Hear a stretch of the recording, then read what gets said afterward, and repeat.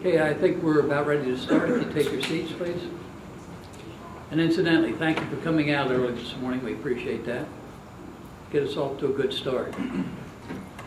I would just ask anybody who's presenting today that when they come up to take their masks off so that the court reporter can understand you. And I think with that, I think we're probably ready to start with the pledge.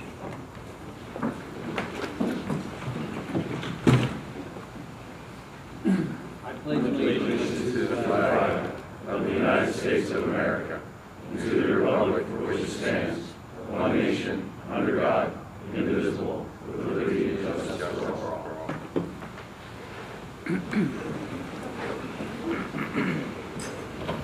Okay, with that, Ed, I'll turn it over to you. Thank you. We're going to start off our final day of presentation with the healthcare presentation. And for those of you with binders, we're going a little bit out of binder order here in the interest of thematic continuity. So this presentation is actually behind tab 38. Joining us for the purpose of presenting this subject is two individuals the panel I think is familiar with from past proceedings on this topic. We have Tara Long and Erica Sweeney from the Commonwealth Office of Administration Bureau of Employee Benefits. Tara and Erica, I just have you introduce yourselves real quick, give us a little bit about your background, and then you can proceed into your presentation from there. Good morning, everybody. My name is Tara Long. I'm the Director of the Bureau of Employee Benefits. I've been with the Commonwealth for 22 years. So for anybody who knows, we always count down to 25, because that's always an important year. So I'm happy to say I'm 3 years away. Not ready to retire, but at least I can say I'm close to 25. I've been with the Bureau of Employee Benefits that entire time, and I've been the Director for about 9 years. Within our Bureau, we oversee active and retired employees' health program, active and retired state police. We have the leave, unemployment compensation, group life insurance.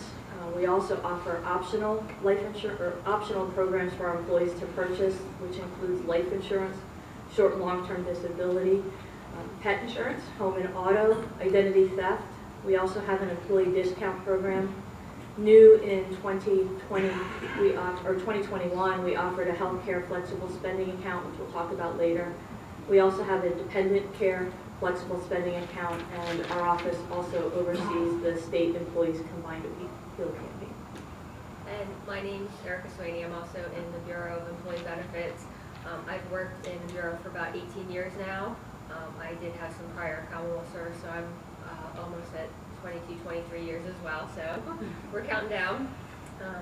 I'm the liaison between the Commonwealth and the Pvtf, so I review the communications, work with the Pvtf, work with the agencies if they have any benefit issues.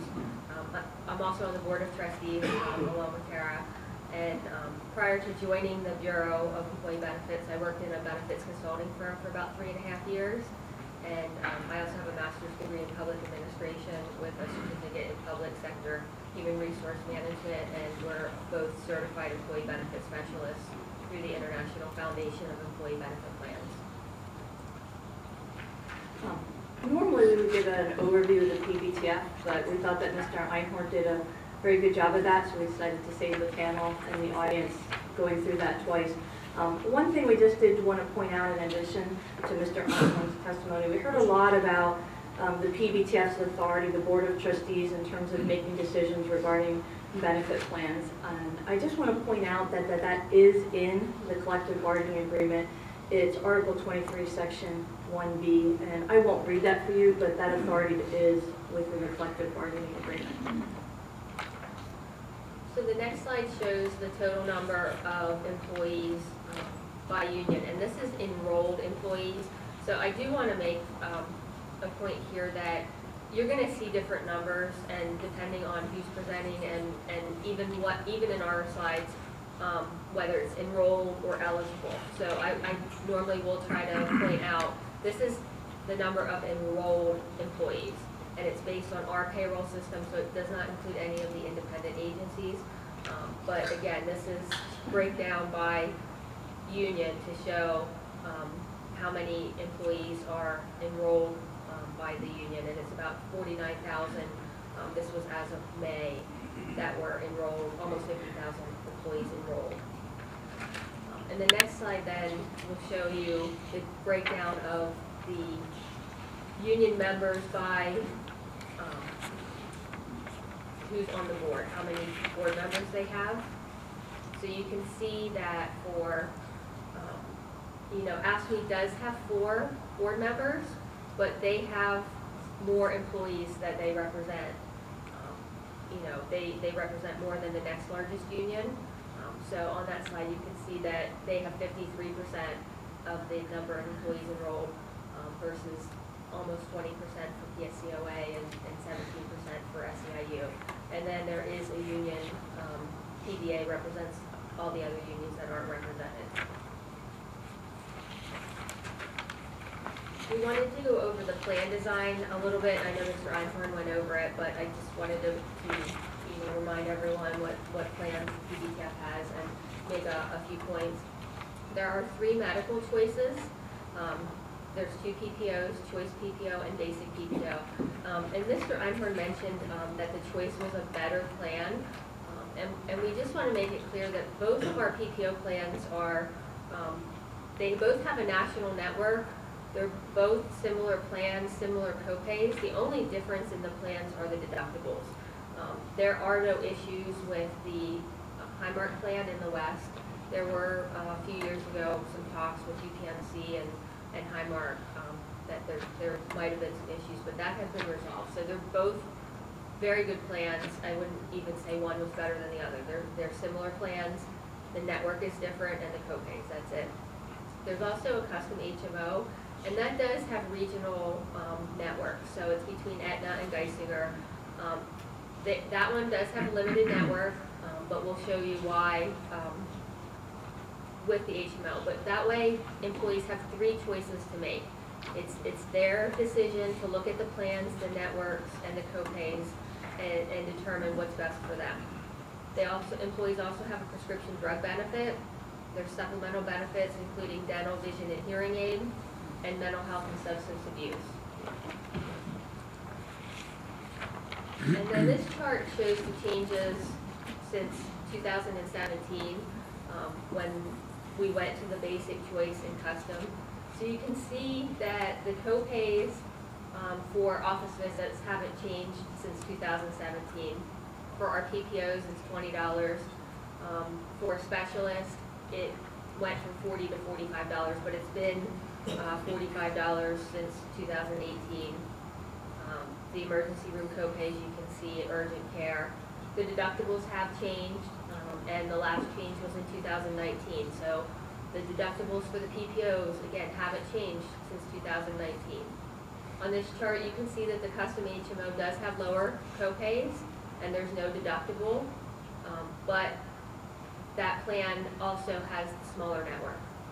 So again, we just want to point out that employees, depending on where you live, you might have all 3 choices available to you. You might live in an area where you don't have the HMO network, but then you could have one of the PPO choices to choose from. I do just want to point out for the emergency room copay probably seems high. That is waived if a member is admitted to the hospital following the emergency room visit. That was an intentional plan design on behalf of the trustees. We have employees, and we're not unusual as an employer, who utilize the emergency room as a primary care physician, and that's not the appropriate care. It's not the appropriate place or the time for them to use those services. So we intentionally set the copay high so that we could drive employees to use primary care physician specialists or even an urgent care facility, which carries the lower copay. So this slide shows a comparison of the 3 plans versus the national average for copays. So you can see we're lower for the basic and choice than the national average. National average is $26 for a copay. Specialist is $42, or $3 higher. Urgent care, we're in the range $50. It's anywhere from $50 to $75 national average. The emergency room, as Tara pointed out, is a little bit higher, but that's to encourage employees to go to the right place to get the right treatment. Only go to the emergency room if it's absolute emergency. For the deductibles, you can see for single coverage, The average deductible is about $1,644. And ours for the basic is $1,500 and $400 for choice. Also for family, we're around there with the average being $2,716. Basic is $300 and choice is $800. The national average per Kaiser that deductible includes all plans, and it's a little bit higher because it includes the high deductible health plans. If you look at which Pvtf doesn't offer, we don't have the highest deductible we have is the $1,500. So if you look at just PPO plans, the average is about $1,200. Also, we don't have co-insurance. Everything's paid at 100% after the deductible, and a lot of plans have co-insurance. So you meet your deductible, and then you also have to pay a percentage, about 20%.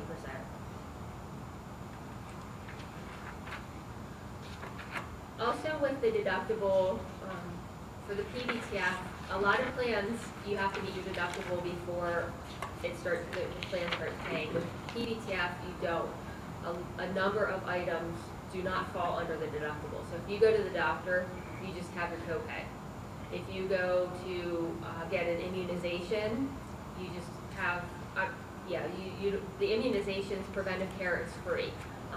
That does not go towards the deductible.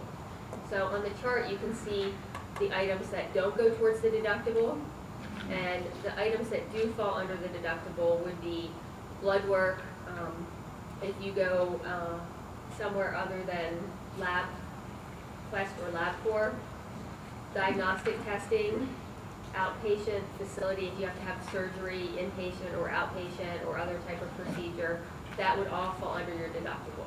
So you could have a year where you just go to your primary care physician, pay copay. You might get sick, get the flu, have to get checked out, you would pay your copay, or go to urgent care, pay your copay.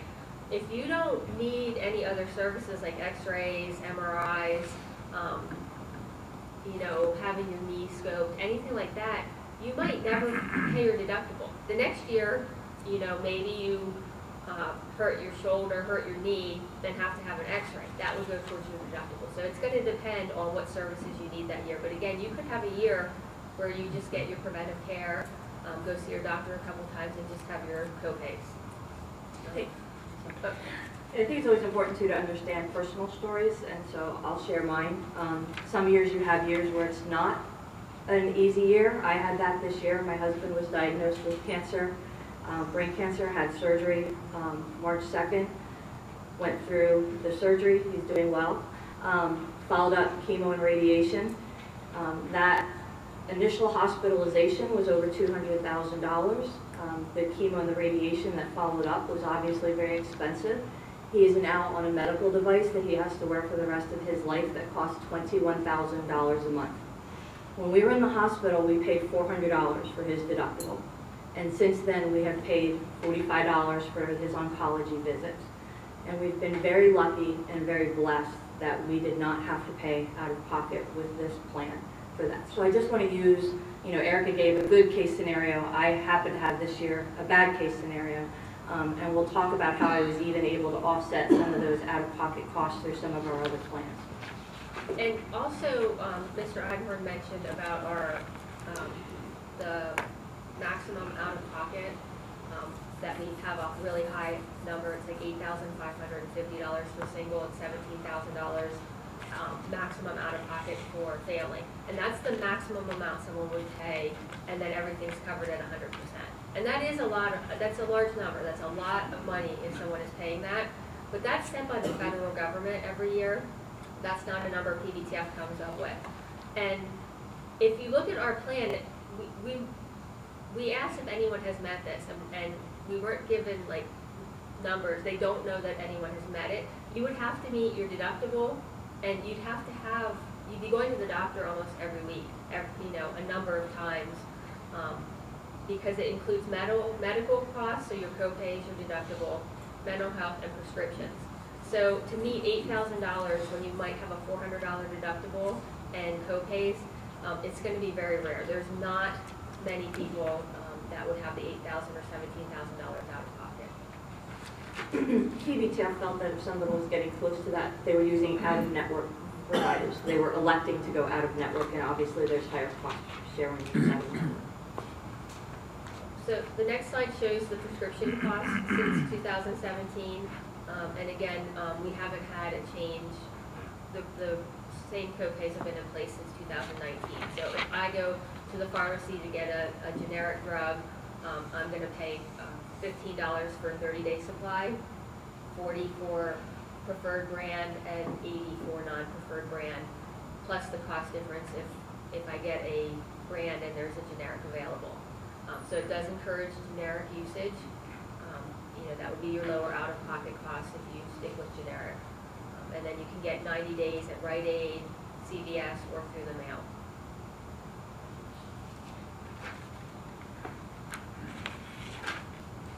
So when we talk about, kind of set the stage with a little bit about what is the plan, we just want to talk about plan funding, which is, how is the benefit paid for? And so we just wanted to give a couple slides on some national averages. This is from Kaiser. The top line, which is the light blue line, shows that it's been pretty steady. I think this goes back to 1999. That for family coverage, on average, employees are paying about 27% of the premium. And when we look at single coverage, it's about 17%. And again, you can see that that's pretty steady. Now the percent is pretty steady, but as we'll show on the next slides, those costs have actually increased. And if you can go. So this is the single coverage.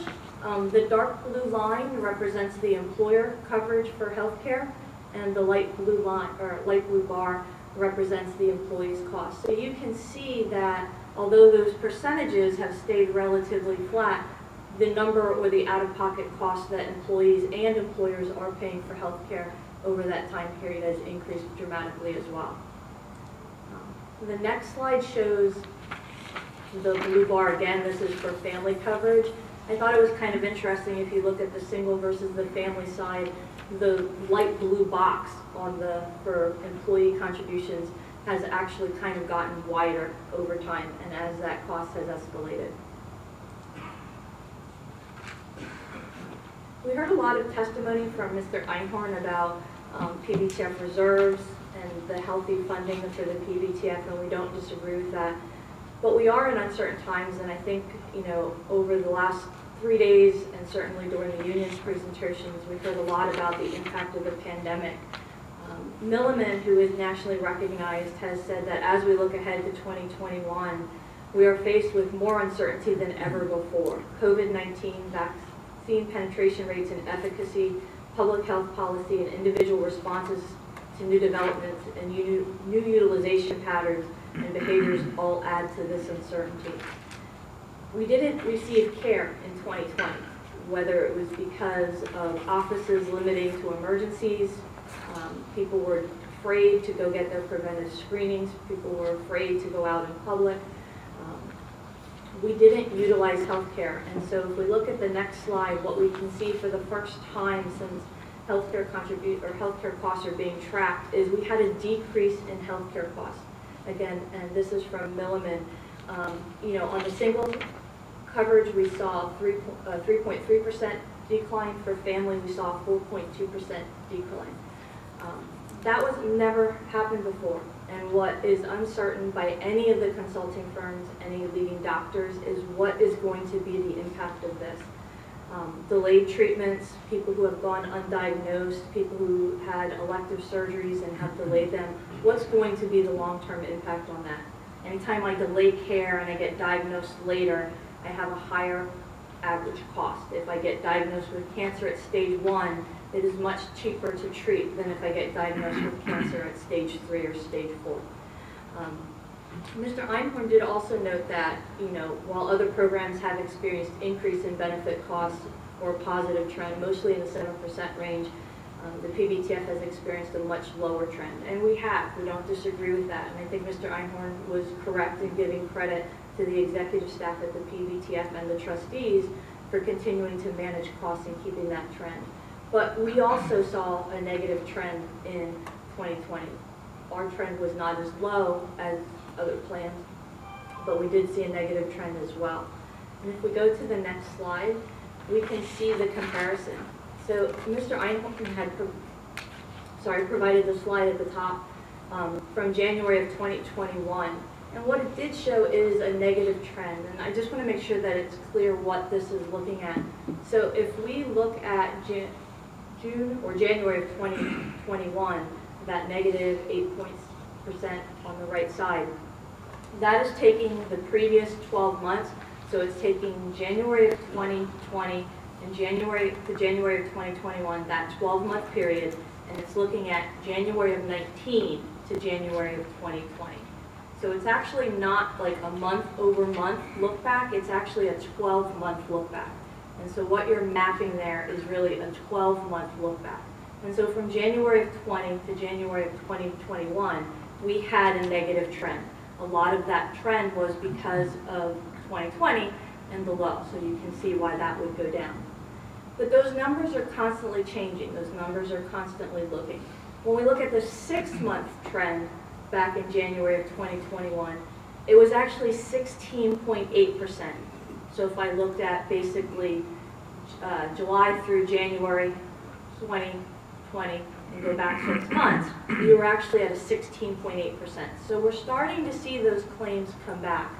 And as more recently the trustees received in April of 2021, a 6-month medical trend is now at 16.5%, still relatively high, double digits. As a trustee, I can't remember a time when we saw a 16% trend. But we're also seeing for the first time now in April 21 that the trend is starting to go positive. So when we're now looking at that 12-month and 12-month look-back period, starting to take out some of the older months, we're starting to see an increase in the trend. And so that really goes to the volatility of the trends at this point. Where is it going? When we've talked with the consultants, they have expressed that we could see 7–8%, but again, they continue to say we don't know. We had a meeting last week, a smaller group of the Pvtf, and they were saying it's probably going to take at least 12 to 18 months. I'm going to object at this point because now she's providing, it's hearsay, and she's providing testimony about what people were advising the fund last week. How do we confirm that? How do we even know that that's, and I'm not saying that she's misrepresenting it, but we would like to know this information ahead of time. And now she's presenting information as if these experts are sitting here, and they're not. It's hearsay.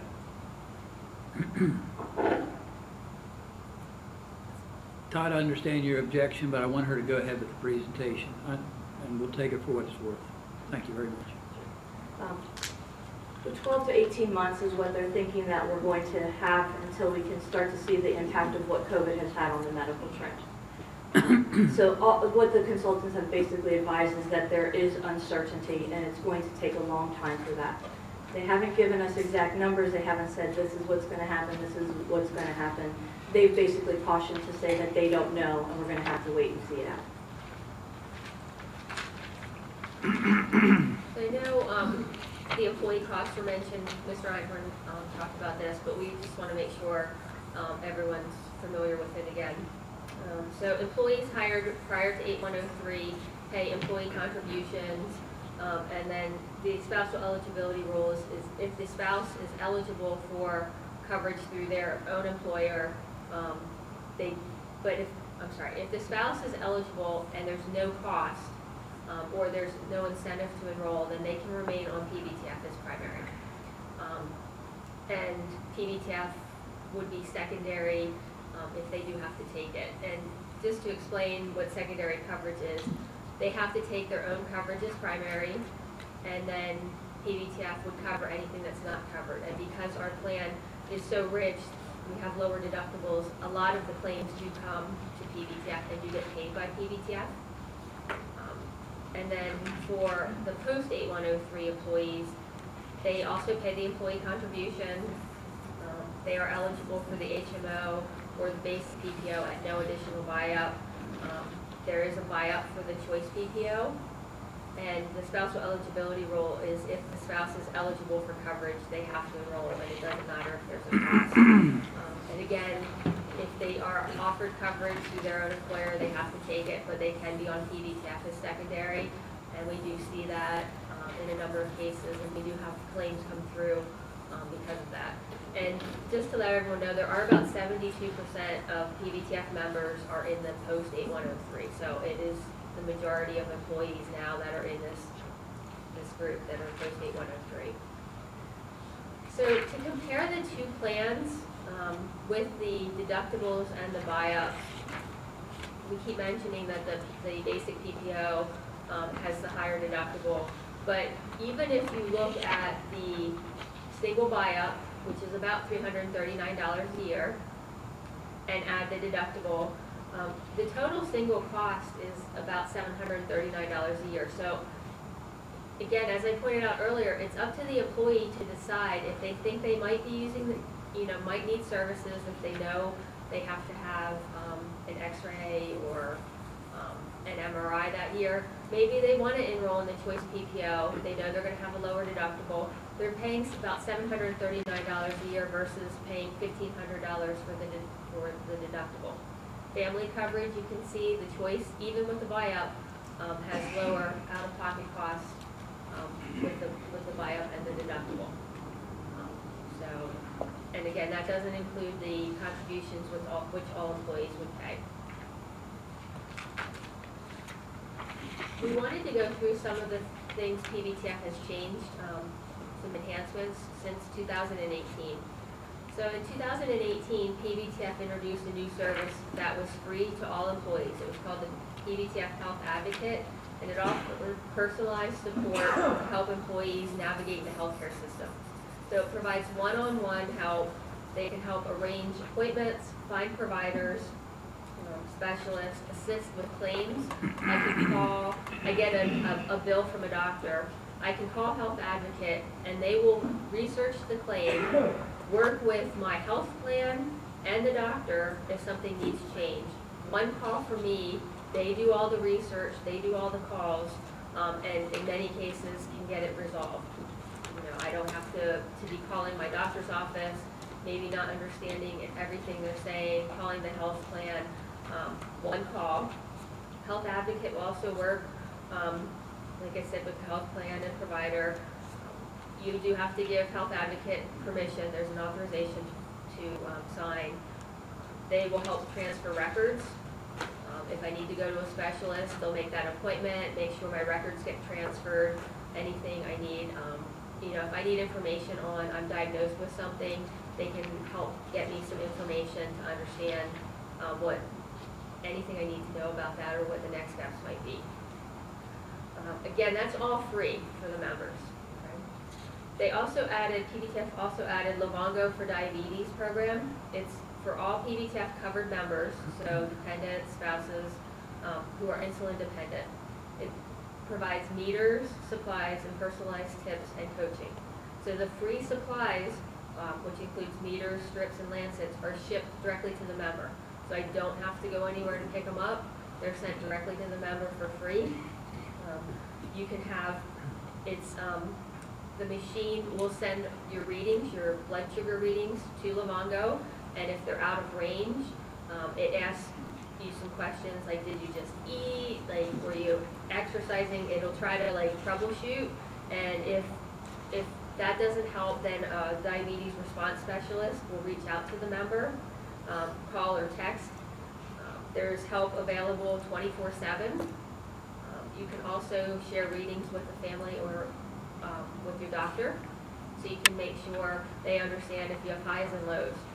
There's also diabetes educators available for help with nutrition, lifestyle information, and diabetes management anytime. Again, that was free for those members as well. And then in 2020, Pvtf introduced in January the diabetes prevention program.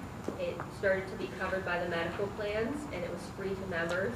So that's a national program that the CDC has that helps anyone who is pre-diabetic It's a year-long program that they can participate in to try to reduce the risk of developing diabetes. Also, telemedicine under the medical plans was introduced. And at the beginning of 2020, copays, it was introduced with copays, and then the copays were waived during the pandemic, and I will discuss that a little bit later. They also introduced dental benefits. We enhanced the dental benefits and the vision benefits. The waiting period for supplemental benefits and dependents was decreased. Telemedicine was added under mental health, and it was the same. It was first introduced with copays. They were waived during COVID. And then they also enhanced some more of the mental health benefits, adding Talkspace, which you might have seen commercials for. It's I think an app for your phone, things like that. Michael Phelps is a promoter of that program. So there were additional benefits like virtual visits and Talkspace. So the dental benefits that were changed in 2020, the annual maximum was increased from $1,000 to $1,500 a year for members, and the orthodontial lifetime maximum was changed from $1,250 to $1,750, and that cost the Pvtf $3 to $4 million annually just for the dental benefits. And then vision, there was an increase in the frame allowance. It went from $20 to $150 a year. Contact lens coverage was changed. It used to be that it was medically necessary that in order to get your contact lenses, that was removed. A lot of people weren't eligible because of that medical necessity requirement. So now it's $150 allowance, and it doesn't have to be medically necessary. The lenses, standard or contact lenses, the frequency was changed to once every 12 months rather than 24 months. And that enhancement cost Pbtf between $1 million and $1.3 million a year. We also changed the eligibility waiting period for supplemental benefits. Prior to 2020, it was 180 days, and it was changed to 90 days in January of 2020. That includes the dental, vision, and hearing aids. Also, there was a buyout for prescription coverage in the first 180 days, and that was changed to 90 days. And then the waiting period for dependent coverage that you had to pay for dependents for the first 180 days was changed to 90 days. These changes cost the Pvtf between $4.6 and $7.1 million annually. So in the last year, in 2020, Pvtf made changes to those benefits, and it's going to cost between $8.6 and $12.4 million a year.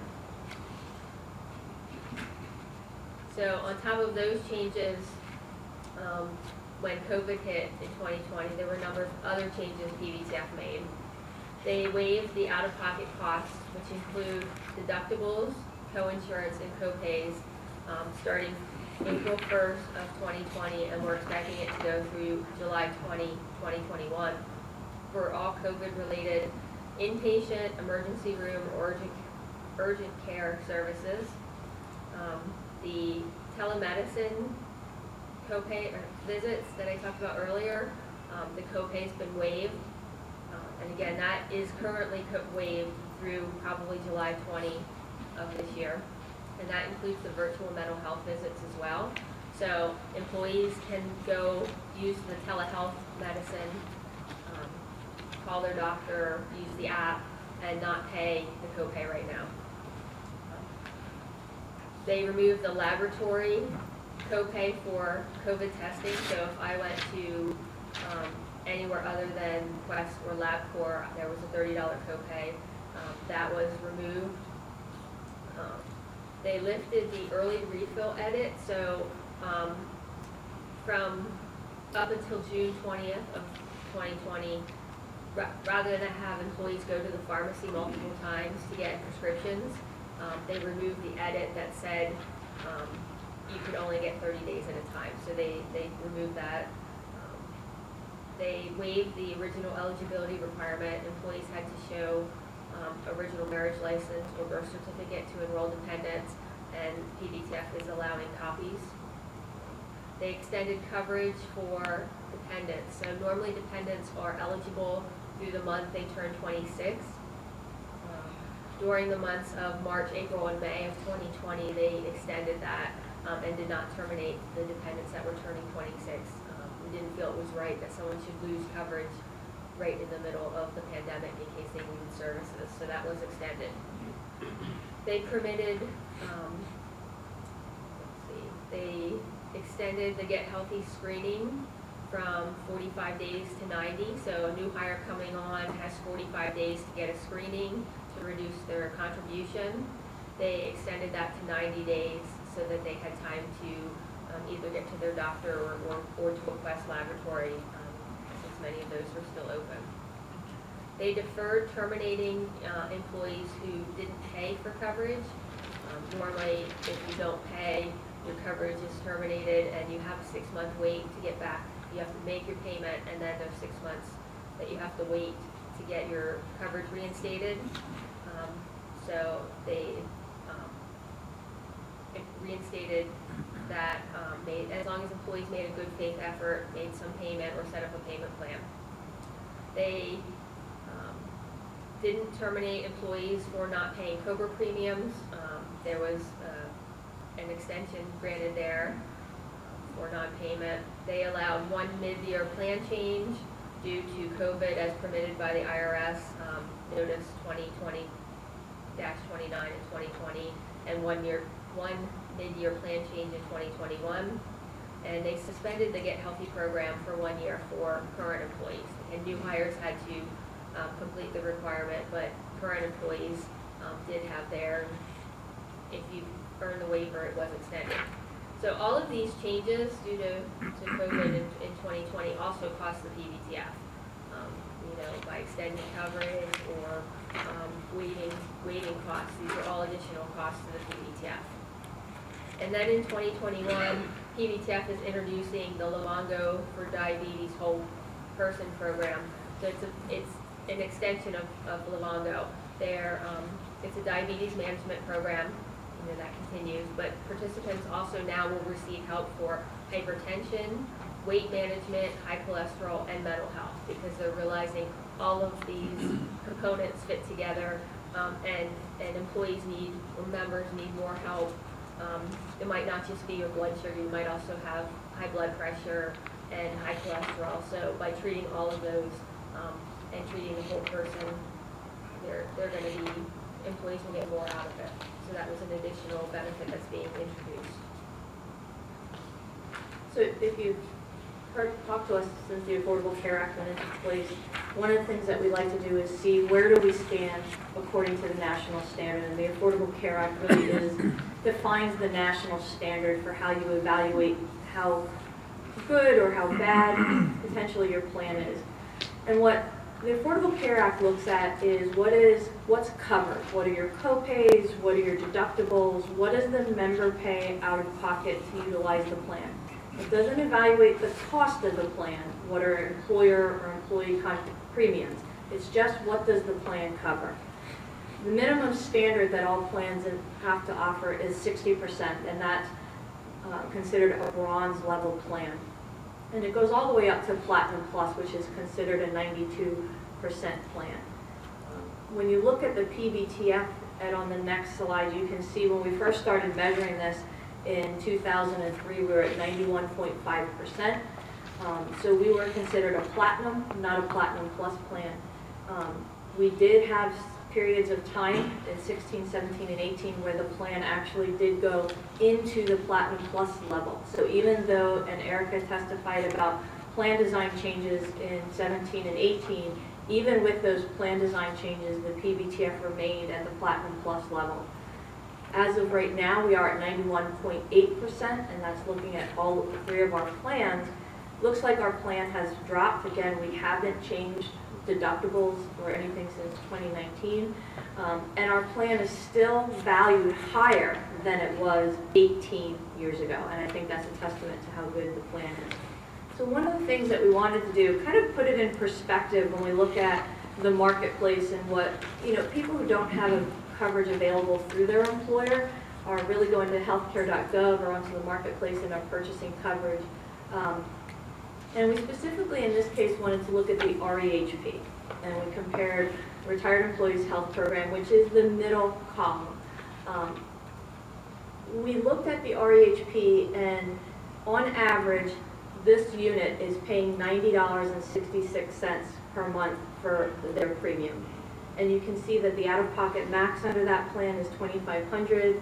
Inpatient, outpatient hospitalization is covered in full. Skilled nursing facility is covered in full for the first 100 days. Ambulance, diagnostic, DME, all covered in full. And then there is co-pays when you look at the therapies. So let's look at Geisinger Gold as an example of a plan. It's a cheaper plan in terms of what the member pays out of pocket, which is $85. So they would save $5 a month in terms of a premium. But that plan has a $4,000 in-network deductible compared to the REHP. Also, if you do have an inpatient hospitalization, you're going to pay $225 a day.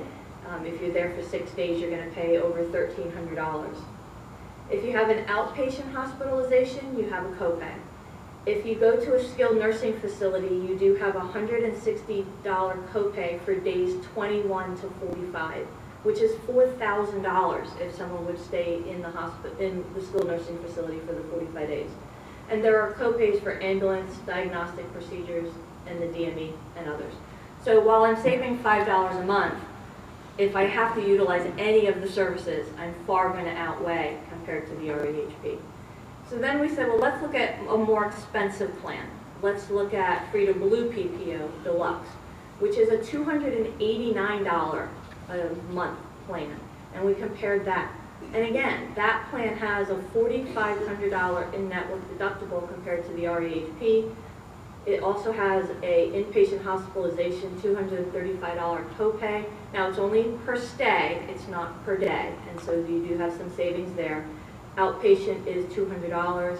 It does have a $184 copay per day. There they have days 21 to 100, so if I stay for the days 21 to 100, it's $14,000 out of pocket. And again, there are copays. So the Freedom Blue, if you look at the premium, you're thinking it has to be a better plan because it's $289. I have to be getting a richer plan, and I'm not. Even if I compare Geisinger and Freedom, I don't know that I would necessarily go for the Freedom Blue plan. But we just wanted to show in the marketplace, and we chose the retirees for this, to show what the difference is in the plan. And again, our retiree health coverage is rich. Our non-Medicare retirees have the exact same benefits as our active plan, and then this is an example of the Medicare. I do want to just clarify one thing too, and maybe I misunderstood Mr. Einhorn's testimony, or I don't remember if it was the cross-examination, but there were questions about retiree benefits, and I just want to make it clear that the Retired Employees Health Program, or we call it the REHP, and the Pbtf, or the active plan, are two separate plans. The Pbtf Board of Trustees has no authority over the Retired Employees Health Program. We do have an administrative agreement with the Pbtf, and they do the contracting with the health plans on our behalf. We utilize that one because, again, for like active employee retiring, they have a continuity. I had Aetna, for example, as an active employee, and I'm a non-Medicare retiree, I have Aetna. Same continuity, it makes it easier. It also gives the Pbtf, the Board of Trustees, a little bit more power when they're going out to negotiate because they're taking in more covered lives. But just to be clear, they don't have any decision over the REHP. All decisions regarding the operations of the Retired Employees Health Program rest with the Office of Administration. And I just wanted to give you a true story based on this. You see the numbers up here, but my aunt was in the REHP, and last year she's retired, has the Medicare plan, had the Medicare plan, the one you see up here with the maximum of $250 or $2,500 out of pocket max. She got COVID in June, had to be taken to the hospital by ambulance, so we have an ambulance cost. She was put on a ventilator in June. She was in 3 different facilities on a ventilator until December. So Harrisburg Hospital, the Next Level Hospital.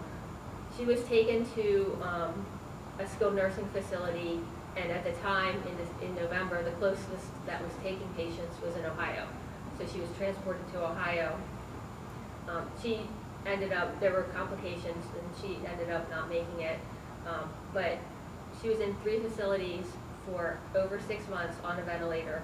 We got the EOB at the end of the year. It was over $400,000, and all her the maximum responsibility we had was $2,500. We didn't even have to pay that much. She met her deductible earlier in the year, had a few co-pays. There was nothing out of pocket for the hospitals. So I have to say that the REHP out of pocket, I mean, the plan paid everything. It was amazing that the family then didn't have to pay anything. So I wanted to change over to the proposals. PSUA, Article 23, Section 3D1, I have the current language listed there. The union has proposed to eliminate that language. We would note that that language exists for all unions that participate in the Pvtf. On the next slide, which is Article 23, Section 3D2, again, I won't read the language there. I would note that they have proposed to amend this subsection to provide for this benefit for all bargaining unit members. This language, again, exists for all unions that participate in the Pvtf. And to note, for Erica did say that, we did, the Board of Trustees did change the, from 6 to 9 months in 2020, in 2020 from 6 months to 90 days. And that's again at $2.2 to $4.7 million a year costing.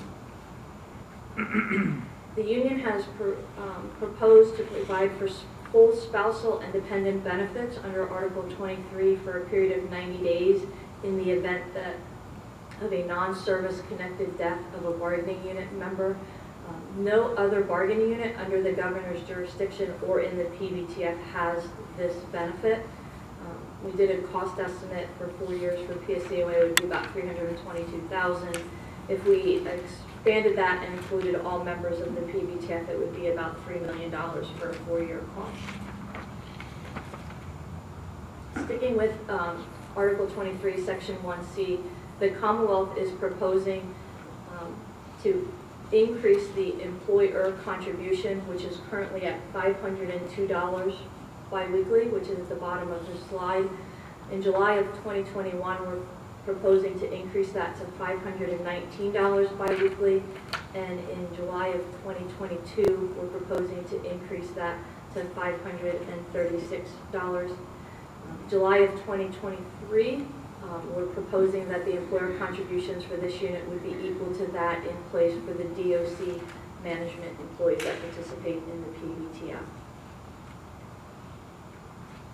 That proposal alone for the next 2 years is going to have the Commonwealth increasing their contributions by $105 million. When we look at where we're going to be, when we look at 21-22 and 22-23, Pbtf receives employer contributions, or the Commonwealth is almost paying $1 billion a year in employer contributions to the fund. We like to throw around millions, billions, trillions. $1 billion is a lot. When I look at the state budget, which I think is about $36 to $38 billion, we're looking at about 2 to 3% of the state budget, just in active employee health care contributions. So I think it's important for the panel to understand that the Commonwealth is committed in making sure that the Pbtf is solvent, and that we're committed to continuing our history of contributions. Mr. Einhorn had testified on the last slide about the increases in employer and employee contributions to the Pbtf. And they're correct. Both parties have increased their contributions in terms of the Commonwealth has done $180 million more since 2010 to 2020 on an annual basis. Employee contributions have gone up. They were contributing about $52 million in 2010. It's up to 136 or 64 million. But over the last 11 years, the Commonwealth has contributed 90% of the revenue to the Pbtf. When I look at that as a bar, because I think it's important to kind of visualize what is that percent, you can see that the Commonwealth's contributions has continued to be, again, around the 90% range.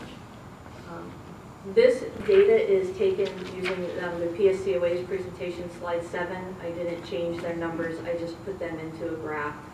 And so yes, over the 10-year period, the Commonwealth's contribution has decreased from 93 to 88.6, about a 5% decrease over 5 years. But if I look at just 2015 forward, the Commonwealth has really remained in the 88.5 to 90% range. If I went back another 10 years, and you know, it's all a matter of perspective, and we can all argue about how do you manipulate the numbers. When I started for the Commonwealth, there was no dark blue. Employees didn't pay at all. Commonwealth contributed 100%. So yes, employees have contributed more, but the Commonwealth, as you can see, has also contributed more, and we have increased more than the employees. When we look at going forward for 21 through June of 2023, the employee contribution, we are proposing that it remain at 5% for employees who don't participate and get healthy, and 2.5% for employees who do. So again, we're proposing no increase in the employee contribution for the first 2 years of this contract. For the third year, we would ask that the active employee contributions be equal to that that's in place for the DOC management employees. To kind of support that proposal and to kind of see where this unit is and where they've been compared to the Pvtf and the majority of their members, you can see that this unit does currently contribute at the same rate as other Commonwealth employees at the 2.5%. The red 2.5s for 21, 22, and 22, 23 are what we are asking for from this panel. That has already been agreed to for the other units. You can also see that for this unit from 14, 15 through 19, 20, for those 6 fiscal years, they paid less than the vast majority of Pvtf employees. I won't say that there aren't any smaller units that were not at the same numbers, but those units actually came in line with the rest of the Pvtf prior to this unit. So this unit has, for the last 6 years or 4-6-year period, enjoyed a lower cost for their contributions for healthcare coverage than other Pvtf employees. So again, when we look at over the last 10 years, you know, on a per employee basis, employer contributions for the Pvtf have increased $3,302 per employee per year. Employee contributions have increased $797 per employee per year for those that participate in the fund. In Mr. Einhorn's testimony, he used an average salary, a step, I think he said 8.5, and I asked our salary folks, what is it 8.5, and they weren't really sure, so we used salary 8.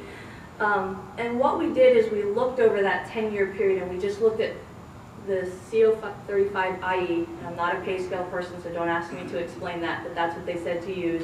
And we just looked at salary for a step 8 employee. So if an employee stayed at step 8 for the entire 10-year period, what had changed? Their salary went up $11,000 just for a step 8 employee. Again, it's not an 8 going to a 9 or a 10, that's not the migration. This was just what has that salary changed over that time period. So that employee at that level would have an $11,000 increase annually in their salary, but their employee contributions only increased $797. Pscoa, sorry, on the next slide, has requested or proposed for a health reimbursement account in the amount of $2,000 per year. So I think it's important when we look at a health reimbursement account to understand what the employees are paying on average out of pocket. And so again, we're not talking about the employee contributions, the percent of salary. That's not eligible for reimbursement under an HRA. It's your out-of-pocket expenses. And so what we did is we looked at this unit for the last 3 fiscal years, 17-18, 18-19, and 19-20, and we looked at their dental prescription and medical expenses. And what you can see is it really is an average of $900 a year in out-of-pocket expenses, but they've asked for a $2,000 HRA. The proposal for this unit alone would be $85 million over a 4-year period. If I extended that to all of the Commonwealth, it would be a $625 million proposal. No other Pbtf members have an HRA. No Commonwealth employee under the governor's jurisdiction has an HRA in the value of $2,000. What we will say is that effective January of 2021, we began offering a flexible spending account for employees. An HRA is normally employer funded, and a flexible spending account is normally employee funded. Employees can set aside $2,750 in pre-tax monies for expenses that are not covered by their insurance. Earlier I talked about my husband and our out-of-pocket expenses. I enrolled in the flexible spending account, luckily prior to that, and so I was able to use my flexible spending account money for any co-pays and his deductible that we had paid out of pocket. The $2,750 is pre-tax, so it depends on what your tax bracket is. So even if we say 24 to 30%, depends on household income. That's pretty substantial savings that you can set aside, and you can use that money for that. You can use it for over-the-counters. You can use, Mr. Einhorn gave examples in the health reimbursement account. Concept of what you can use for it. It's basically the same thing. It does not cover employee contributions for health coverage, so I do want to point that out. This is the first year of the program, so it's relatively new. Employees have to get used to it conceptually. When we looked at this bargaining unit, 2% of their membership had enrolled in our program. I'm not aware if the union offers something through their membership, but 7% of the rest of the Commonwealth had enrolled in that program. When I look at this bargaining unit and the maximum goal amount, the $2,750, only 31 members had actually enrolled in the maximum amount, so most of them took a little bit less. There is a risk with the health reimbursement account. It's a use it or lose it.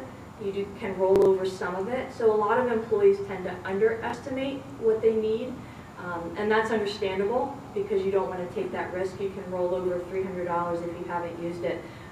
So I don't want to knock that they're not enrolling at the lot. A lot of people didn't enroll for the maximum amount, especially as they get used to it, kind of understanding it, and especially in the first year. I think as employees see what their expenses are and start to realize what they can reimburse it for, we'll probably see more employees enrolling in that program and increasing the amount, because again, it does cover so many things outside of deductibles and co-pays.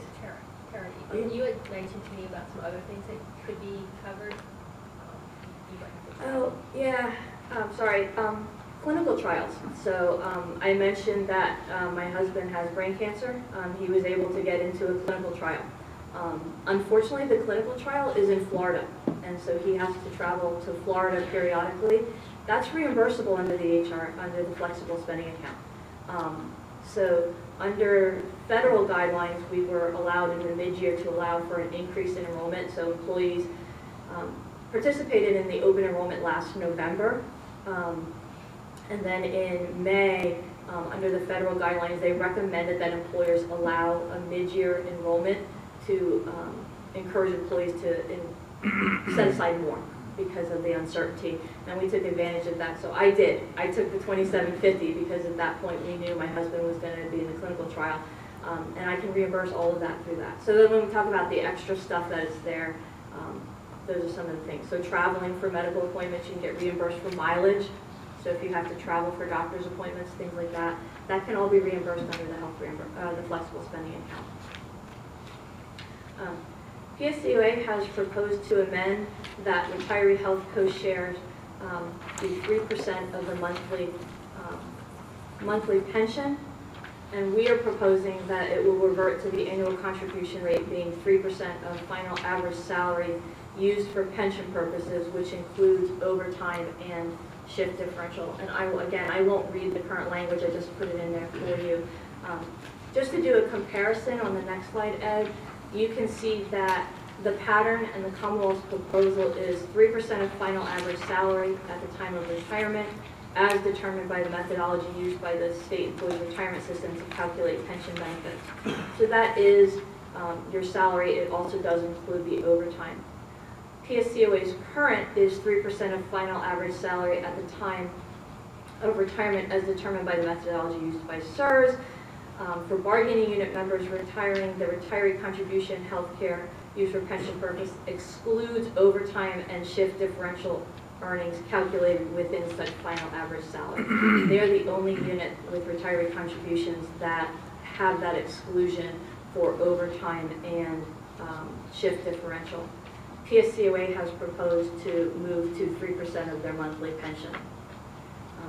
I just want to point out on the Mr. Einhorn's testimony and his slide, on the bottom left-hand side, retired employee, 20 years of service, he noted that he assumed 5 hours of overtime for each week for purposes of calculating final average salary, and the amount of pension benefit assumes retirees opted for single coverage.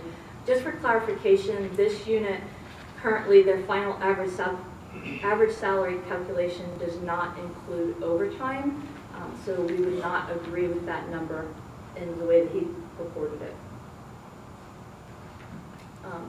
One of the things when you switch to a monthly pension, and I think it's important for the panel to understand, is using a pension instead of the final average salary will reduce employee costs by about 38%. Now remember, we showed you right now they're paying about $90.66 per month for their coverage. I also have concern when I look at this because it actually rewards employees who have lower years of service. What we did here is just showed a final average salary of $60,000, but we compared it to an employee who worked 20 years, 22, or 25 years of service. And taking out the multiplier and their pension, what you can see is that the employee who had the longer years of service, who put in more time with the Commonwealth, is actually penalized and pays more for health coverage than an employee who retired earlier. And so I think it's just important for the panel to understand that. The 4-year cost for PSCOA for this would be about $5 million if we move to this methodology. This PSCOA has proposed to increase life insurance from $40,000 to $70,000. The 4-year cost for this would be about $2.4 million. If we applied this to the Commonwealth, it would be $55.8 million. I would also note that insurance amounts above $50,000 on the next slide, Ed, are subject to federal tax as imputed income. So the employees would, if they have any insurance value over $50,000, would have to pay taxes on that. We do offer, I think I mentioned at the very beginning, we do offer an optional life insurance program for employees where they can purchase coverage on their own anywhere from 1 to 5 times their salary up to a $500,000 max. 12.3% of this unit have enrolled in that program, and so I thank all of them for doing that. It's a good supplemental policy for them to have. I take advantage of it as well. And we just showed you 3 examples, random examples. The numbers don't necessarily mean anything, but we just showed you 3 examples, 3 different employees, and choosing different salary amounts and what they can get in terms of an annual cost of coverage. So, you know, at the cheapest there, we can see a $114,000 policy at $50 a year. This unit has proposed to increase the accidental death benefit from $20,000 to $40,000. Again, I have the current language there. I would note that this accidental death benefit has never been paid on behalf of a PSCOA bargaining unit member due to the payment of Act 101 benefits. On the next page, I just wanted, just for understanding, if death benefits that are available for someone who would pass away in the line of duty, they do have their life insurance policy, which is a $40,000 policy. There are state benefits. There's Act 101, which is $158,000 that is adjusted annually. There's also Act 51 benefits, workers' compensation benefits, Commonwealth Education Assistance programs. There's also the Federal Public Safety Officers Death and Disability Benefit, There's also federal education assistance, and there's also the Corrections Peace Officers Foundation. Now, I will be the first to say I know that those benefits exist. I cannot tell you all the rules and the qualifications and eligibility for those programs, but those are all benefits that would be available to the family of anyone who passed in the line of duty. We wanted to move on and talk about mental health. I know there was some testimony from the union's perspective about this mental health and well-being. And I just wanted to kind of put some numbers into perspective so that we understand the H-1 bargaining unit suicide rate. And I don't want to come off as minimizing any suicide. Any untimely death is unjustified, and we should be doing everything we can to help employees, was 0.046% of this unit. When we look at the national average for suicide rates, it's 0.015%. And so it appears that this unit is higher than we look at a national average. But one of the things we wanted to do and look at, and I think we all have heard the stories of people who are in law enforcement or veterans, that there's an increased suicide rate among that population. And so we went out to our benefit carrier and we asked MetLife for their law enforcement book of business, which was the closest group that they could get that would include this population. What is it and how bad is it? And it's 2.8%. And again, all of those are bad numbers. So I just wanted to kind of put us into context of where we are, and I think it's important to do that. It's also important to understand the benefits that are available to this membership. The first thing that they have is, under the collective bargaining agreement, they have 6 psychotherapy visits that are paid for free. These are available to the employee. No other unit has this benefit. They also have, under the SEEP program, 4 free visits. And then under the mental health substance abuse program, they have unlimited visits. Normally there's a copay under the mental health substance abuse, which can range from $5 to $20 depending on the health plan that they're involved in. Again, remember right now, those benefits in 2020 and 2021, the copay for telehealth visits was actually waived. The telehealth program, especially for mental health, has been very beneficial. Sometimes we hear concerns about access to providers, finding the right provider. By moving to the telehealth and making sure that we offer that on the mental health side, it opens up a broader network. You're not necessarily looking just within your region. You're able to look elsewhere for that. So if an employee chooses a psychologist in the SEEP network, again, they have the 10 free visits that are here, and then they can move right into the mental health and substance abuse benefits. When we looked at the network, there's 168 psychologists in the network who accept SEEP, and there are 1,839 psychologists in the Optum network, which is a little bit broader. They have access to over 600 licensed counselors. If you're not happy with your counselor for the first visit, you can actually go and you can get a new provider, and you just simply contact SEEP and get a referral, and you automatically get authorized for another four free visits. We want to make sure that you find the right person to help you with your issues. There's no limit, either annual or lifetime, on the number of visits that you can see.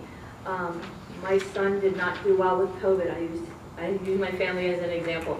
He did not do well with COVID. He's a 19-year-old kid with ADHD, went away to college. They stuck him in a room and said, do virtual classes. Didn't do well. Became very depressed, almost suicidal. We had to pull him out, bring him home.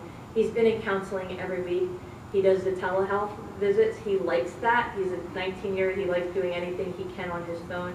No out-of-pocket cost for that. He's been able to do that weekly, and he's doing very well.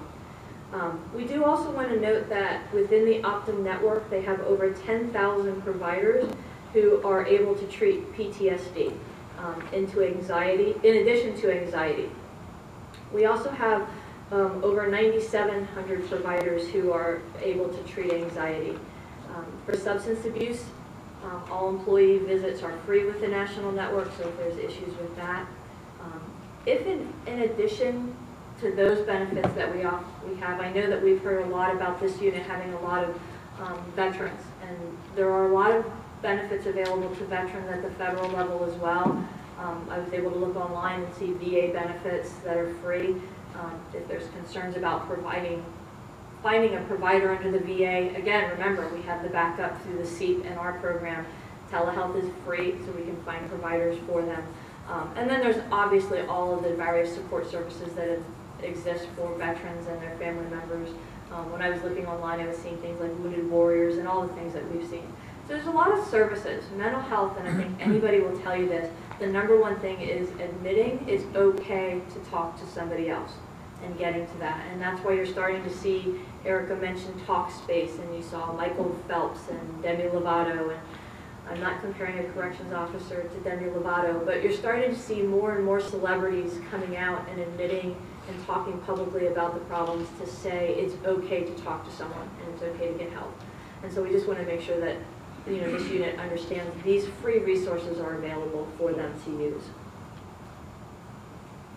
On this slide, I just have the language from their collective bargaining agreement on the psychotherapy visit. It is confidential. You do not need to tell anybody. You can submit the invoice from your provider to your HR office. It's maintained confidentially, and the employee's information is redacted, and the business office, I guess I would call it, that would pay the invoice, just pays the invoice. They're not aware of who the employee is, so that information does remain confidential. I am glad to see for this unit that they do have a high utilization of the SEEP benefit. They're actually at 16.4%, and that's great. We want them to take advantage of that. When we compare it to the Commonwealth overall, it's only 11.3%. 22% of SEEP utilization in 2020 came from DOC members and their families, which is roughly around the same as the number of Commonwealth employees. So that's really good. Again, we were glad to see that. When we look at utilization, we see about 75% of it is from employees, 17% is from family members, and 8% can be from a partner or spouse. It's important to understand with the SEEP benefit, it's not just the employee and their spouse and their children. It's actually any family member for the employee. It doesn't even have to be someone who resides with them. So it's those 4 free visits is actually more than just what we consider like covered under health coverage. It could be like a mom or a brother or a sister, an aunt, an uncle, a grandparent. Any of those people are also eligible to use the SEEP benefit for free. And it's 4 free visits per issue. So if I go in January and I see a counselor because I'm dealing with something and I feel I'm better, I no longer need to see them, something pops up in this July and I need another 4 free visits, those are available for me for another issue. What we see presenting is mostly anxiety, workplace issues, legal depression, marital or primary relationships, and family issues. When we look at the Pbtf benefits, we're not able to have the information just for this unit, but 10% of Pbtf members used the mental health visit the telemedicine visit in 2020. That was higher than their book of business. They attributed it to we had unlimited visits and the fact that the co-pays were waived in 2020. That does continue today. Erica mentioned it's at through July. The Board of Trustees is continuing to evaluate that. We want to continue to support employees and their family members getting the mental health benefits as long as they need them. And so there's discussions about whether or not that will actually be extended beyond July. When we look at the Pvtf, again, the top are depression, anxiety, trauma, and stress-related jobs. So we've kind of heard a lot today about healthcare and benefits. I know yesterday we heard some the lead presentation, and so we just wanted to kind of end on the note of what's the value of the benefit. When we look at this unit, we're using an average salary of about $63,000. That's from March of 2021. We look at what the Commonwealth contributes for benefits or pays for benefits. Some of them are salary sensitive, and you'll see the percentages there, and then others are flat amounts.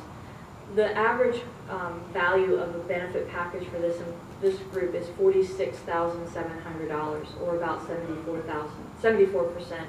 So when we look at the total compensation for this unit, it's close to $110,000. And again, that's as of March of 2021 for the salary, and the employer rates or the percentages that we've inserted in here are for the 21-22 fiscal year, since we do know, for example, what the retirement rate is going to be at that time. And with that, Ed? So thank you, Tara and Erica. That does conclude our case in chief on health benefits, and the witnesses are available for cross.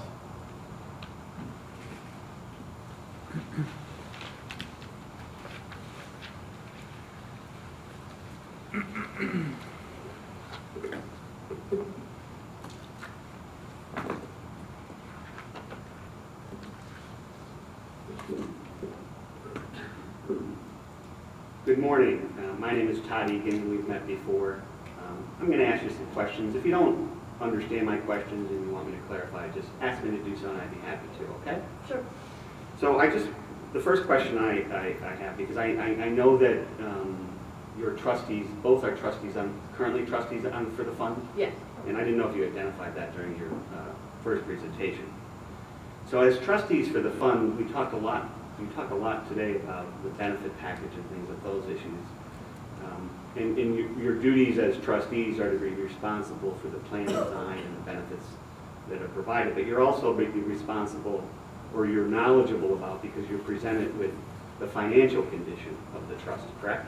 Yes. So, for example, you talk about meeting sometimes with the trust fund actuary, correct? Yes. And the current trust fund actuary, what company is the current trust fund actuary? Willis Towers Watson, or WT, yeah. Okay. They've gone through name changes, and it used to be like WTW, and I think it's, so Willis Towers. So how long have you, as a trustee, and my question is to both of you, whoever you think is more appropriate to answer this, just go ahead and answer it. How long have you, either one of you, worked as a trustee along with this actuary firm? I would guess that our current actuary has been there longer than 5 years, but I don't know, Todd, exactly the number of years. Okay. I would say somewhere in the 5 to 10 range if I had to guess. Now, if you turn, if I can turn your attention to slide number 3, and you have taken a provision from the collective bargaining agreement. And I think you made clear during your presentation, and I think the panel is clearly aware of this, that the collective bargaining agreement, and you can correct me if I'm wrong, clearly indicates that when we talk about plan design changes that the trust fund is going to provide for the H-1 bargaining unit members, the medical plan benefits, the supplemental benefits or other benefits extended by the fund will be determined solely by the fund, correct? Mm-hmm.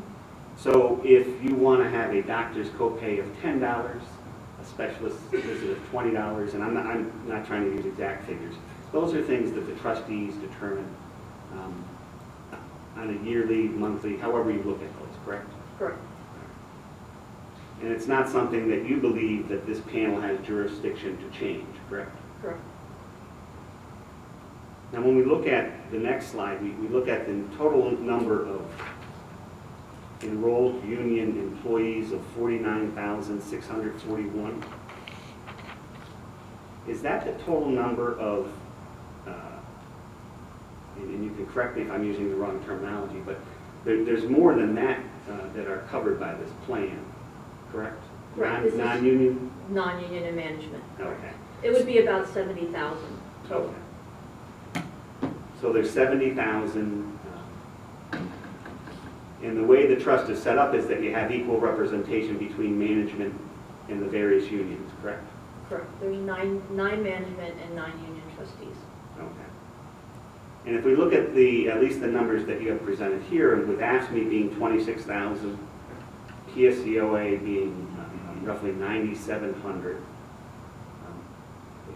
I don't think you talked about this, but AFSCME has 4 union trustees and Pscoa has 1, correct? And I think we testified to that. Did you? Okay. On the next slide. On the current slide, slide 5. And it's not, I'm not trying to trick you, I'm just, you gave an hour and a half of presentation, what you covered or didn't cover It sometimes. was only an hour 15. Okay. Is that what I timed it. Is that what Mr. Harvey allowed you to do? So, and I'm certainly not a math teacher here, but it looks like Pscoa has, you know, we're at roughly 9,700 compared to 2,600 AFSCME employees. It seems like they have a disproportionate amount of trustees versus Pscoa when you look at the union members covered by the trust. So the union member, or the trustee membership was established by the Pvtf Original Declaration of Trust, and then the Pscoa originally, you're going back way before my time, Todd, so if I misstate this, you can probably correct me. At one time, this unit was part of AFSCME. We separated from that unit, and then Pscoa was asked through an arbitration if the trustees would extend and add another union trustee for Pscoa, and that was done. And I don't know what year that was, but AFSCME has maintained the 4 trustees. And you anticipated, and well, let me just say, I wasn't around then either. My gray hair may fool you, but I'm not that old. The set number then, so for example, because you led to my next question, if Pscoa's numbers go higher, even close to AFSCME, for whatever reason, the trustees are still set at the number 4 for AFSCME and 1 for Pscoa, correct? Correct. Now, if we go to slide 8 next and we talk about plan design, and you just confirmed that plan design is something that the panel does not have control over or jurisdiction over. If we look at slide 8, which is the benefit changes since 2017. So it looks like in terms of, could you just describe who would be eligible for the custom HMO, the one on the far right? So the custom HMO is technically offered in all 67 counties. Okay. And that's post and pre, and I'm just trying to make the record clear. Yes. All employees have access to the same benefit plans, so those 3 options exist in all 67 counties. Okay. And the custom HMO is one that's available to somebody whether they started, regardless of when they started, correct? Correct. And you would agree with me that as we go, if we go from the right to left, and you talk about the ACA categorizing plans, could you categorize them? They may all be in, are they all in the same, whether it's platinum, or are they in one in bronze, or, because you gave us the average, right? Yep. I'm going to go back to my funding, my ACA levels, and make sure I don't misstate.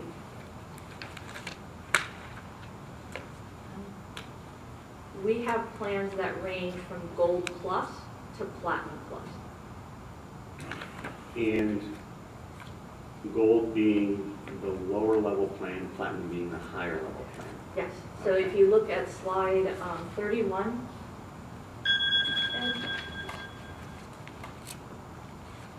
so Platinum Plus is the highest level. Gold Plus would be the lower level for our plan design. Gold is, when I was looking online, is kind of the standard, is what you tend to see a lot in the marketplace is a gold.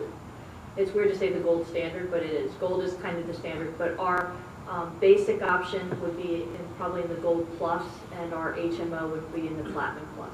So in terms of looking at, going back to slide 9, if we look at the basic, the choice, and the custom, as we go left to right, are we moving from a higher level plan to a lower level plan as we move left to right? If you're looking at the out-of-pocket costs, and I think it might be actually slide 8. On the right side, the custom HMO, when you're looking at the value of the plan in terms of out-of-pocket costs, the custom HMO would be in the Platinum Plus range. The choice PPO would be in the Platinum range, and the basic PPO would be in the Gold Plus range. Okay. Now, it's important to note when we're looking at those, that the co-pays for the PPOs are the same. So whether I'm in the basic or the choice, the co-pays are the same. The difference in the value is based off of the in-network deductible.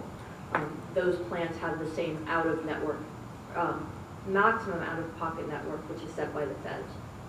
So if we look at, in terms of the office visits, obviously the trust has maintained the co-pays for office visits over all three plans over 4 years. But you would agree with me that when we talk about the specialist plan, when we break it down in terms of percentage, for the specialist plan under the basic PPO, you have a 12% increase over the 4 years. You would agree with me on that, right?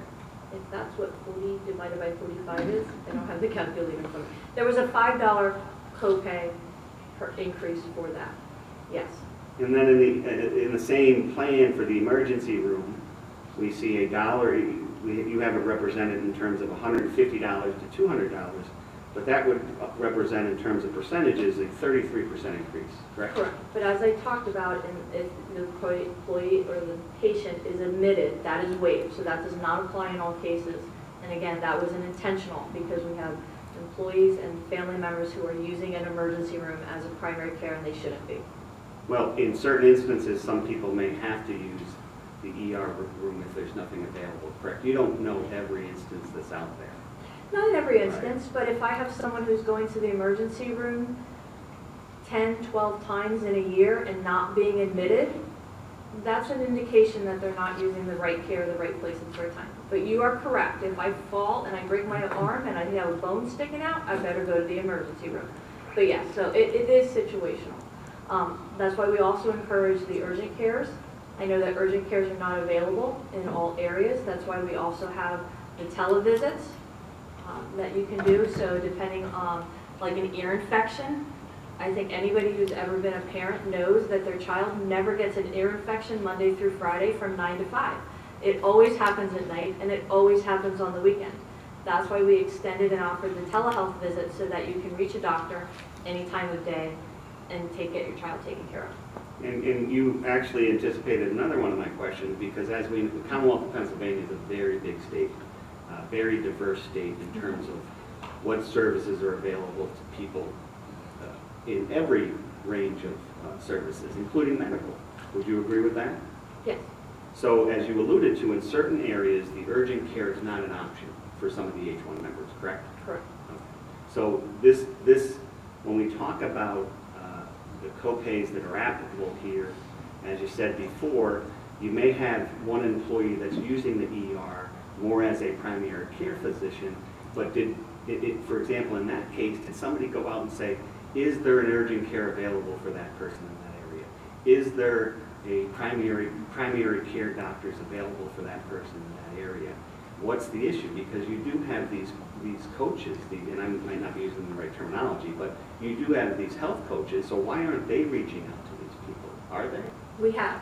So Pvtf through Pvtf and through the health plans periodically over the years have identified those high utilizers and have tried to work with them to identify setting them up with a primary care physician in their area so that they can get more appropriate location of care. So yes, that has been done periodically.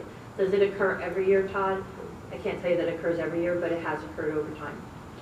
Now, and for completeness, when we move over to the choice PPO, we do have the same increase for the specialist of 12%, and we have the increase for emergency of 33%, correct?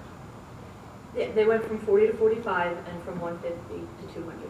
And then when we move down to the deductibles, when we look at the basic PPO, the single coverage, we look at over the 4-year period, we have a 33% increase for single coverage under basic, correct? Correct. No, I'm sorry, 50% increase for single, from 1,000 to 1,500. For 2017 to 2019, yes. And then for family, we actually have a 100% increase, correct? Or another 50% increase under 50%. basic. And the same could be said for the choice plans. We have another increase under the choice plan of 25% for single, and then is it 25% for family, correct? Correct.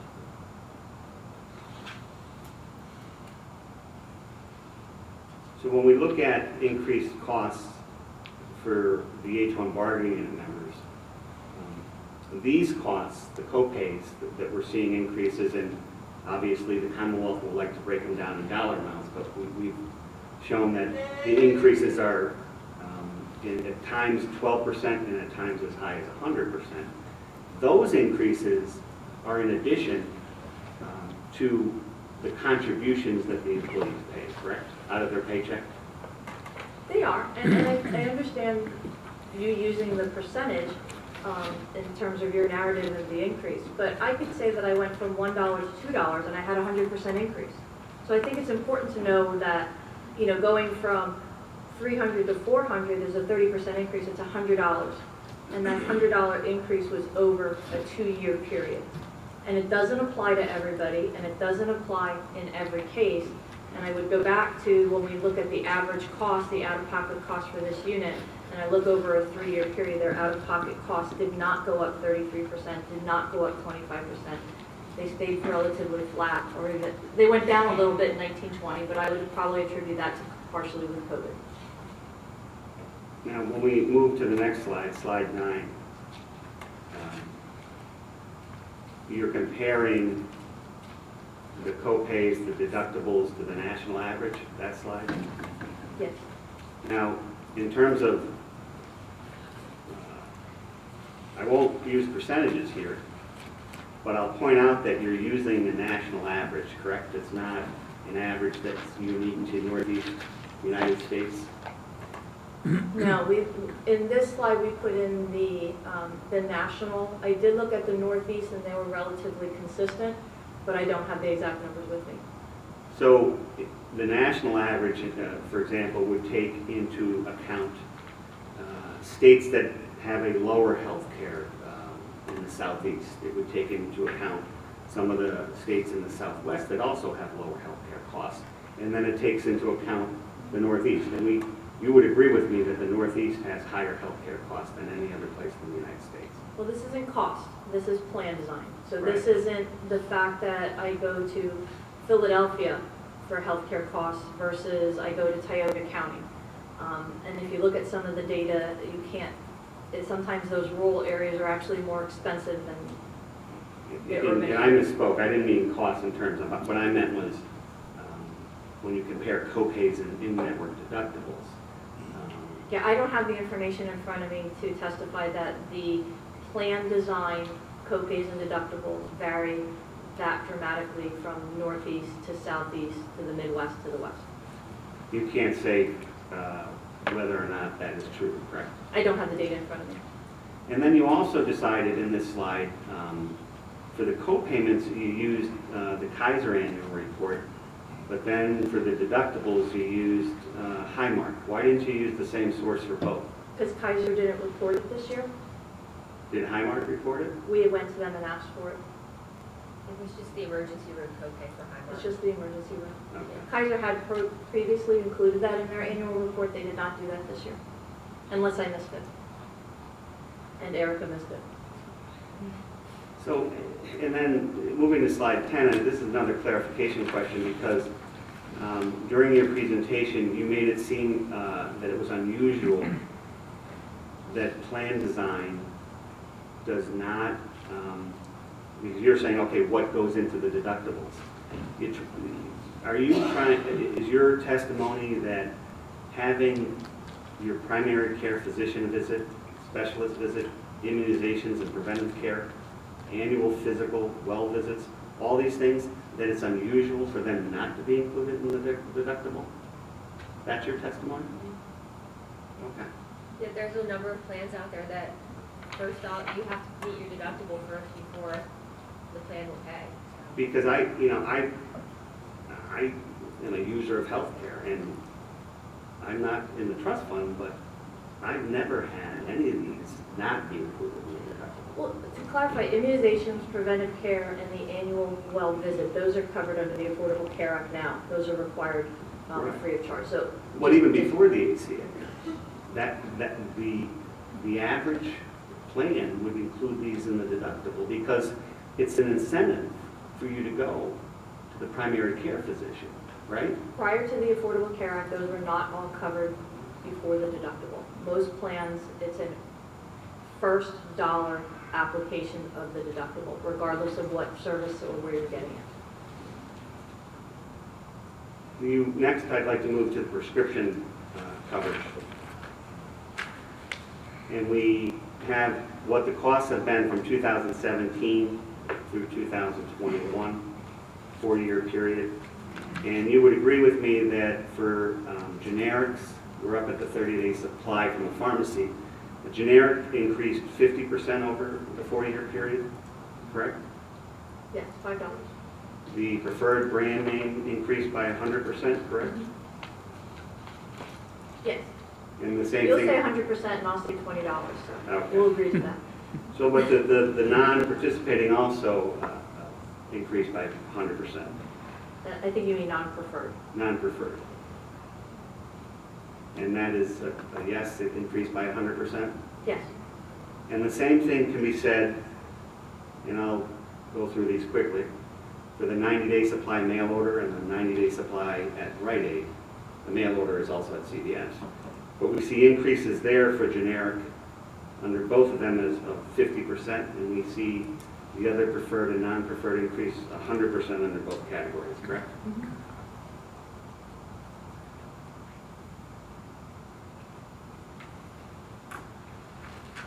Now, moving on to slide 13. Now this is, again, this is a national average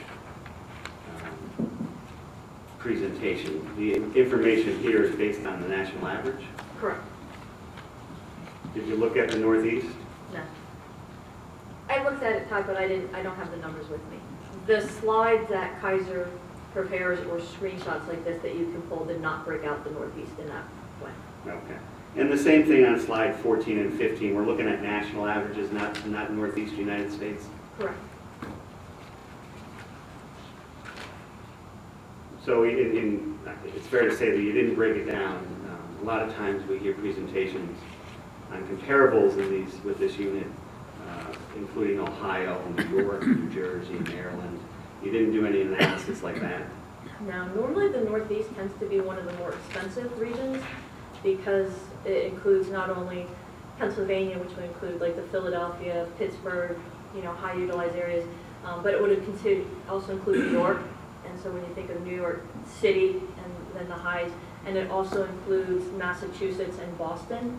So when you look at cost of care in the Northeast, you tend to see higher costs because we are a big teaching corridor and a high cost area. So you would agree then the Northeast is a unique geographical area in terms of healthcare? I would agree that the Northeast has usually higher costs compared to some of the other regions, but I can't testify to what the difference is on those as a percent as you like to use or as a dollar amount of what I like to use. So let's move to slide 17. What you say the source is the Milliman Medical Index? So is this a national average? Yes. Of single coverage and then a national average for family coverage? Yes. So this, and let's talk about percentages. You actually have both here, so we can talk about dollars or percentages. But 2020, you would agree, and you actually testified that there was lower usage because of the pandemic during 2020. Correct. So to see that the cost went down, healthcare costs went down by 3.3% into 2020, 4.2 for families. That's not a surprise to see that, right? No, it's not a surprise. And in healthcare experts understand why that's there because people just didn't use healthcare during the pandemic as much, correct? Correct. So if we take out that 2020, and I'm not saying ignore it totally, but the increase, if you look from 2019 to 2021, and I haven't done the percentages, but even the dollar amounts, it's a lot less than 7.5%. Or a lot less than 8.5%. I did the 6,000, the 21 and 2020. So if you're looking at 19 and 21, now you're saying if you take out 2020. If I take out 2020, I can't tell you that 2021 would be where it is today. If you're telling me that 2020 didn't happen and we had a normal healthcare trend, would 2020 number look like 65-16? I don't know that anybody can say that. Right, but what you have to, when you're trending things, first of all, the longer period of time, the better when you want to look at information, correct? For credibility, yes. The Right. longer. So to look at this 3-year period right here at least, with just the year that COVID had the largest effect on healthcare costs, to look at this 3-year period, does that really give you a good idea of how healthcare costs have increased over the last 3 years?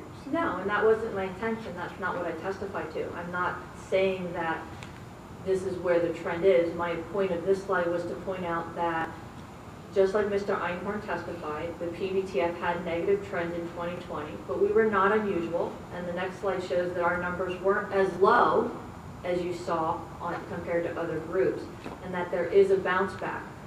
If we go back, sorry, Ed, to slide 17, you know, Mr. Einhorn testified normally in the range of 7%, 6 to 7% is where we tend to see the national estimates.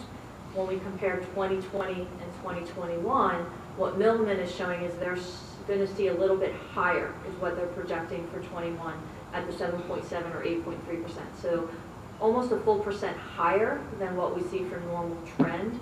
But again, with the slide that they said they don't know, but that's their best guess. In that slide, you're quoting from our presentation where it talks about the 7% being the average trend. Mm-hmm. Do you disagree with that's the average trend right now, around 7%? I don't disagree, and I thought I said that in the testimony, but I didn't disagree with Mr. Einhorn's testimony that the 7% is what we tend to see used by the national consultants when Willis, Towers, Milliman, Siegel, most of those groups are somewhere in the 6.5, probably the 7% trend in a normal year. In fact, when you look at the next slide, slide 18, you're looking at a 6-month medical trend. The first one is somewhat of a snapshot from the time period that Mr. Einhorn was talking about. It's from his testimony, so it's the same data that he used, and he used data that was available for January of 2021. Okay. Now, it's part of the presentation, slide 9 of Mr. Einhorn, PSEOA's healthcare presentation. He goes back, in his presentation, he went back to August of 19 and showed that the trend was 0.7 back in 19. And then he does extend his chart to February of 2020 where it's 0.9. But he showed a trend going back to August of 19 from February of 2020. The high trend was October of 19 of 1.4%. So in 19 and 20, or 18, 19, and 20, remember we talked about the look back years, it's really 12 months and the prior 12 months. So when you're looking at some of these, you're really going back 2 years for each of those months. You have to also factor in during that same time period we had plan design changes. So it wasn't a static year. You would agree with me that the trust fund is certainly trending far below 7% and has been for at least a year and a half. Yes, the Pbtf has historically been below national trends. And Mr. Einhorn testified, and I agree with him, that that's a testament to the Board of Trustees and the Executive Director and the power of bargaining that they use to negotiate some very lucrative deals in terms of administrative costs. And the trend right now is still, it's at 1.4 on slide 8, at 1.2 at slide 18 in April of 2020. That level is actually equal to March of 2020, which would be the beginning of the pandemic, or at least the stay-at-home orders, correct? Correct. When we're doing the 12-month to 12-month on this slide, that's where we're at. But if I would break it down to the 6-month, we're at 16.5% trend. So when your actuary, Willis, is looking at this now, they're actually projecting, at least the data they have as of April of 2020, that their trend is not above pre-COVID trend levels, correct? So this is not a projection, this is actual. So this is April 21. So using the April 2021 and basically a 24-month look-back period, that's the 1.2%. So it's not a projection, it's actually what's happening then, Is right? what happened, yes. So we can say that the trust is not above pre-COVID levels at this point in time, right? No, but again, remember the numbers, the April of 2021 numbers still include pre-COVID, not even pre-COVID, they include COVID months, and that's impacting the trend. And that's why if you look at the 6-month trend, you see the 16.5%, and it's indicative of employees and the families are going back, they're using healthcare services again, they're getting the elective surgeries that they may have delayed. Now, I'd like you to turn your attention to slide 21 now. I just wanted some clarifying information. So when we look at the annual cost, you talk about, at least like we'll take the choice PPO, for example, annual single buyout. So that's in the in-network deductible. So you have a single cost. Does that include co-pays, ER visits, anything out of pocket? That's those figures? Or do we have to add them on? The co-pays you have to add on. Okay. The deductible is included. Right, the deductible's there, but specialist, you'd have to add on ER, those types of things, correct? Yes. Prescription co-pays? You have to add those in. Okay. And then you do note at the bottom that those figures do not include the employee contribution to premium sharing, correct? That everyone pays, yes. So that's not what it's gonna, that's not, somebody could pay that if they don't use insurance, right? If they pay the $739, they've used insurance because they've paid the deductible. Okay, that's true. And then they would have, obviously, co-pays on top of that, perhaps. Perhaps. And the intent of this slide was really to show the difference between the choice and the PPO, and depending on your personal situation, depending on your utilization, the choice PPO is, we would agree, is a better plan in terms of lower deductible. And with the buy-up, if you utilize the plan, it's a better plan than the basic PPO. So even though you add in the buy-ups, depending on your utilization, the choice PPO is actually less out-of-pocket costs, employee contributions and deductibles, than the basic PPO. That was the intent of this slide, was to show that even though it's a rich plan, if you utilize it, what you're paying for is actually less than the deductible on the basic PPO. Slide number 24, the dental plan. So the annual maximum benefit right now is $1,500, but then you have an orthodontics, that's added on top of the regular dental, or is that? So if I go see an orthodontist, or my kid goes see an orthodontist, that's in addition to the dental, correct? Correct. Okay. Now, when you talk about dental, the orthodontic services, during our presentation, we gave an example where somebody would, well, there were different services, but one of them, for example, was somebody, getting, their kid getting braces, the whole 9 yards. And the coverage would be at $1,750, correct? Mm-hmm. So in our example, they showed that the average cost in the Pittsburgh area for that service for braces is $5,600 and $36. Minus out the $1,750, the member's then going to pay $3,886. Is that a fair statement? It could. Okay. I would say if an employee has a child who's going for dentist, I would encourage them to enroll in a flexible spending account which is up to $2,750, and then they would not spend $3,000 out of pocket. They could dramatically reduce their cost by the cost savings. And depending on the timing of when those braces and those bills hit, they could actually spread it out over 2 years. Most people don't have braces for less than a year, so they could take advantage of the FSA over that 2-year period. Now, in the FSA, I'll get to later. The FSA, let's make it clear, and I think you did in your slide, it's fully employee funded. The Commonwealth contributes $0 to that program. The Commonwealth pays the administrative fees for the program. But they pay $0 into the employee's account. Correct. Turning your attention to slide 27. This, I also just want to make this clear, even though it's in the slide, it says annual cost of Pbtf. So this is something that the trust has to fund through the employee contributions and through the employer contributions, correct? Correct. This is not a direct cost to the Commonwealth, it's a fund. It would it's a come out cost of the Pvtf's expenses. This was not billed back to the Commonwealth. Okay.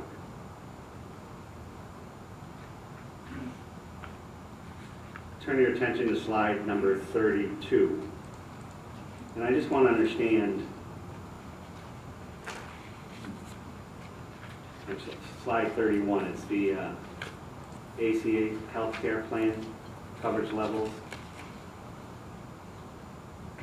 So these you talked about earlier were the categories that were created by the ACA, correct? Correct. And then you've taken those and you've then, well, you've looked at the benefit levels for the trust over the years back to 2003 and now up to 2021. So when it says 91.8, that doesn't mean that the employee is going to pay 8.2% of health care, right? It means on average, the employee pays 8.2% of costs Okay. in the value. So if I had a $100 bill, the Right. employee on average would pay $8. So in 2016, if that employee had, if that employee had a $100 bill, what would the Commonwealth pay back then? What would the Commonwealth pay? Yeah, I mean, the health plan, he's getting, the employees on that $100 bill is paying more now, right? So in 2016, on a $100 bill, the employee on average was paying $3.60. The Commonwealth was paying $96. All right. So now on that bill, the Commonwealth is paying the $91. It's decreased over the years, correct? It is, but it's still higher than it was in 2003. I'm just trying to understand your slide. I'm not necessarily disagreeing with it, but I'm just trying to understand it so that the panel has all the information they need. Now the next slide, the retiree employee health benefits. I could go online and sign up for Geisinger Gold PPO tomorrow or Freedom Blue PPO Deluxe tomorrow, or when there's open enrollment. If you're Medicare eligible, yes. Okay. I don't know. I don't know how. I it hope works, not. so. I hope not. Yeah, But, this okay, is so and then that's what I'm asking you. What are the requirements to This get is on these these are plans? Medicare plans that we used in this example. My wife thinks I'm Medicare eligible.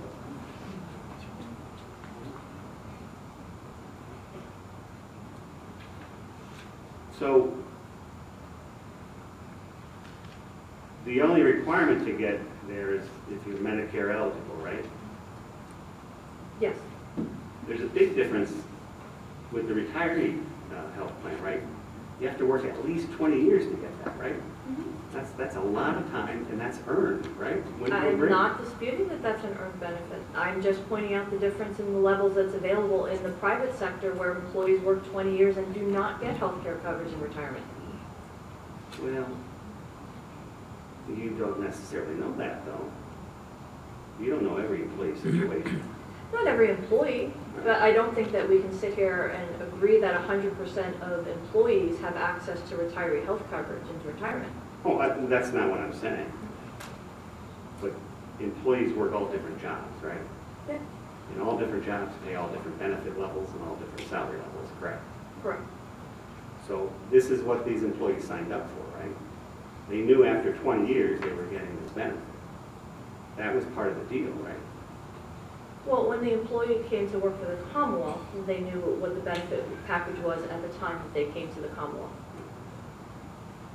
But I just want to make sure that we're clear on this, that this is a plan. Those Geisinger Gold and Freedom Blue plans, other than being Medicare eligible, that's the only requirement for those, right? Okay. And in fact, when H-1 members become Medicare eligible, they have to sign up for Medicare. Are they required to? Yes. Okay. And that presents a cost savings to the trust, or well, not to the trust, to the retiree health program, because it's a different, I understand it's a separate program. Yeah, Medicare costs are lower than non-Medicare costs, yes. So it's a savings to the Commonwealth is what I should say, not to the trust. So moving to slide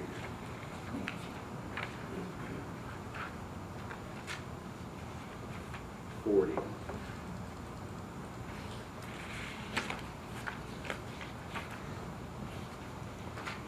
Now this is our slide, and then you've made some additions to it, correct? Correct. So let's talk about percentages again. Because let's talk about the percentage increase for the Commonwealth versus the percentage increase for the employees. Now you have, for the Commonwealth, a 180 million, or 180.5 million increase over the time period 2010 through 2020, correct? Correct, on an annual basis, not total, annual. Right. So we look at that, and I did the calculation. That is a 23% increase over 10 years. Then I did the calculation on the employee contribution of being $64 million annually. Increase from 52 million to 116 million. And that's an increase of 123%. Okay. Now, my question to you is, when we say up there, employees have shouldered the lion's share of contribution increases, when we look at the fact that the Commonwealth has increased only 23%, where the H-1 bargaining unit members have increased 122%, I think I said 123% before, 122%. Do you disagree that the employees have shouldered the lion's share of contribution increases? I think that the Commonwealth continues to pay close to 89% of the cost of healthcare coverage. Now, you wanted to make a point of the fact that the Commonwealth paid $1 billion, right? When we, by 22, 23, losing track of my years, 22, 23, I think it is, 2 years, it'll be close to $1 billion a year that we contribute for health coverage, employer contribution. And I know you can't do the calculation because the salaries for the employees. But let's look at the 2020 numbers. What I really think is even more incredible than the Commonwealth, I mean, the Commonwealth of Pennsylvania is one of the largest states in this country. What I think is more amazing is that, and you can agree with me, I'm going to ask you if you agree with this statement, that the H-1 bargaining members, the 10,000 members pay over $100 million, these individuals, for their health care. I think that's incredible. More incredible than the Commonwealth paying $1 billion. I don't agree with that at all. The $116 million contributions to the Pvtf is for the 70,000+ employees. So it's not the 10,000 members in this bargaining unit that are contributing. It's all Pvtf members who participate, not this unit. This unit is not paying $100 million into Pvtf contributions. The employees of the Commonwealth are paying that figure. I think that's more incredible than the Commonwealth, which is one of the largest states in this country, paying $1 billion. The employees are paying. Now the Commonwealth, well, I think I'm making arguments, so I'll move on because I think Mr. Hart is getting ready to object, so I'll move on.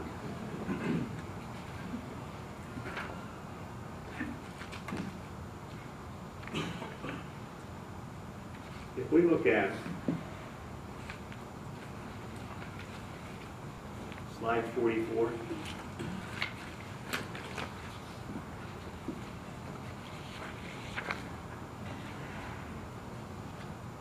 So could you just break that down a little? Because you have employer contributions at roughly $3,300, and then you have employee contributions at $797, the increase over 10 years.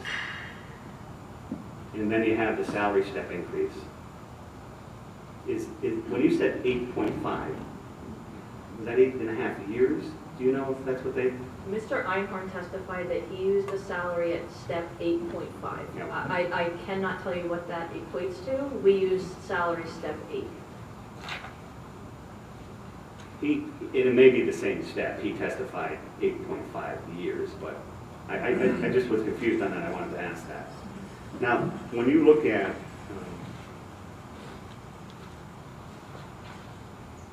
slide 45, and this is where you talked about the HRA proposal from PSCOA being the $2,000.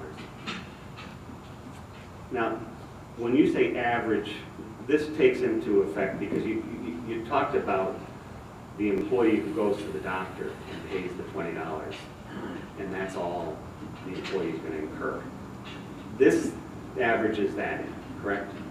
Correct. This is the average for the bargaining unit. And then, so this doesn't take into effect, there's people that potentially or have paid $2,000 or more out of pocket, correct? Correct. This is the average. In certain instances, you have in-network, that's just not an option for some people, and they have to go out of network, correct?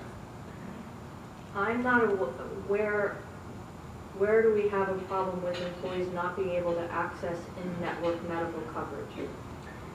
Do you have people accessing out-of-network coverage? We do, but when we see that, a lot of times it's a choice, not a mandate. And every single one of those you've tracked down?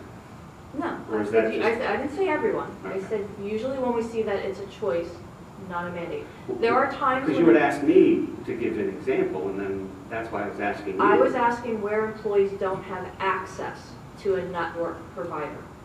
There's a difference between having access to a network provider and choosing to see an out-of-network provider. And here's an example. My dermatologist is out-of-network. I have access to network dermatologist. I like my out-of-network dermatologist. I've had her for 20 years. I don't want to change.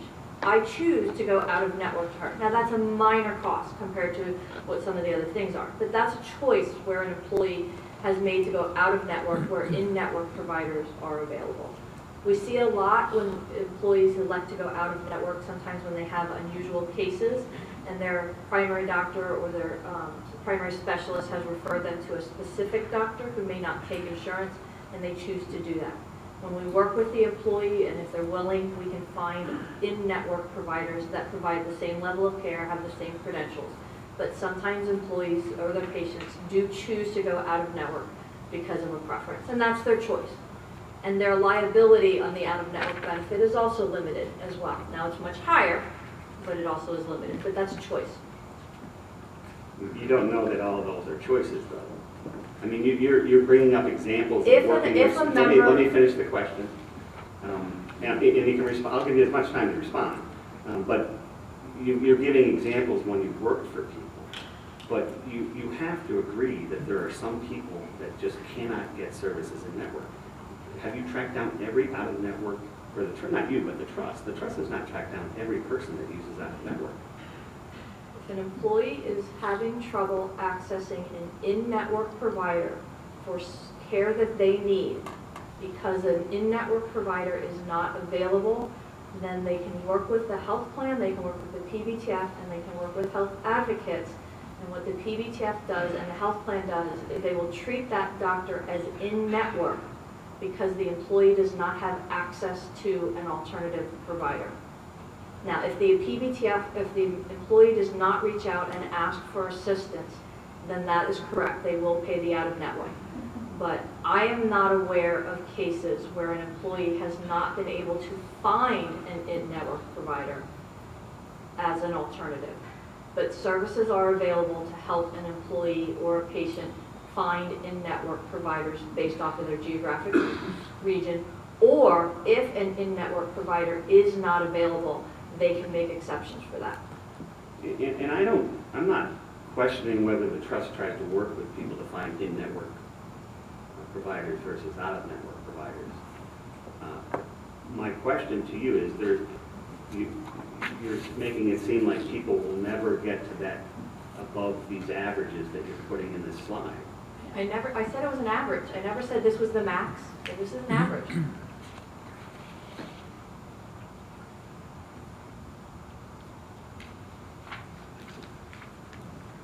We move to the next slide, slide 46.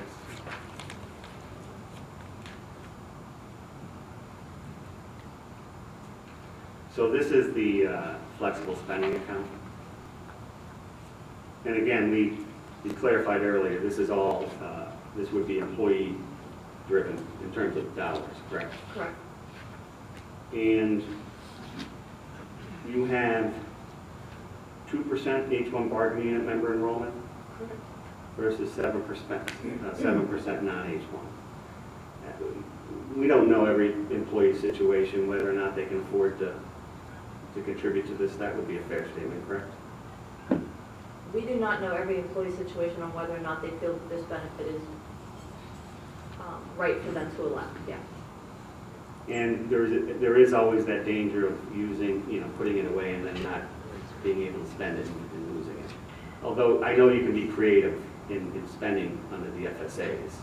Does that happen a lot where somebody forfeits this? Did you have that information? This is a new program, so this just went into effect on January 1.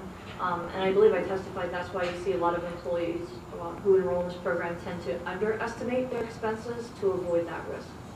And you can roll over a portion of it. I think it's $300 that you can roll over. If you go to slide 50.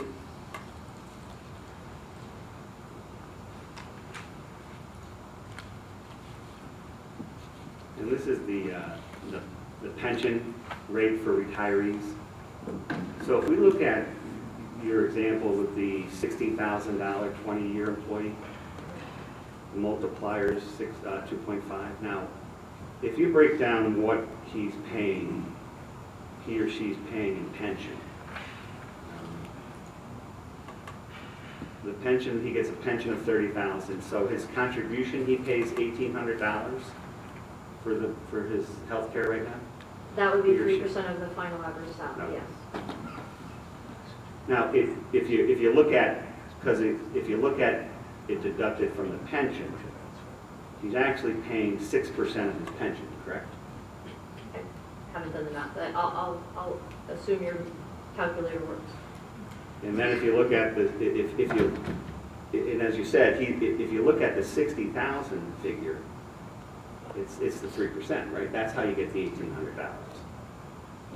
Now, but the Commonwealth thinks that they want to continue this practice that somebody in retirement should, under your example, pay 6% for his health care versus somebody that's active employment should pay 3%. The Commonwealth wants to continue that? Our proposal is for the retirees to pay 3% as non-Medicare retirees.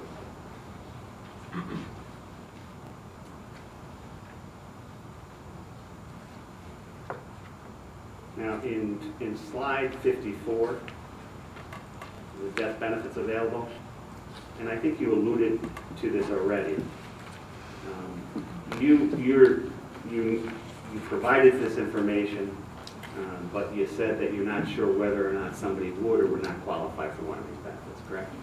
Yeah, again, these are benefits that are available depending on the type of death. When it comes to beneficiaries, and especially like the Commonwealth Education Assistance Program, I can't testify to what the eligibility requirements are and exactly all of that stuff. So. And don't get me wrong, I'm not saying they wouldn't qualify either. But what I know, and what I think you can confirm, is that when you look back at the proposal for the increase in accidental death benefits from 20 to 40,000. What we do know, if this panel gives it, is that we do know that that benefit will be paid. We know that for sure. We don't know that for sure, and I think I testified to the fact that that benefit has never paid out for this bargaining unit. Well, because the benefit does not pay out if the employee's family receives the Act 101 benefit. And so because they've received the Act 101 benefit, the accidental death benefit has never paid out. But the Act 101 benefit is the list of benefits that you testified that you can't say for sure whether somebody would or would not get it. That's the Act 101 is the $158,000. What I can tell you for this unit is we have never paid out the accidental death benefit because the employees' families have all received the Act 101 benefit. The last,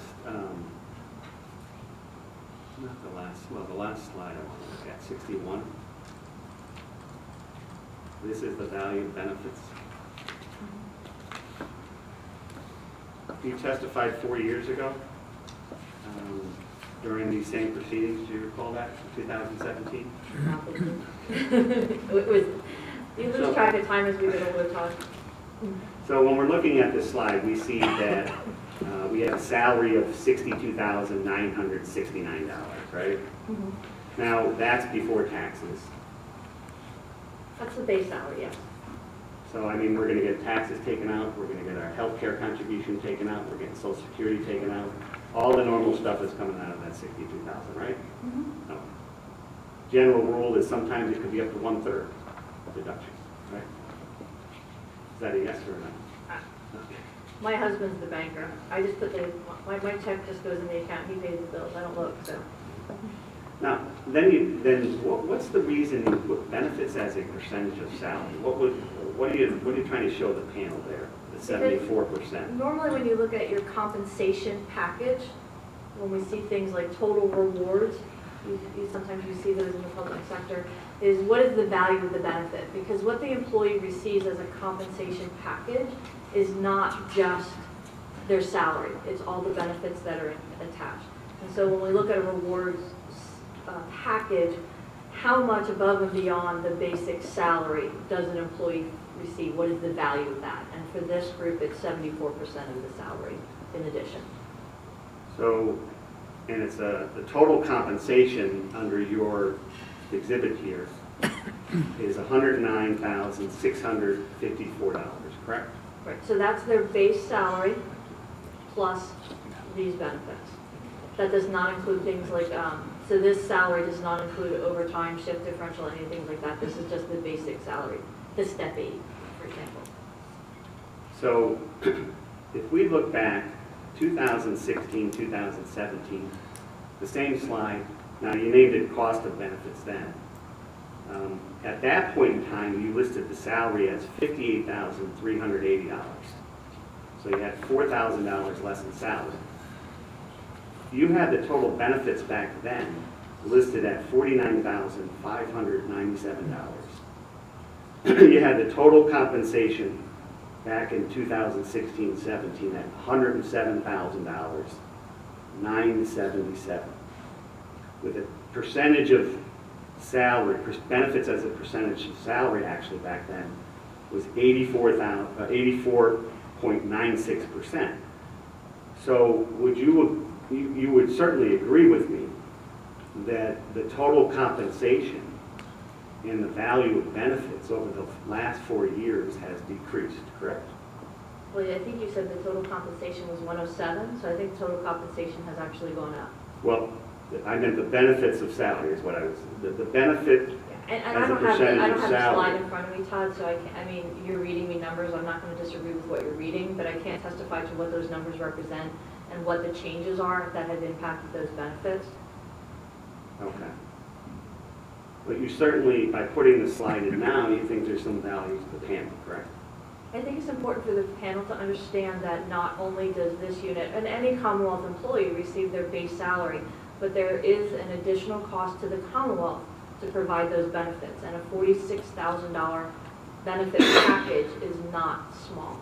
Now you can see that for this unit, a lot of that comes from the retirement, so $18,000 based off of retirement. And again, this is just base salary, so this does not include all the overtime, all of those percentage benefits multiply, because every time there's an overtime, we pay those as well. So that, and I could, certainly the panel has access to this document from 2017, and I can represent that the total benefit package from 2017 has gone down from $597. So it's gone down a total of $3,000. So if we look at this document, what it shows us is that the benefit level that the Commonwealth is providing has decreased over 4 years. I don't know what the numbers are, Todd. I can't testify to what's causing those. So for example, if there was a change in the retirement percentage of what was funded in 2017 versus what's compared today, that would impact what the number is. I don't know that. Now, the last thing I wanted to ask you about was the trust fund reserve levels. Mr. Einhorn, during our presentation, showed that and this was at slide 10 of our presentation, showed that the actual months of reserves for the trust fund, these were, I think the projected would be 8.2% in March of 2021.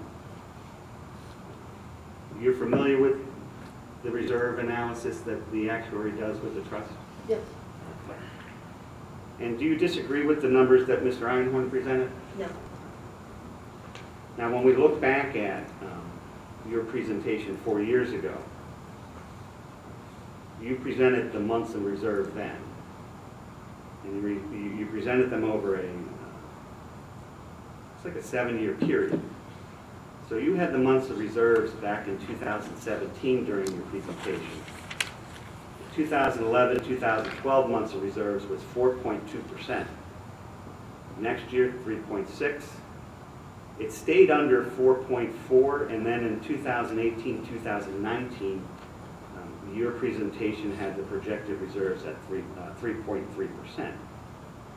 Now, looking at the months of reserves that you presented to the panel 4 years ago, and now looking at the months of reserves of the trust fund now at over 8 months, is it fair to say, and the trustees, Mr. Einhorn gave the trustees a lot of credit, and I'm not denying that you guys have been working hard, is it fair to say that based on those numbers, the trust is in healthy condition moving forward?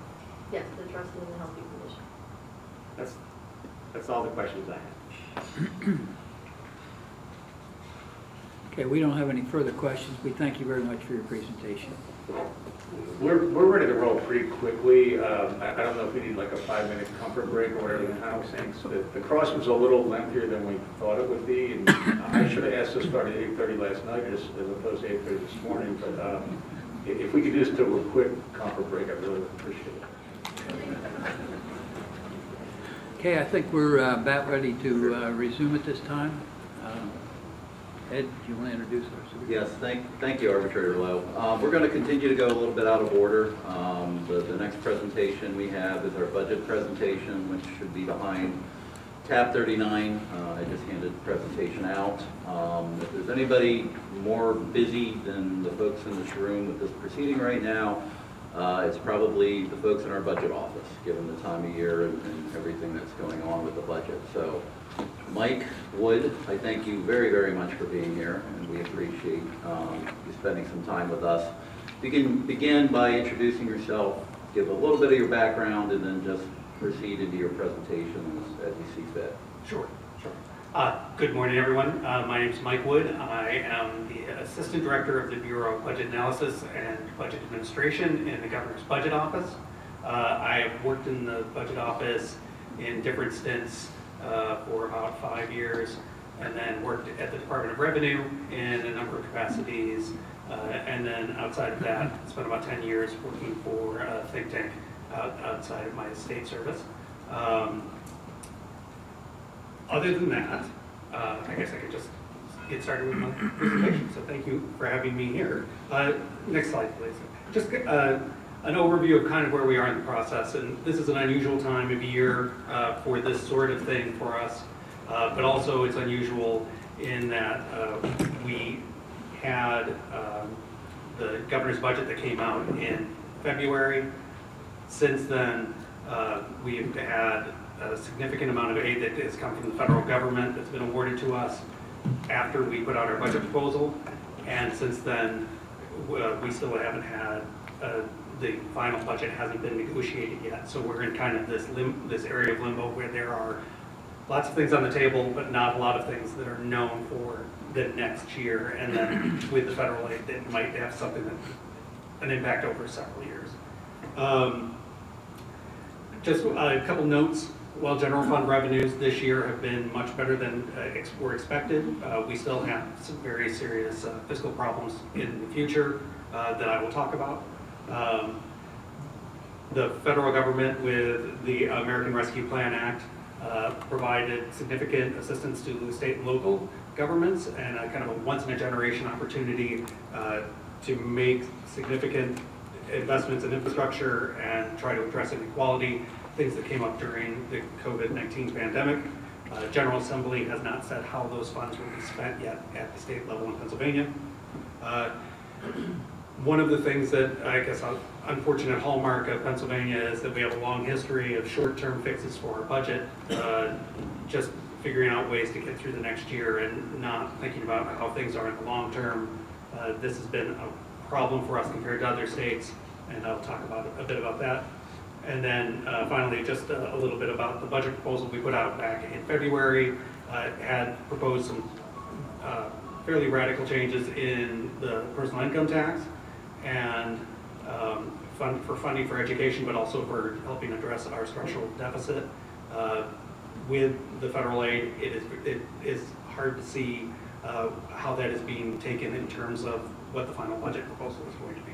So I think it's next slide, please. And I apologize if this is hard to read on the right side. It's hard to get a balance sheet into a slide just because of the way that they're juxtaposed. But this looks at our general fund financial statement between the actuals that we have from 2019-20 and then what 2021 looks like it's going to be by the end of the fiscal year, which ends on June 30th. Going into 2019-20, we started with about $30 million in our beginning balance in the general fund. Revenues were much lower than expected at $32 billion. And part of that was, the main cause of that was the pandemic that really hit Pennsylvania and the rest of the country in March. So for the last 3 or 4 months of the fiscal year, revenue collections were down significantly. Some of the money was shifted into the next fiscal year, but in general, we saw revenue loss like most other states. Our expenditures, in most cases, that's the one issue with when you have budgets that are kind of year-to-year basis, your expenditures a lot of times don't really change very much, and then sometimes get worse when the economic conditions are bad. We had $35 billion of spending.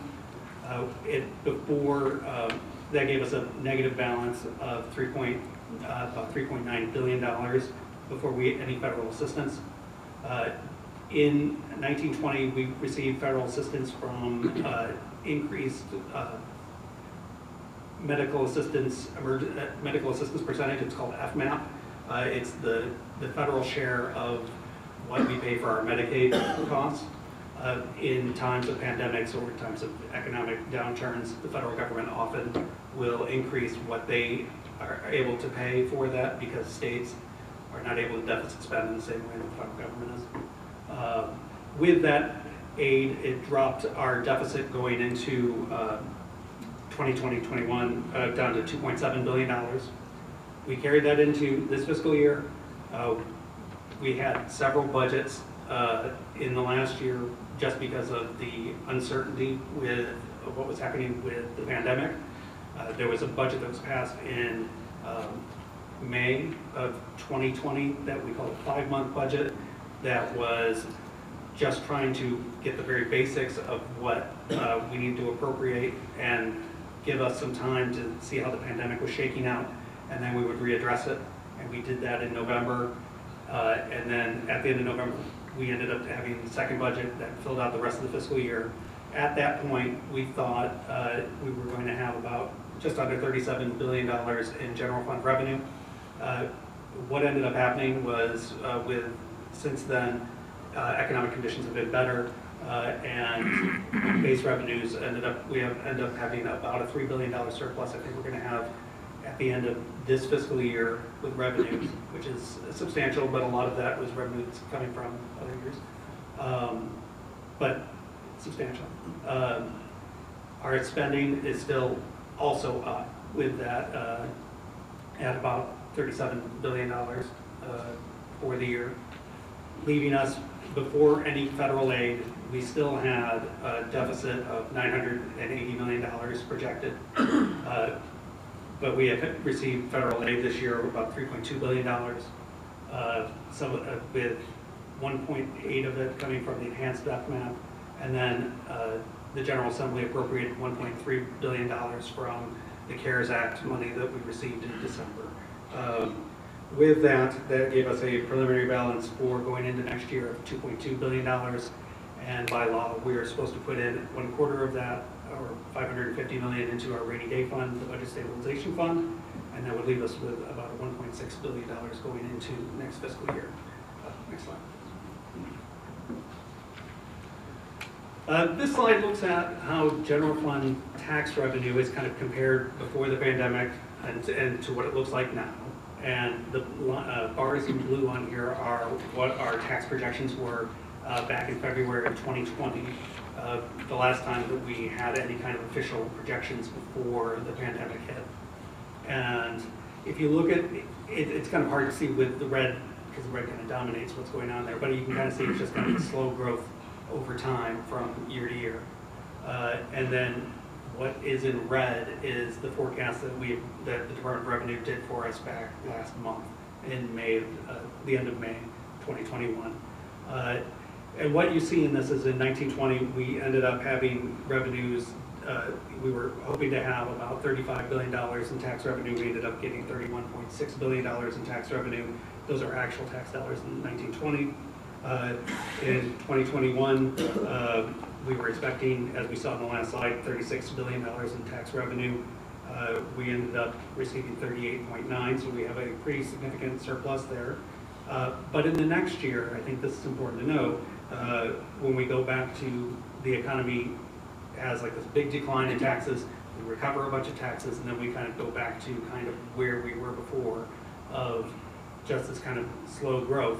We end up having tax collections drop by about $1 billion next year from what they dropped this year, what we collect on our own. And then going forward from there, the two actually get very close to where they are. So it's, in some ways, from an economic standpoint with our tax revenues, we had the pandemic, we had a shock from the pandemic, we bounced back from it, and then it's kind of returning to normal. This is what we're seeing in the economic data right now. Next slide, please. This slide comes from the Independent Fiscal Office, and this I put this in here just because it kind of explains some of what we've seen in tax revenue this year. And some of this has to do with the economic impact payments that were made to individuals in the first of the 3 stimulus bills. What happened in a number of these cases, it shows a couple of items, non-motor sales tax and motor vehicle sales tax, and then also lottery ticket sales and student tickets, on how people, what happened to consumption of these items as people received this federal stimulus money. And basically, the idea of it is that when the federal government put dollars in people's pockets, about these things, people spent them in a lot of cases on things, and we saw tax revenues go up from that. And we had a number of consumption-based taxes in this current fiscal year that have larger than normal growth rates. In the last version of the stimulus that we got from the federal government, the American Rescue Plan, there is not, in going forward in 2021 and 21-22, expected to be more stimulus payments to individuals. So this kind of driving from the federal government providing money to spend to help the economy is not expected to continue to go on. Next slide, please. In the last stimulus bill, the American Rescue Plan, state and local governments across the country received significant amount of aid For Pennsylvania and municipalities and counties, the total that Pennsylvania is slated to receive is $13.45 billion. Pennsylvania, the state government is getting $7.291 billion. But I just wanted to show that it's going to other places within, not just the state, counties, and every municipality is receiving allocations of this based on population. And these funds are going to be used over a number of years. They're not supposed to be just for right now. Next slide, please. Pennsylvania, the Commonwealth of Pennsylvania received its $7.3 billion payment from the U.S. Treasury on May 21st. Since that funding is all discretionary, the General Assembly has to appropriate it, so they are the ones who decide how it all gets used and over what period of time. From the federal government, the idea of the money was to make improvements in infrastructure, address inequality, and help reorient the government, reorient the economy, and try to make sure that things continue on while states are trying to struggle with trying to figure out economic situation. With the dollars, again, it's not something that's supposed to be spent in 1 year. It's over. The funding is supposed to be committed by 2024, and the funds have to be spent by 2026. So there is a time for doing significant projects, and usually they take many years for those to take place. Next slide, please. There are a lot of competing eligible uses for this one-time federal funding. The federal government asked that they would be used to support public health expenditures, address negative health impacts caused by the public health emergency, and that's providing help to households, workers, and small businesses and impacted businesses. Replace lost public sector revenue, avoid cuts in government services, and then also make some significant investments in water, sewer, and broadband infrastructure. Broadband is an issue that comes up again and again in the federal literature about this, just because of the issues that we've seen with COVID-19 and having, with the economy, a lot of it shifting to working at home for office jobs and things like that. Having broadband available across the country is something that needs to be addressed, and the federal government's trying to provide some money for that. Next slide, please. While the use of the funding and how state governments can decide to use it, or any government for that matter, use it, the reporting and restrictions on how it may be used are not as flexible. The federal government specifically has said that you can't use the money to put into a rainy day fund, or help pay down pension debt, or to pay other kinds of debt that you might have behind payments, or to be able to pay for tax cuts, to be able to finance those over the coming years. Aid is supposed to be used to offset revenue loss. If you're using it to offset revenue loss, that's one of the uses you can do for it. The costs for that have to be incurred starting on March 21st of March 2021, so going forward. So you're not able to take costs that you incurred early in the pandemic and offset those with these costs. And you have to document what you're using it for and showing that these are services you would normally provide. And then the final piece that's interesting in this is that they have these recovery plan performance reports that they would like to, they're requiring that state governments and local governments provide. They're supposed to have detailed project information, project performance information on how the projects worked, what state governments did with the dollars, and how did they address the criteria that the federal government was looking at for some of these things.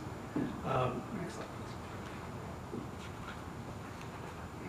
In Pennsylvania, we've heard a number of different proposals for using this one-time aid, and at this time there has been no plan that has been agreed to. The General Assembly has not appropriated any of these dollars, or said how they are going to be appropriating these dollars and over what time frame. But I think since the pandemic, I think business and healthcare and education groups have been asking for aid packages of significance that they would like to help them recover from the pandemic and help get people back to work. The House Democratic Caucus has a rescue plan. The Senate Democrats also have a plan called the New Deal of Pennsylvania. They want to spend about almost $5 billion of the 7.3 billion that we received on these types of projects. House and Senate Republicans, who have sizable majorities in both of the houses, have not put out any official plans on their own about what they want to use these dollars for. And then another thing that has come up that has been talked about a fair amount is using that money to repay the $1.6 billion of debt that we had taken on from the federal government to pay for our unemployment insurance in our unemployment insurance trust fund. That's one of the uses that the federal government was allowing, and that's been popular with business groups, because if we pay it now out of that funding, if we didn't do that, what we would be doing was including it in the rates that we charge businesses for unemployment insurance, and it would be paid over time. During the Great Recession, we took on a similar amount of debt as that, and it was repaid over time, and we actually just paid off the rest of that debt.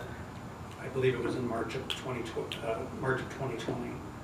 So we got done paying, and then we incurred a whole bunch more debt because of just the pandemic. So I guess the main point with that is, even with all this temporary federal aid, no matter how it ends up getting used, Pennsylvania still has what we call structural deficit. And structural deficit just means that the normal growth in revenues that we expect in the state are outpaced by the growth in spending.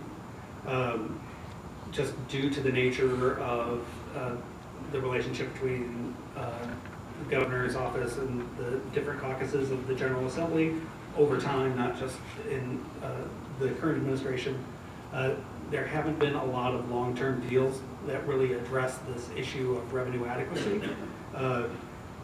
or to decrease expenditures. So those are kind of the choices you have, and a lot of times it's a mix if you want to try to figure out how to rebalance the budget. And just a quote here from the Independent Fiscal Office: generally, policymakers have used temporary measures as existing fund balances and short-term expenditure deferrals to address ongoing budget shortfalls. However, a long-term imbalance is largely unaffected by temporary measures. And this comes from Mark Ryan, who was at the IFO at the time. Next slide, please. So we have a number of causes for our structural deficit in Pennsylvania and other places that have these. It's not a real different story in other states, but these are the ones that are specific to Pennsylvania. Mandated costs, particularly health care, in terms of Medicaid costs, are the primary driver of that. That increase faster than inflation or the tax base that we have. We also have a narrow and outdated tax base in certain areas that does not properly reflect today's economy. And with that, when we see normal economic growth, our revenues don't grow in the same way. Another reason for that is that we have a number of programs that end up siphoning off funds from these general fund revenue sources to use in other places. And not saying that these aren't bad, that these are bad places to use the funds. It's just it's a decision that has been made by the General Assembly where the funds for these go. For example, 15% of all the realty transfer tax revenue that we receive goes to the Keystone Recreational and I'm not forgetting the full name, but the Keystone Fund. It pays for parks and things like that. Beginning in 22-23, we're going to have another $450 million that's going to come out of sales tax that's going to go to pay for public transit. That's replacing money that was before coming from the Pennsylvania Turnpike, and unless the laws change, that is just another hole that comes in from our revenue sources. Another thing that happens in Pennsylvania is we like tax credits a lot, and even in good times and bad times, we pass new tax credits, and the tax credits, it's like it has the same effect as like having government programs that spend money on things. It spends money before it actually comes in, so it doesn't show up in the budget in the same way, and I think that's why they're popular. but we've had a proliferation of those for a wide array of uses.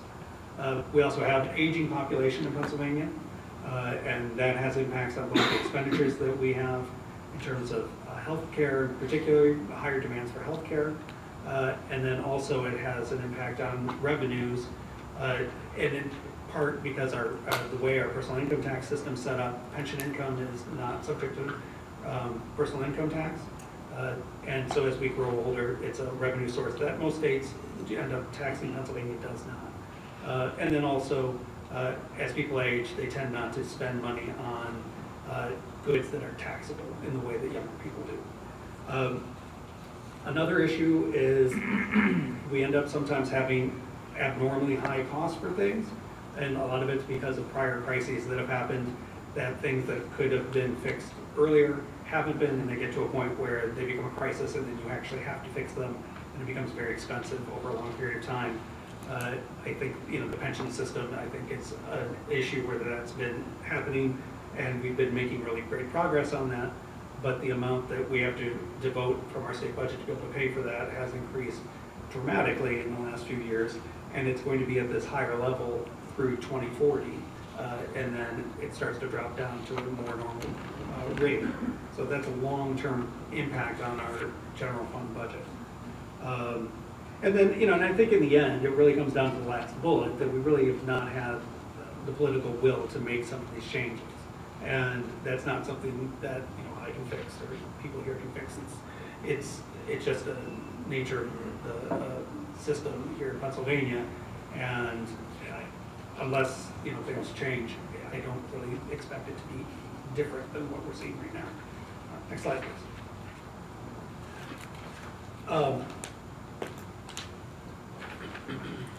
This slide comes from the Independent Fiscal Office, and this was done in January of 2021. So it was before our budget plan came out, and it was also before the federal aid came out also.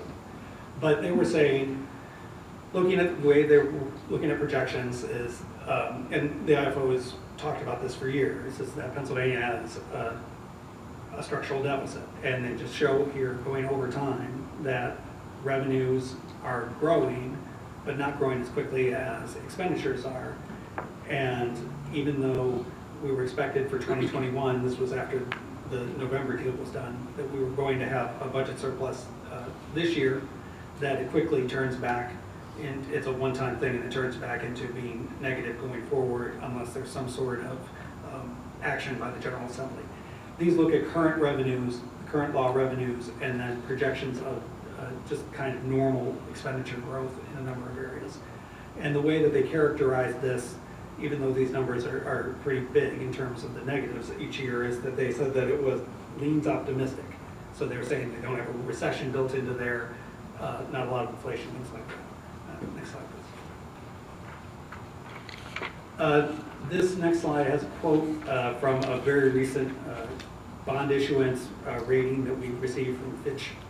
And I'll just read it. Throughout the pre-pandemic national economic expansion, Pennsylvania continued to employ non-recurring budgetary measures. The Commonwealth utilized fund transfers, changes in timing of expenditures, and one-time revenue sources, including operating debt, to achieve annual budgetary balance.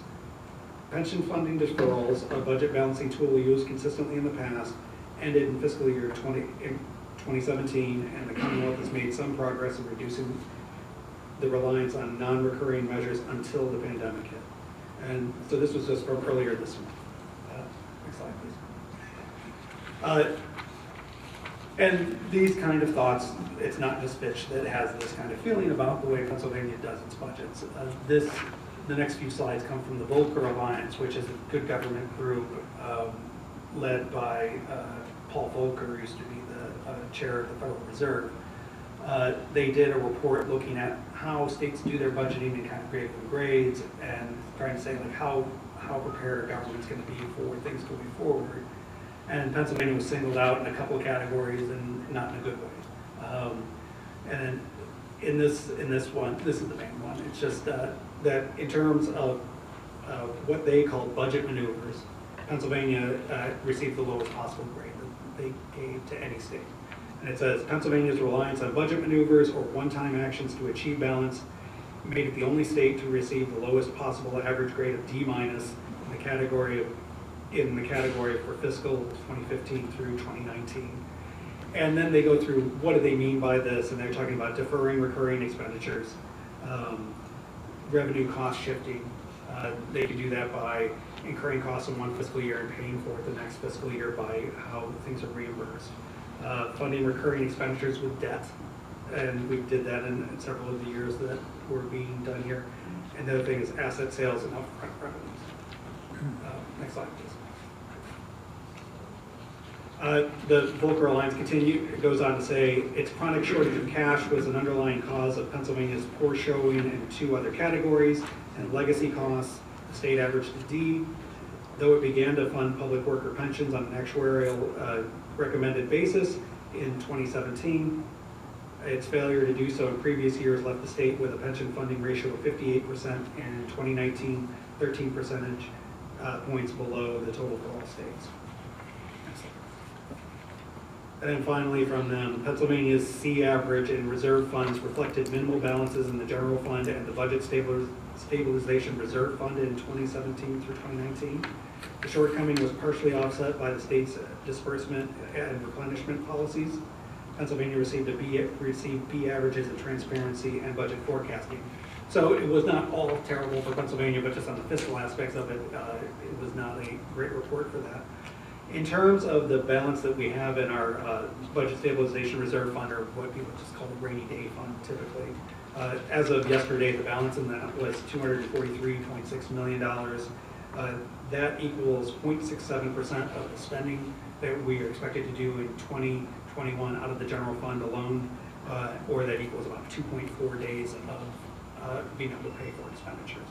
So nowhere near what other states hopefully do. Next slide, please.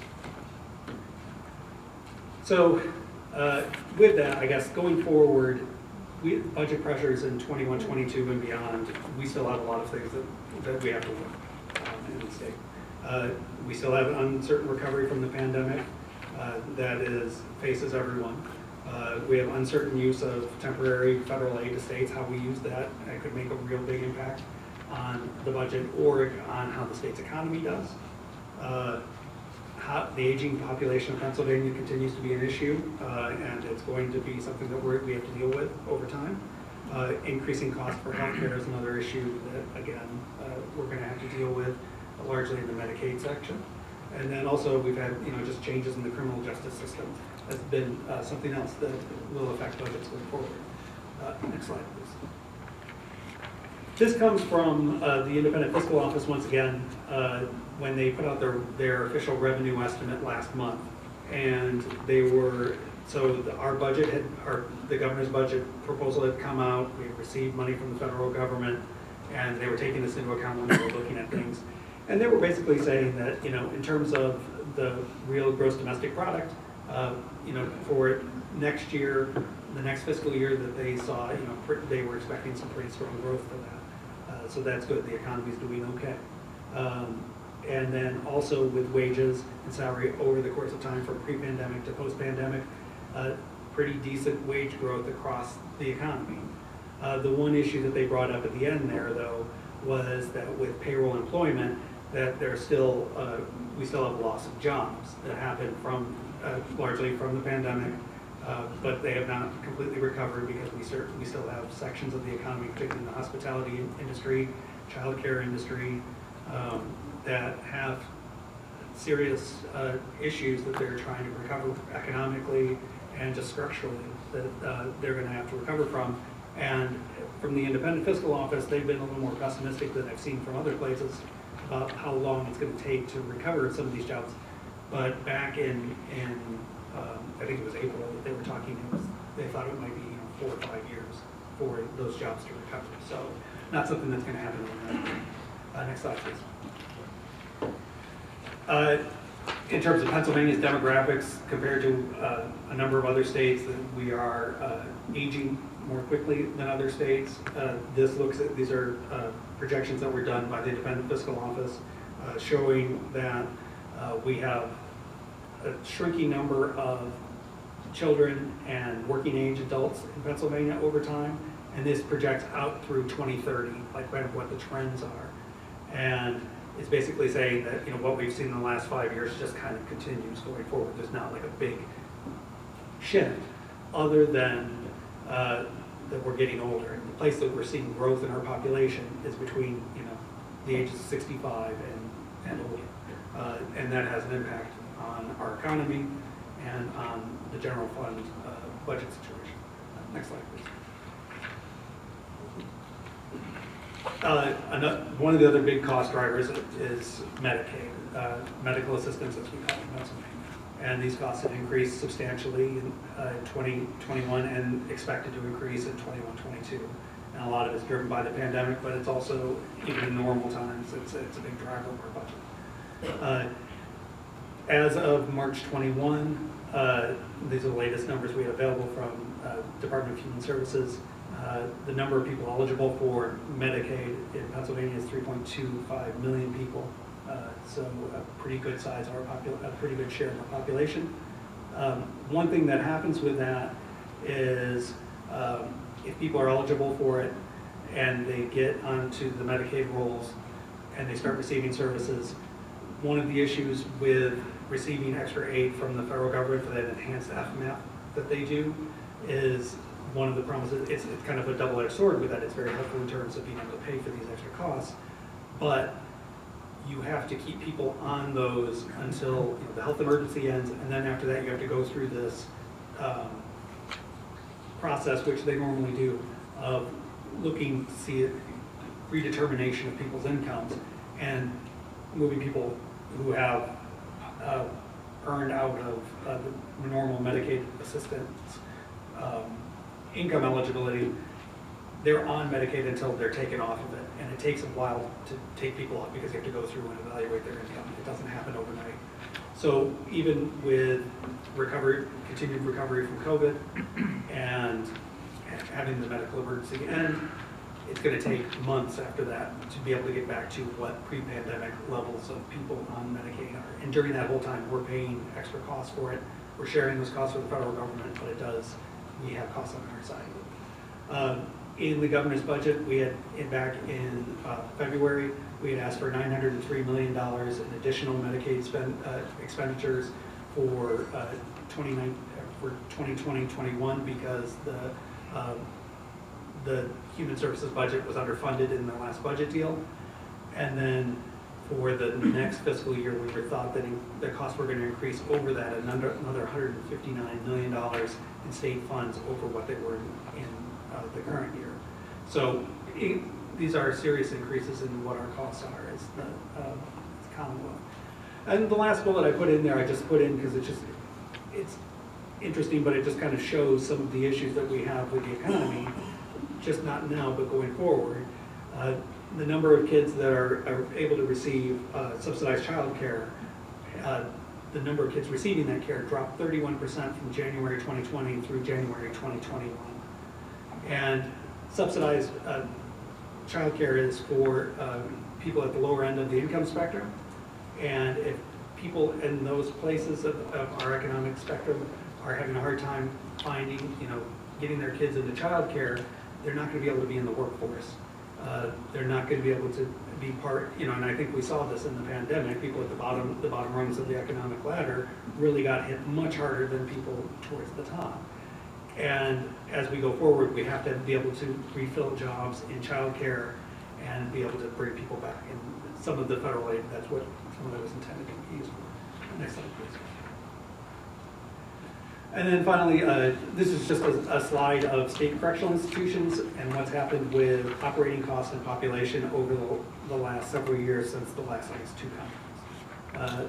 So what we've seen during that time is expenditures on state correctional institutions have increased 9.8% overall.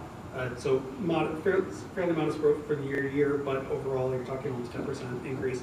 And at the same time, a population decrease of about 21.7% over that same time. And I think that right now, when the levels that we see in the correctional institutions are at, certainly recent historic lows. They're expected to go up some, but not to the point where we're at 48,000 people in the system anymore. So it's still going to be lower than we were before. And with that slide. All right, thank you, Mike. And as the slide indicates, the witness is open for cross-examination.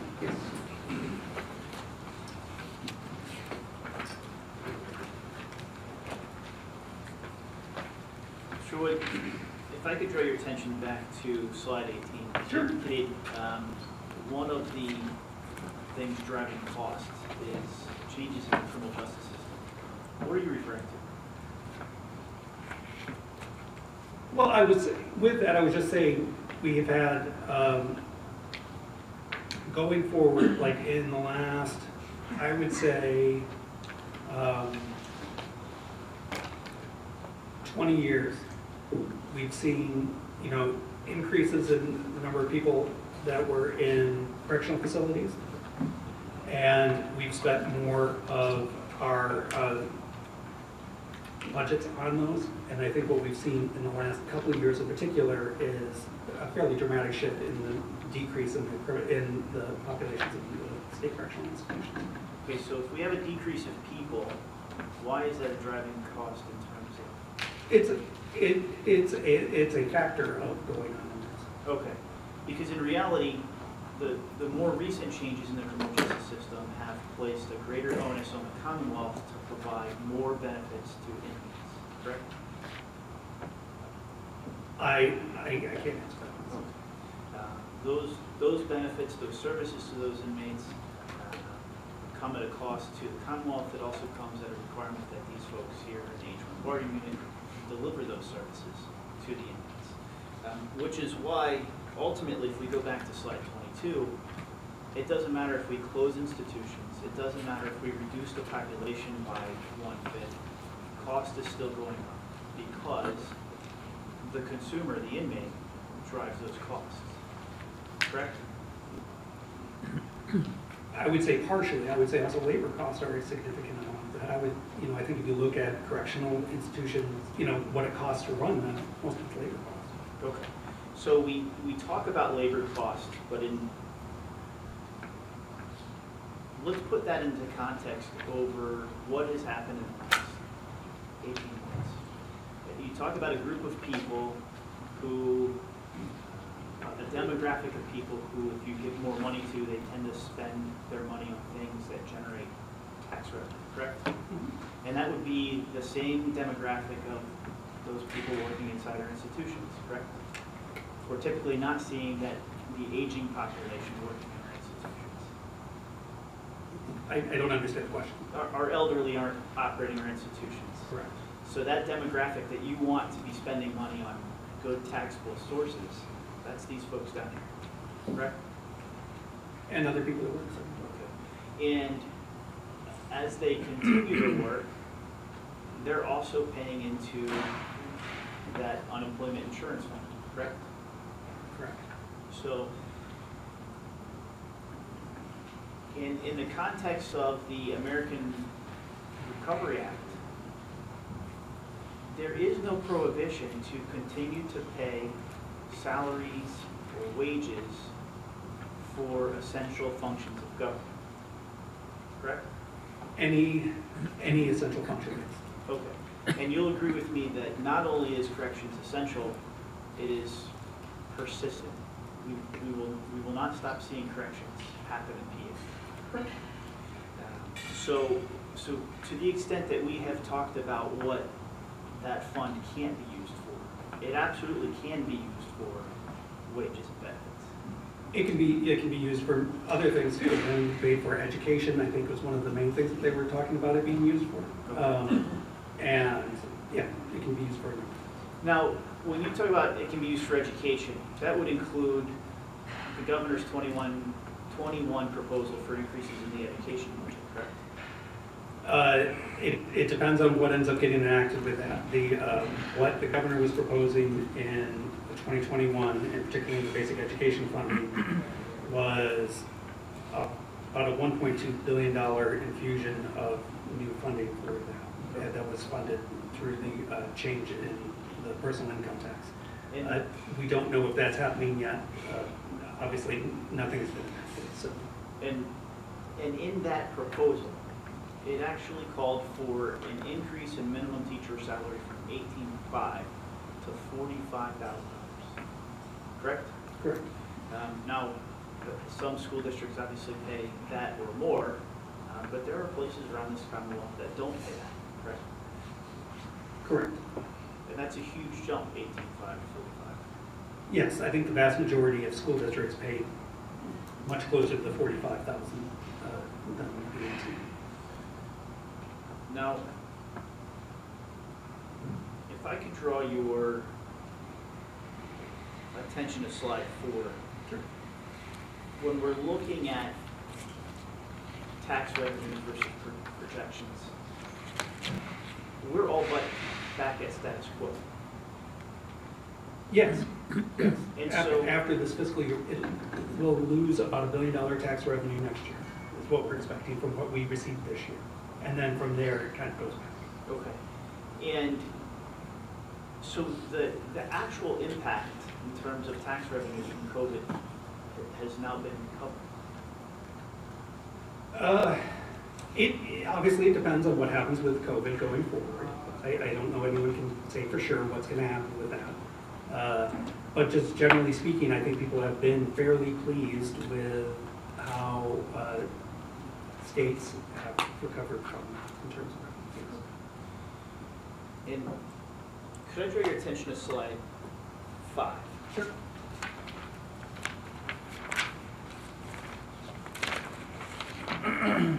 Now, these are estimates, correct? In terms of what you're expecting in tax revenue? No, these are actual sale. Oh, they're, okay, I'm looking at it right now.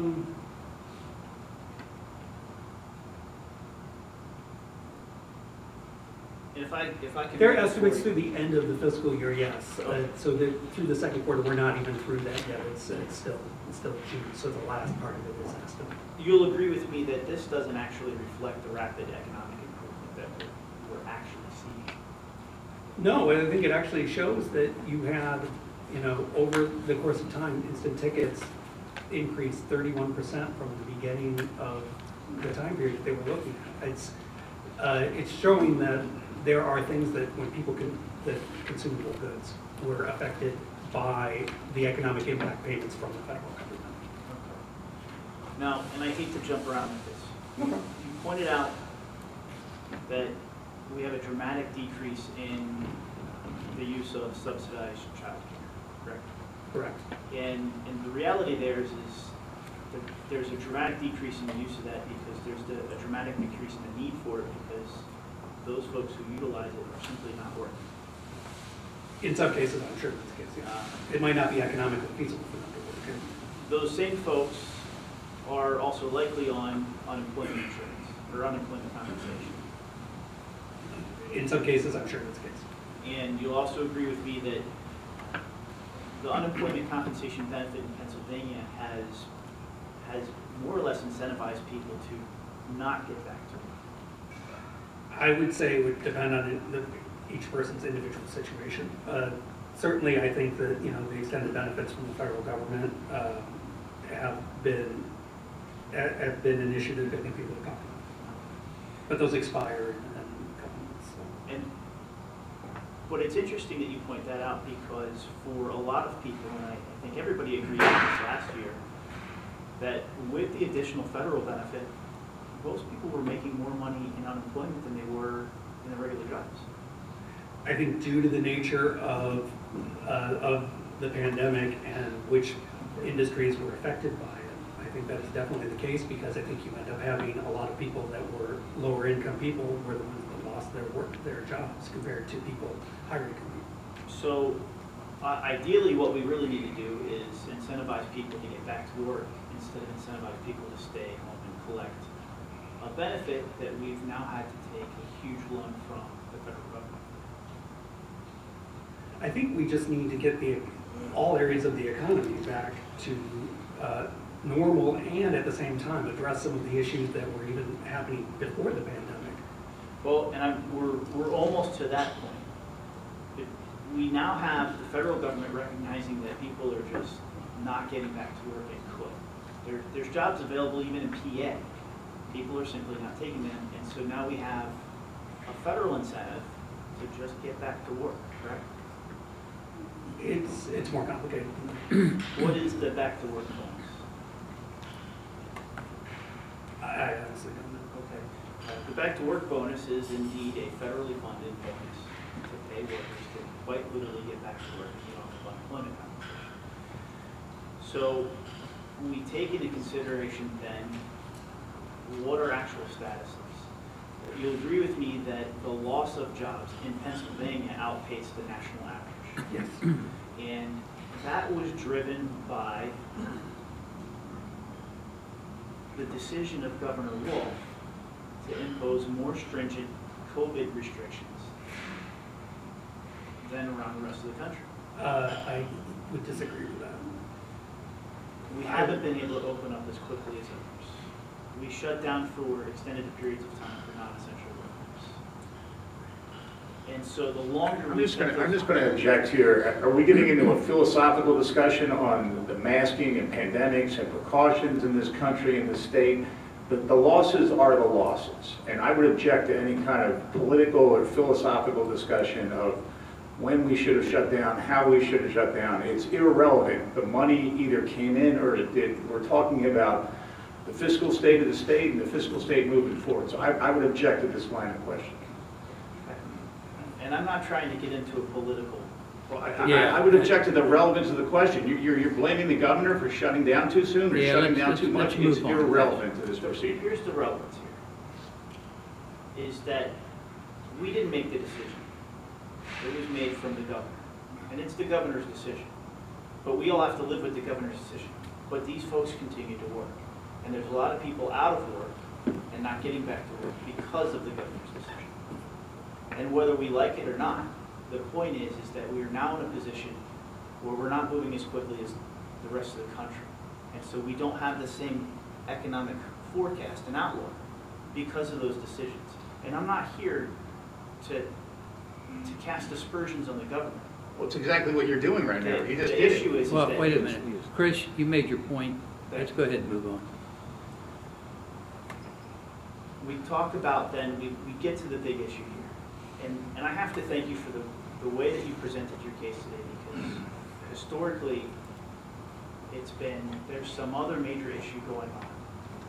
And we just happen to be the victim of it. But I think you really pointed out the fact that the reality here is that we've never been able to come together and actually do things right in Pennsylvania in terms of the budget, making sure that we're fiscally sound.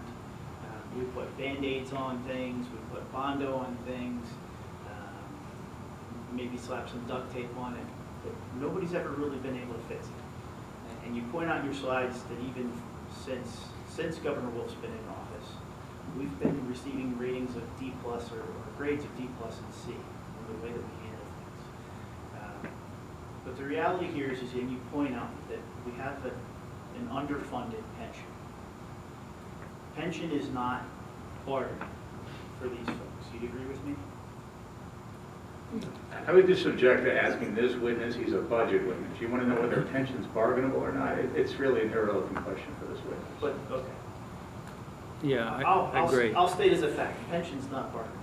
Well, now you're testifying. I just object to how this is even relevant to this proceeding. We're talking about the numbers and the state of the state economy. Okay. And we're getting there. All right, go ahead, Chris. These folks don't have an option. They have to pay into their pension. It comes out of their paycheck. Yes? Yes. And so that funding is consistent and persistent.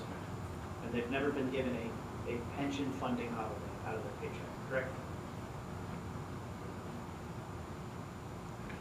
Honestly, on that, I don't know, because I'd have to look back, because I know that there were a number of things done in the early 2000s. The Commonwealth. On both sides. I don't know. I know the Commonwealth did on numbers. Right, and that's my point. Is the Commonwealth has taken a holiday from making pension funding so that you use that money for elsewhere. Yes, and the benefit was increased substantially. Okay. And so it's the problem with the structural deficit here is not on the backs of these folks here. It's on the backs of the folks that we've elected to do this, and they just simply can't do it, can. Or they have at least shown that they haven't been able to. We have had a hard time coming up with long-term solutions for this. And what's our state law say in terms of when is the budget supposed to be due and passed? It is supposed to be passed by June 30th. That's 12 days away. And it's not looking good. No, I think they'll have it done. I have nothing to share. I don't. Would thank you for your testimony. We appreciate it, sir. Oh, thank you. Thank you. Are we okay with another like 5-minute break and we'll go right through? Is that okay, gentlemen? Yeah. What was your plans with regard to a lunchtime today? Are you planning on doing that or going straight through? Well, the original plan was to go right through, but I don't know if that's changed based upon some of the lengthier cross. I mean, your discretion, gentlemen, on what views. What's to go straight through? What's that? What, We got two. We've got Two. the We got Mike Nader. pattern and then Mike? Yeah, pattern and Mike. Okay. Want to go straight through? It's fine with me. So, Yes, those guys are back there.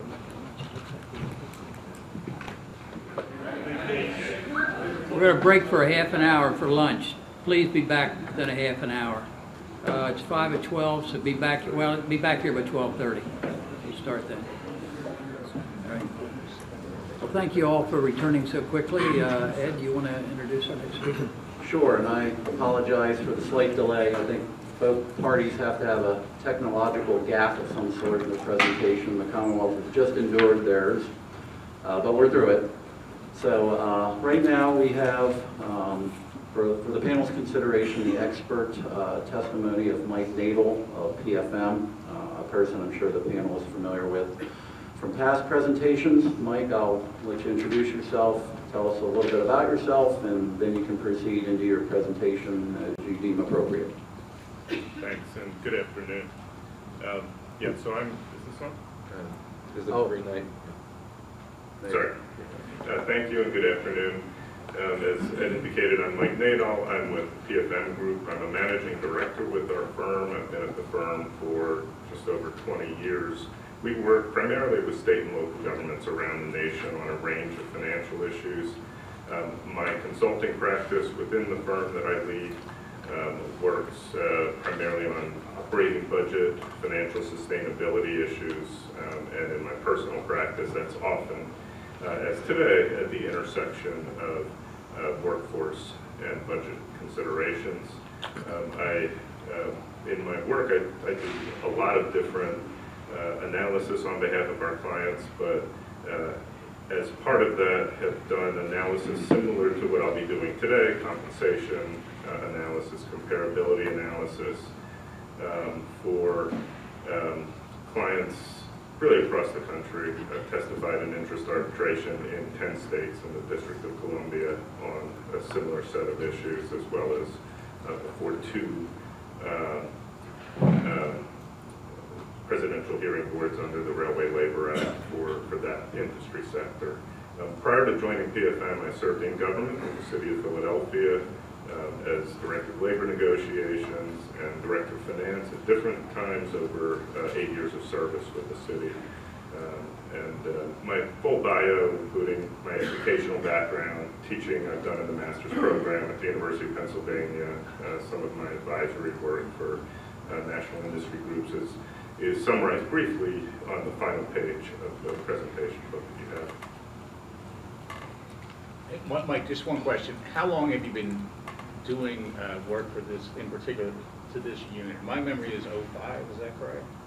I have analyzed compensation for the H-1 bargaining unit since 2005 for each of the interest arbitration proceedings that have been held over that period. Thank you.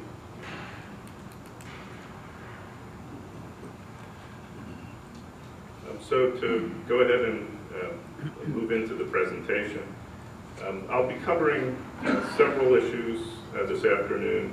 First, providing an overview of the compensation for the bargaining unit to some degree as a kind of foundation for some of the benchmarking comparisons and trend analysis that follows, also to present a very broad sense of how this compensation package aligns with what's available in the more general labor market and in some of the communities where the work locations are based. I'll then turn to a more focused comparison with other state corrections officers in neighboring states and other similarly sized larger states in, broadly speaking, the northeast section of the United States. We'll touch briefly on some of the analysis presented by the union's witness, Dr. Krimmel, on an earlier hearing day, and speak to some of the trends we see in compensation in relation particularly to economic factors like the consumer price index.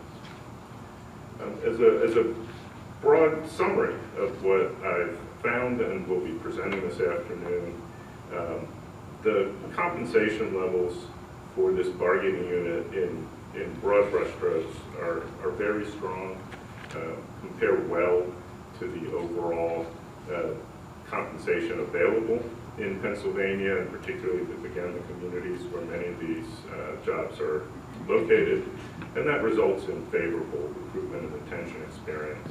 At the same time, if you do a more traditional comparability analysis relative to other similar occupations, folks doing these challenging jobs in other state governments, you see that Pennsylvania's corrections officers are paid competitively, a little bit better than the median for the compensation group that we selected, and also for the group that the union's witness selected, even though in many respects some of those economic challenges that you heard the prior witness speak to for the Commonwealth are a bit greater, a bit more of a damper on the state's economy and its labor markets more generally. And then finally, in terms of compensation trends, we find, as the union's witness did as well, that there have been long-term real wage gains for this bargaining unit, and that CPI growth going forward is anticipated, despite a recent spike, to start to moderate, return more to normal post-pandemic, and be low for the near term ahead. So first, turning to that bargaining unit overview, I think some of this information is likely familiar from prior witnesses. This bargaining unit encompasses a number of non-supervisory positions and roles in corrections and related security positions across the Commonwealth, but is substantially made up of the corrections officer series, the trainees, the corrections officers 1, and the lead corrections officer 2 or sergeant positions. In terms of where we'll be focusing our compensation analysis, we'll be looking mostly at that biggest slice of the pie on that slide 5, the corrections officer 1 kind of journey level title. With that position, there is a progression from the point of entry. Corrections officers begin when trainees at one of a couple of optional steps, the most prevalent being $40,309, the lower level step in certain areas of the Commonwealth are sometimes started at those higher steps, move after appointment to corrections officer 1 to a higher rate of pay, and continue to move through steps for the earlier years of their career, the first decade or so of their career, with longevity also layered on beginning after year 5. So there's this steady progression through the pay scale for just the corrections officer 1, working to the top of that scale. The pay more than doubles to $83,393, even without the general percentage increases that may be layered in over the course of a career. And there are additional advancement opportunities to CO2 or even above, as I'll note in a moment.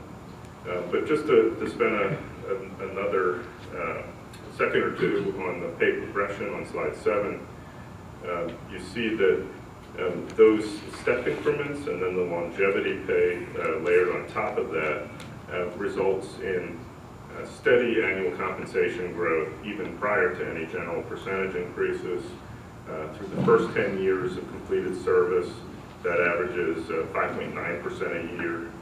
By year 25, if you average up some of those bigger steps earlier and the somewhat more moderate longevity steps later in a career, it averages out to 3% per year growth, independent, again, of any general wage increases. I'd note that that's a favorable pay structure in terms of the level of steady increases and average level of increases provided with greater gains than you see both over 10 years or by year 25 for the larger AFSCME Council 13 pay scales or for the state police.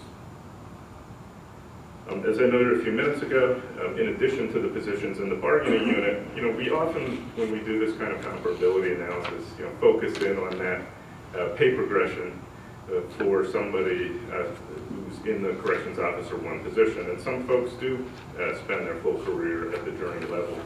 But when you think about the opportunities available in terms of a career in corrections, it's worth noting that there are these opportunities to move into competitively selected promotional positions and supervisory positions outside of the bargaining unit, and that many folks do as part of their full career experience with the Commonwealth, in turn earning higher compensation as they move up. That initial set of slides focused on base and longevity. It's also part of the package, and merits note that there are additional pay premiums and cash compensation earnings opportunities, overtime, of course, being the largest. And having looked at this over the years, that does ebb and flow based on circumstances. I think, as I understand it, other witnesses have talked a little bit about how the pandemic has elevated overtime over the last year or so, but we see that it's only moderately higher than the last time we testified in arbitration as a percent of base salary,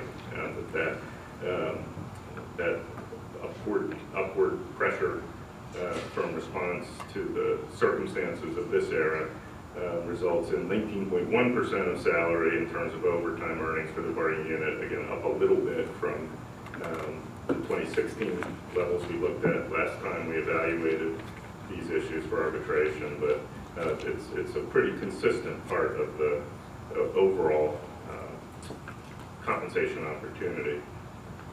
There's also shift differential that can be earned, a uniform allowance, and some additional premium pays, as you see on slide 9. When you add that all up and kind of do a big averaging or a big median analysis for the bargaining unit as a whole, or for the corrections officer 1 position in particular, what you see on slide 10 is the result for calendar year 2020. So that includes some of those overtime experiences from the pandemic, but it does not include the full annualized impact of the July 1, 2020 general percentage increase that was only in place for half of that year, or for individuals, the step and longevity increments that they were awarded over the course of that year. But what you see if you kind of line everybody up in the correctional officer group, that the medians and averages are very close. The person who earns, that amount where half the folks earn less and half the folks earn more, or just the average of all of their salaries divided by the number of bargaining unit members in each cohort, is just over $75,000 for CO1s, and a little bit higher for the bargaining unit as a whole, again for calendar year 2020. We wanted to look at a full year, so that there weren't any kind of significant distortions from seasonality or other factors. We also we did factor out anyone who joined partway through the year or left partway through the year, and did the averages and the medians for those who were in service, in active service, for that full 12-month period. In terms of how that relates to the general labor market, here are a few indicators, and again, these are very broad. This is just kind of a few different benchmarks for whether or not these workers who are doing important work and difficult work receive good wages relative to what's available in the broader Commonwealth labor market. Again, I will certainly be focusing in slides to come on more specific state corrections comparisons. But just relative to the Pennsylvania labor market, broadly defined, earnings north of $75,000 a year reflect good compensation opportunities generally. We have census data for median earnings, all the folks age 25 or older with earnings. You know, who's in the middle of that group? That's just over $40,000 a year. If you look at median household income, which very often may include 2 or more earners who share the same household, that's a little over $60,000 a year in Pennsylvania, still below the earnings here.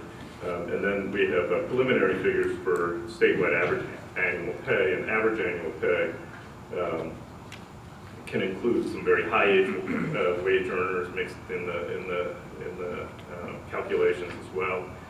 But again, the compensation here compares favorably. And if you look at the census data, which is available and broken down by educational attainment for folks in the workforce with educational attainment similar to the requirements for these positions, these are particularly good opportunities for a solid career earnings.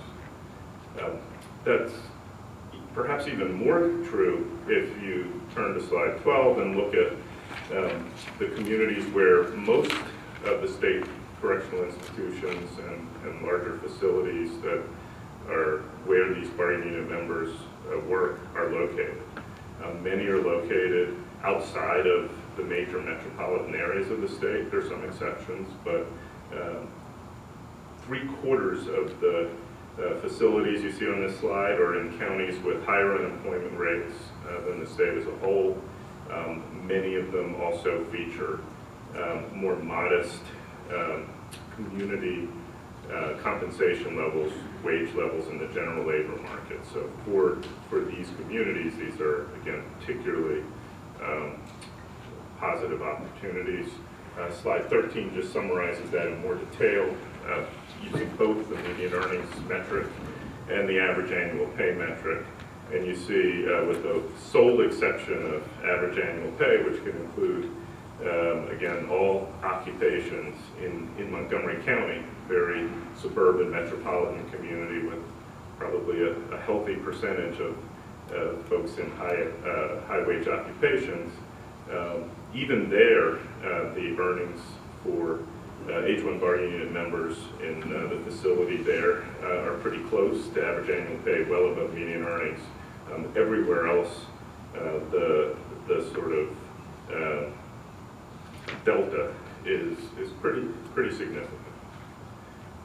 And again, not necessarily anything wrong with that, but as part of the check and balance we kind of apply in looking at compensation as part of this kind of analysis, we do want to see, you know, are these wages for, again, difficult jobs kind of lining up well in comparison to where they're located, in comparison to the labor pool that you would need to find quality people from to do this work.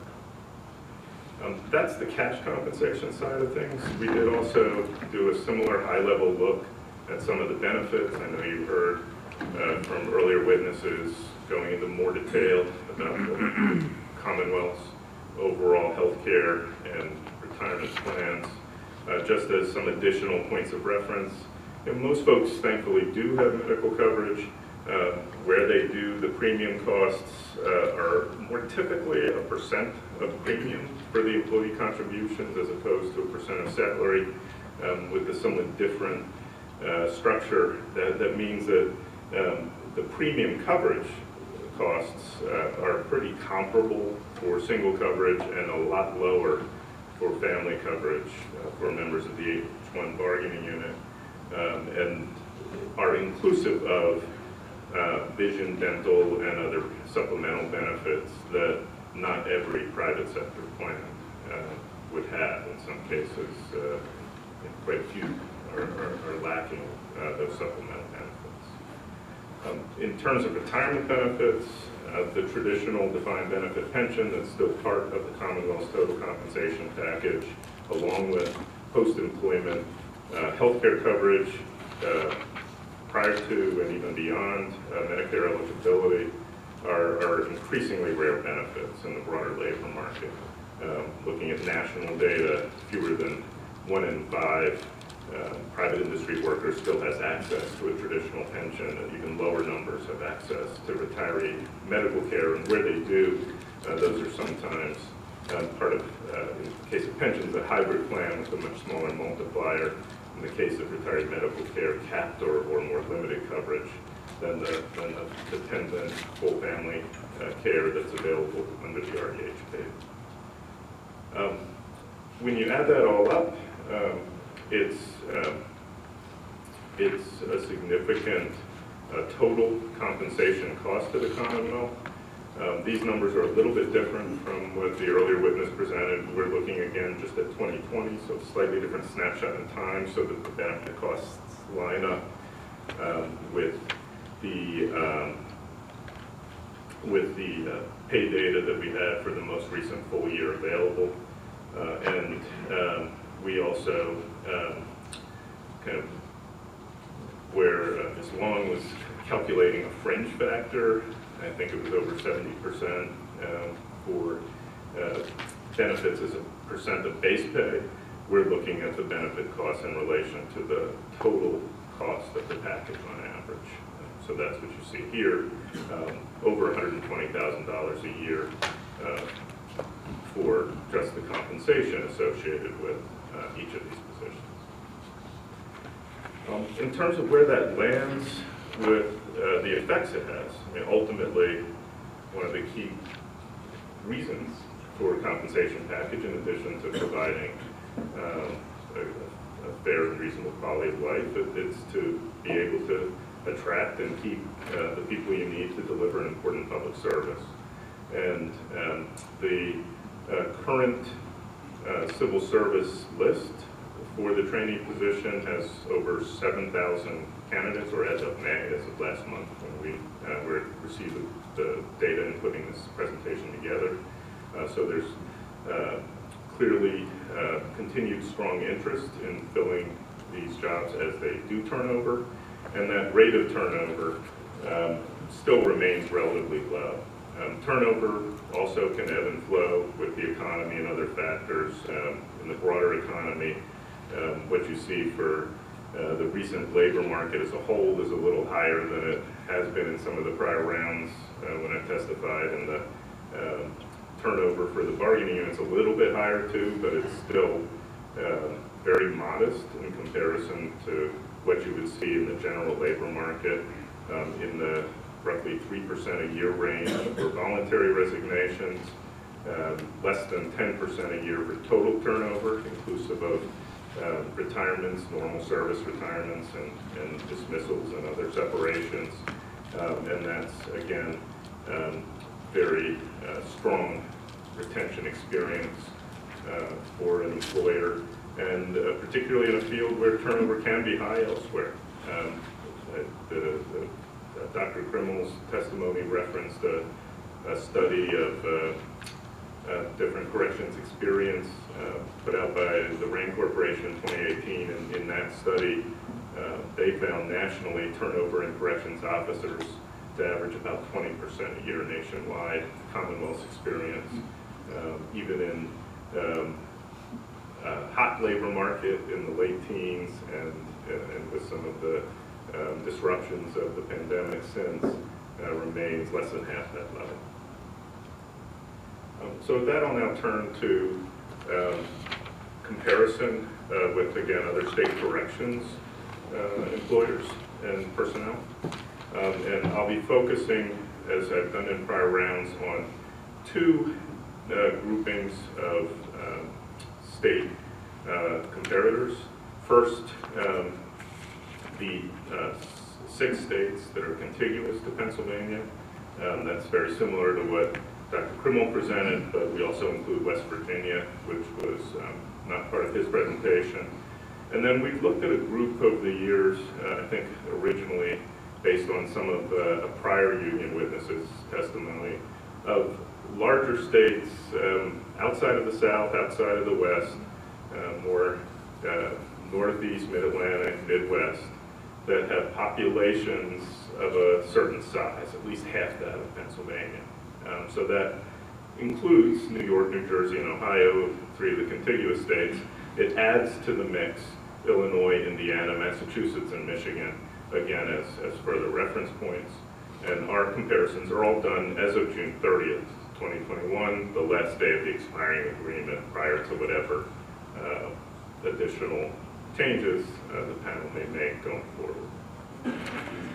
As we move into our compensation comparisons, we first kind of stand back and try to assess the context, put any pay comparisons into the perspective of what are some of the relevant factors that create that context for comparison.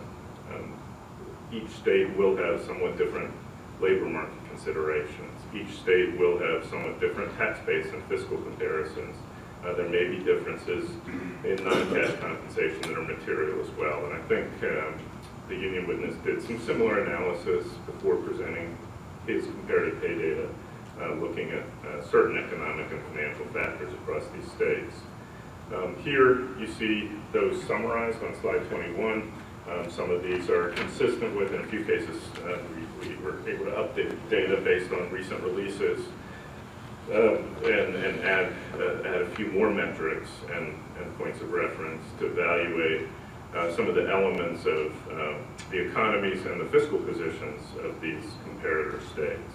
So if you look at the first set of kind of income and labor market earnings data indicators across the contiguous states, we rank pretty consistently. About 5th out of the 6 states that Dr. Krimmel put forward, 7th if you would look at all the contiguous states, inclusive of West Virginia. Generally speaking, New York, New Jersey, Maryland with its many suburban communities in the DC area, DC-Baltimore area. Those are 3 states that are, by most economic measures, higher income, higher paying wage labor markets, higher cost of living is reflected in home values. We're kind of in the next tier down with Delaware and Ohio, a little bit below Delaware by those kinds of metrics, a little bit above Ohio, and then West Virginia would be the lower income level cost, kind of lower level economy of this comparison group. So that's kind of where we typically fall from pure economic measures, 5th out of the 7 states in this surrounding area. From a financial perspective, we noted that Dr. Krimmel introduced some credit rating data. Our credit rating is the 2nd lowest, ranked 6 out of 7 among these states. New Jersey has historically a somewhat lower credit rating. We're next lowest of the states, and our rainy day fund is also at the low end, and in this case actually at the very bottom of the rankings relative to these other states. We use, for the rainy day fund benchmarking, a benchmarking report from last fall from the National Association of State Budget Officers. We wanted to use the most recent actual data that was reported, so that's from 2019. It's even pre-pandemic and the additional erosion of and fluctuations you heard Mr. Wood talk about earlier this morning. And then the last set of metrics here kind of speak to trends and the future, and what you see is slower population growth than many of these other states. And in terms of the aging of our populations is the one area where we rank above the median across all of these measures. We have a relatively older population than most of the neighboring states, with some of the different fiscal and economic challenges that brings. That's the context. Here's the pay.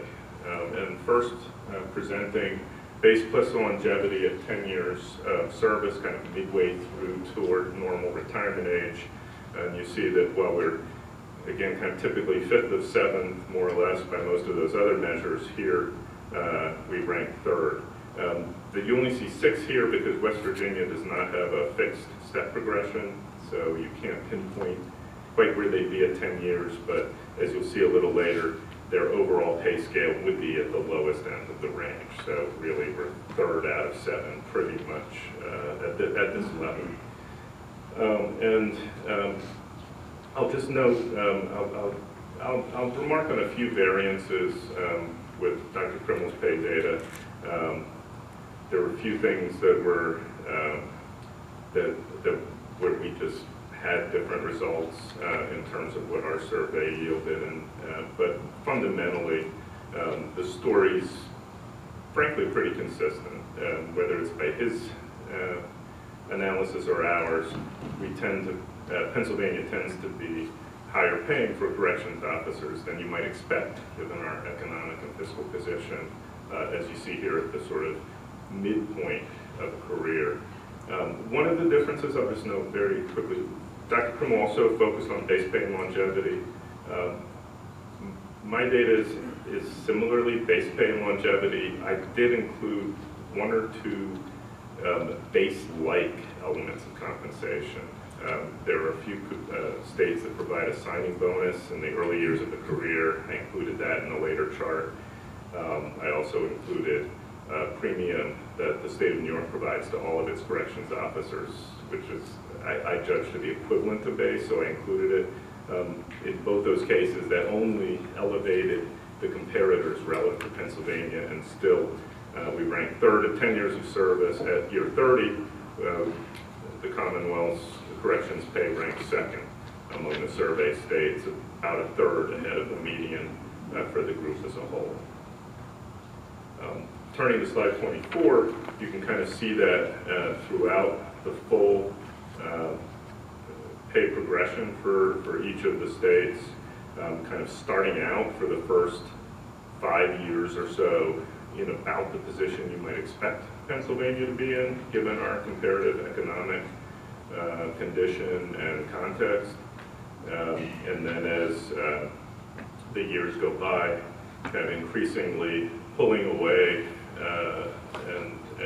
from the median and providing very competitive compensation through the part and latter years of a career.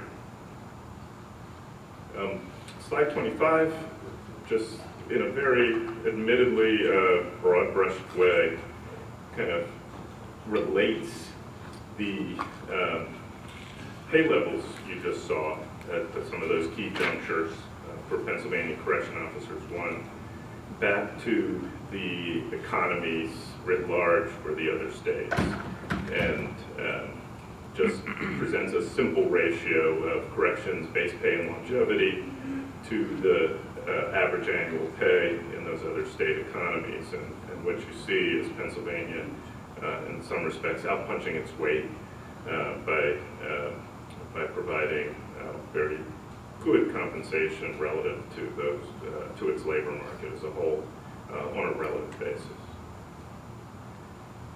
Slide 26 just takes a quick look at benefits.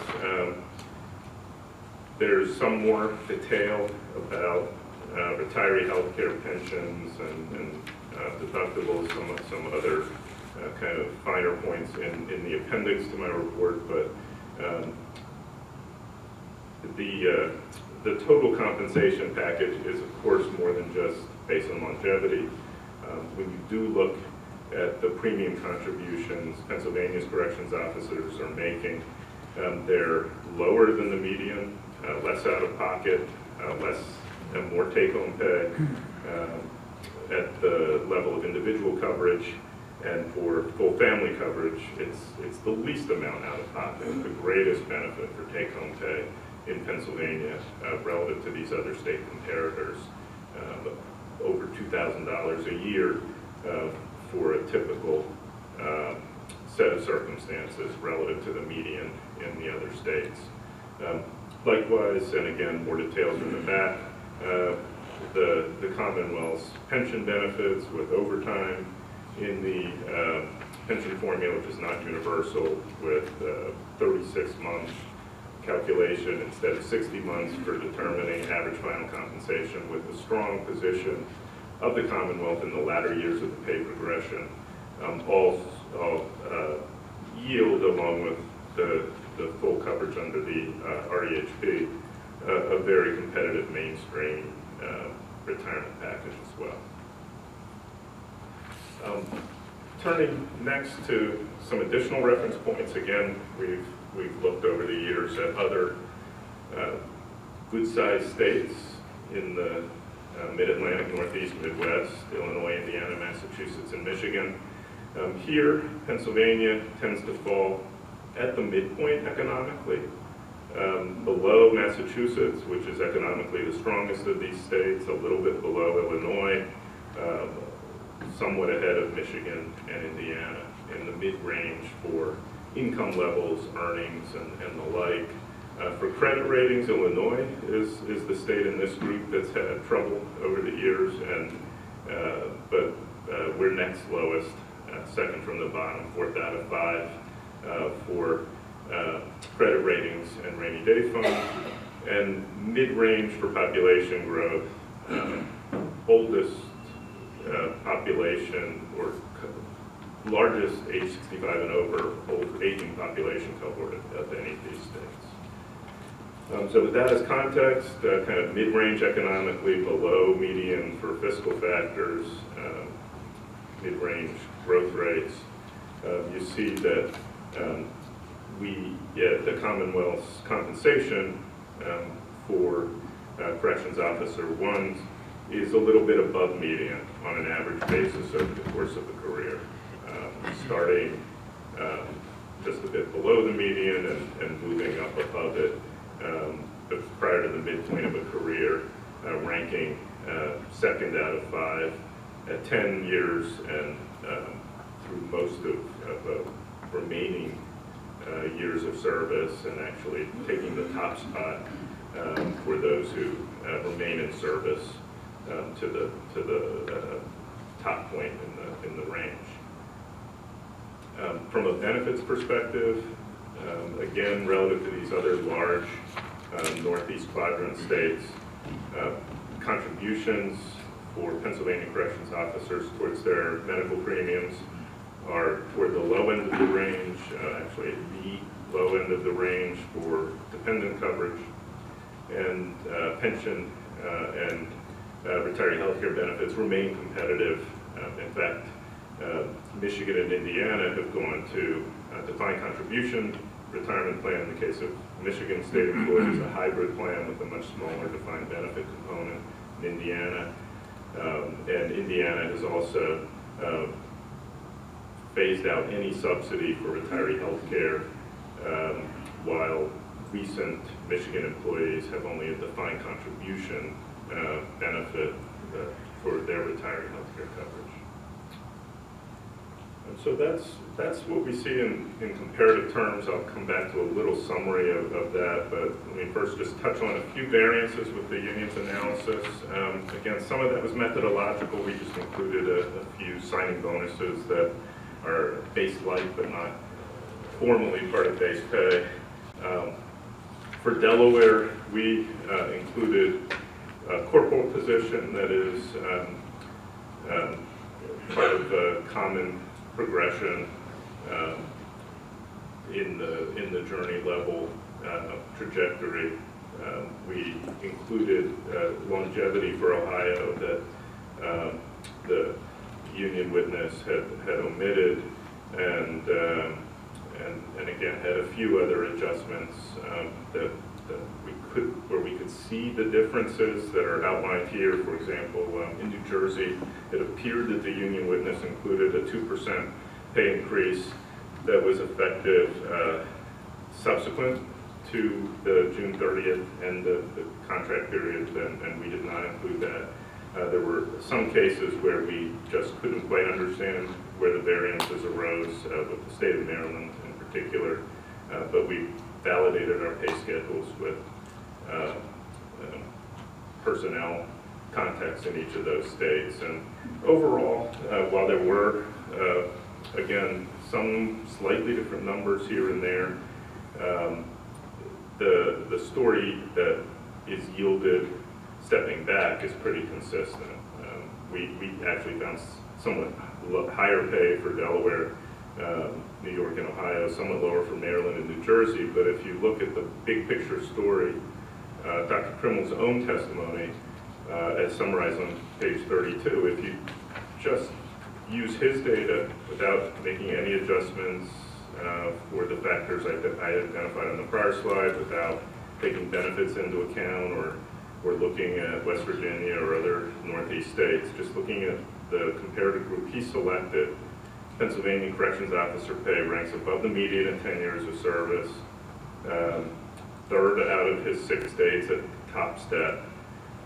If you average out the pay data he presented over 30 years and just kind of did a synthesis of the pay schedule he presents as a whole for each of those states over a 30-year period, Pennsylvania Corrections Officers would be 4.1% above the median relative to the other states he evaluated. So by each of these measures, a little bit better than the average comparator state that he selected, again using his data. And his data also showed that Pennsylvania has lower income levels, lower earnings in the general labor market, 5th out of 6, not 2nd or 3rd, if you're looking for context for the pay across those different jurisdictions. And you see that kind of summarized, my findings and Dr. Krimmel's. I may need a, is there a place I can plug in? Yeah, right in front of the table there. Sorry, I just noted my battery seems to be running a little low. I wasn't expecting to present today.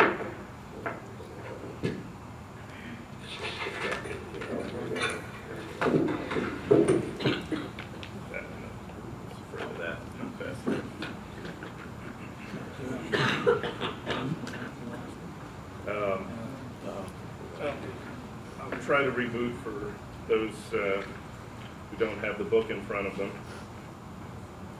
But as I'm rebooting, I'll just note that what you see summarized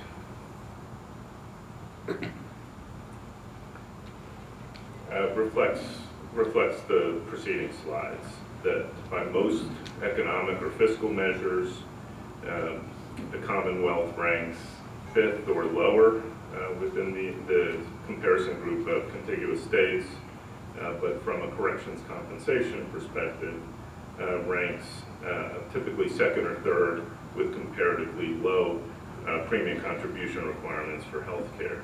I will note also just one data point I added that wasn't covered on any of the preceding slides. Dr. Krimmel had presented data showing that Pennsylvania's total tax revenue compared to the other states he looked at was comparatively high. That Pennsylvania's total tax revenue ranked 2nd of the 6 states he evaluated.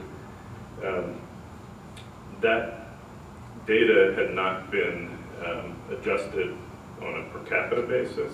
It was just gross tax revenue.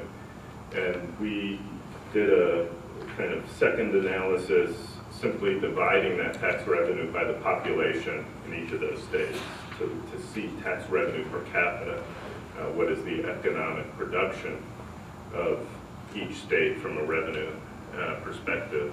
And by that measure, Pennsylvania ranked 5th out of 7, or in his grouping, 5th out of 6.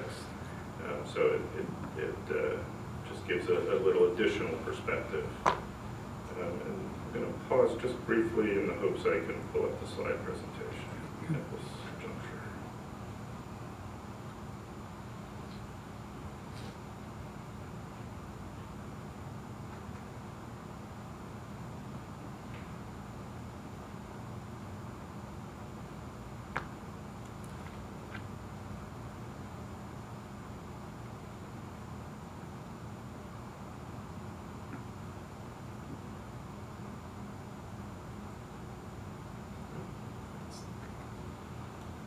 Too fast.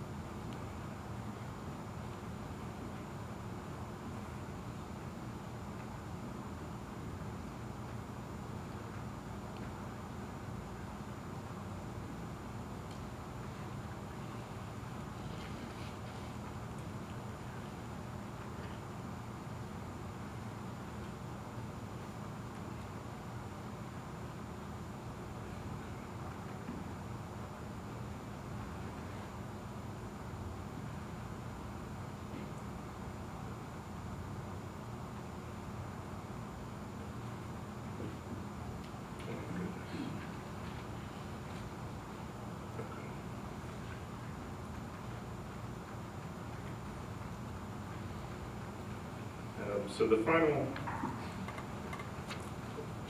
set of slides just looks a little bit at some key compensation trends.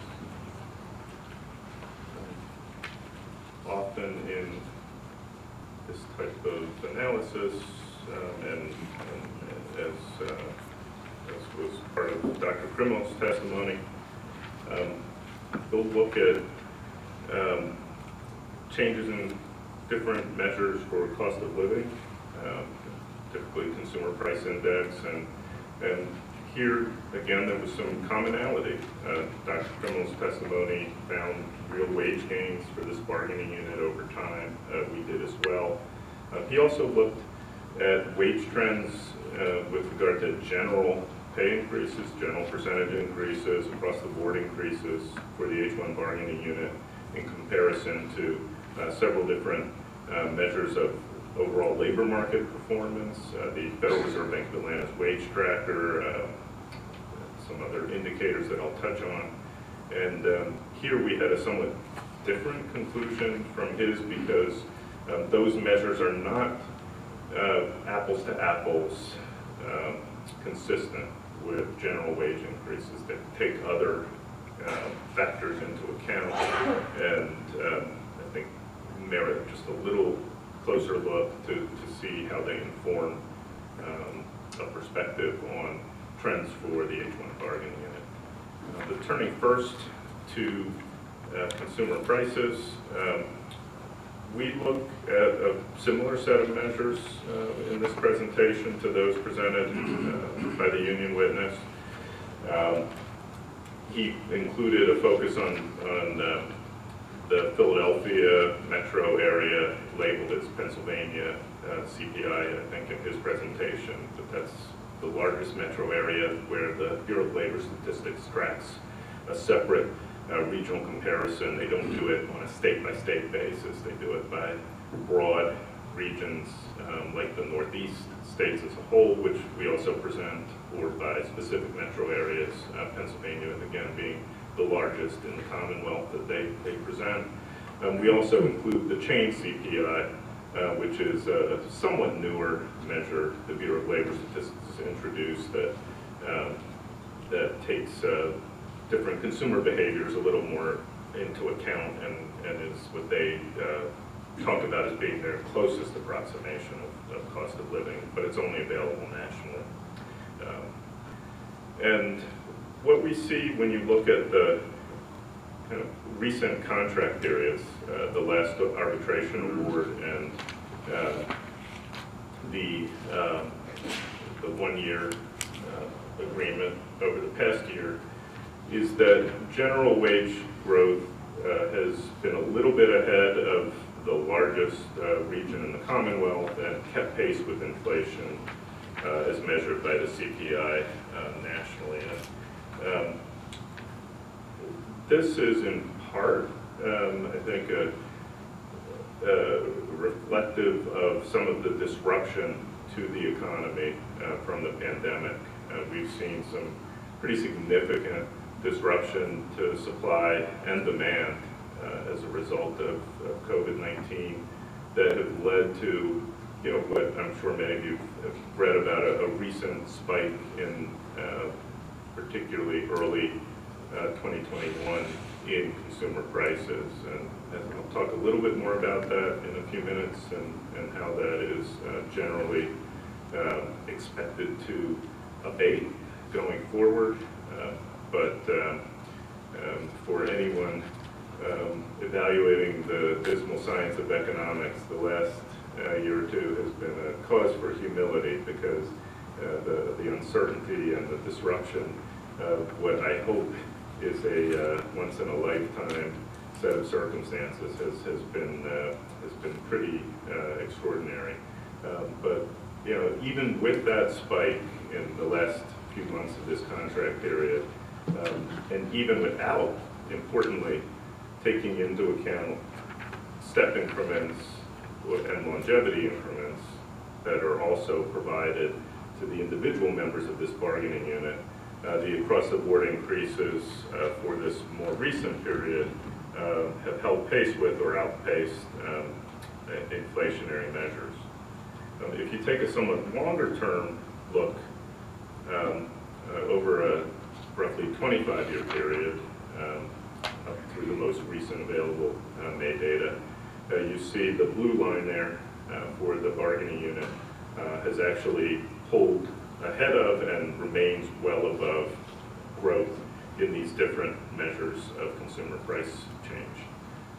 And you know, for many years over the course of this quarter century, those lines were pretty close together, but over the last 7-8 years, the wage gains have really fared well, and even with the disruption of the very recent months. Turning next to what lies ahead, again, we're in something of a new world, but the mainstream economic forecasts, some of which were presented in Dr. Primmel's testimony as well, from the Survey of Professional Forecasters compiled by the Federal Reserve Bank in Philadelphia, and some other kind of major projections cited here, show that while this year, as you see in the latest Federal Reserve Board projections, that that second row from the Fed were just released this week. So these are the newest numbers that you may have seen reported in the press. This year was a spike. The Survey of Professional Forecasters sees that spike coming back down over the course of this year, and the prospective inflationary pressures moderating significantly over the next several years and over the long term. Why? There's a quote here from Standard & Poor's on this slide that talks about some of the factors, but it's generally associated with simply supply and demand. In terms of supply, the supply for certain goods was disrupted by the pandemic and the supply chain, the shutdown of certain manufacturing opportunities, the disruption to the transportation of cars, which have seen a real price spike, and certain other goods and services. had sort of a reduced supply. And with people coming back to work, starting to re-enter the economy, some of the effects of the stimulus payments that people have received on the economy, there's a demand increase that has outpaced the ability of supply to gear back up coming out of the pandemic. And when you have greater demand than supply, prices will go up for certain types of goods. We're already starting to see some of that abate. Some leisure, hospitality, lumber prices have already started to come back down. And again, the mainstream economic view, as you see here from Standard & Poor's, the Fed, the surveyed professional forecasters, is that kind of spike is going to be more and more in our rearview mirror, and kind of return to the moderate levels of inflationary pressures that we've seen in recent years. So let me kind of finally turn to a few of the other time series or trend analyses that the union witness presented. He talked about how there have been changes in the relative position of general percentage increases for the H-1 bargaining unit to growth of average annual pay and average hourly earnings measures in the broader labor market. And while those kinds of average annual pay measures can provide you some context for what's happening in a broader state economy and the broader labor market economy of the state, and I use them myself for some of those reasons, you have to be careful in using them in relation to across-the-board wage trends. In fact, the Bureau of Labor Statistics advises against using the average hourly earnings series for contract escalation clauses because it's just not quite the same thing. These measures are looking at averages across the workforce as a whole. They do not control for specific occupations or types of positions or for how many people are employed. It's just looking at the kind of all the pay divided by all the people who are working and giving you those kind of gross averages. So what is left out of that story in terms of some of the labor market factors is the chart you see on this page. The job losses, the folks who are earning only unemployment compensation during recent years because of the sharp job losses and slow recovery, or I should say incomplete recovery, since the pandemic was at its low point. Those individuals who were having no income or only unemployment compensation as their income are kind of out of the calculations. That's a particular note given what many characterize as the K-shape to the pandemic's effects in the recovery economically, where many higher earning workers who were able to work from home, who were in better paid professional positions, could work remotely, remained employed, continued to do actually just fine during what was an extraordinarily difficult period for workers in service occupations who couldn't go to work because of the public health emergency. The way these measures work, you're only averaging pay for those people who still have their jobs and not taking all of those dynamics into account, nor are you taking into account benefits costs and the differential effects over time of the Commonwealth continuing to maintain traditional pensions, high quality family coverage, where many private sector employees have seen particularly traditional pensions and retiree health care become less and less prevalent over time. The last sort of comparative slide that I wanted to address based on some of the union witness's testimony involves comparisons that he made to a wage tracker that the Atlanta Federal Reserve produces.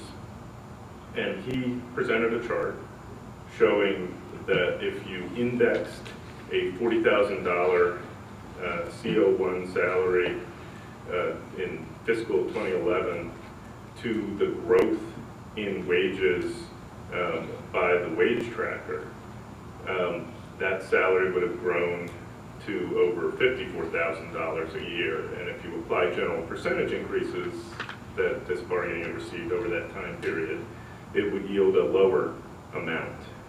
And his conclusion was that the bargaining unit has fallen about $5,500 below the labor market because those across-the-board increases didn't keep pace with what the wage tracker presented. The flaw in that analysis is that the wage tracker that the Atlanta Fed produces isn't measuring across-the-board wage increases.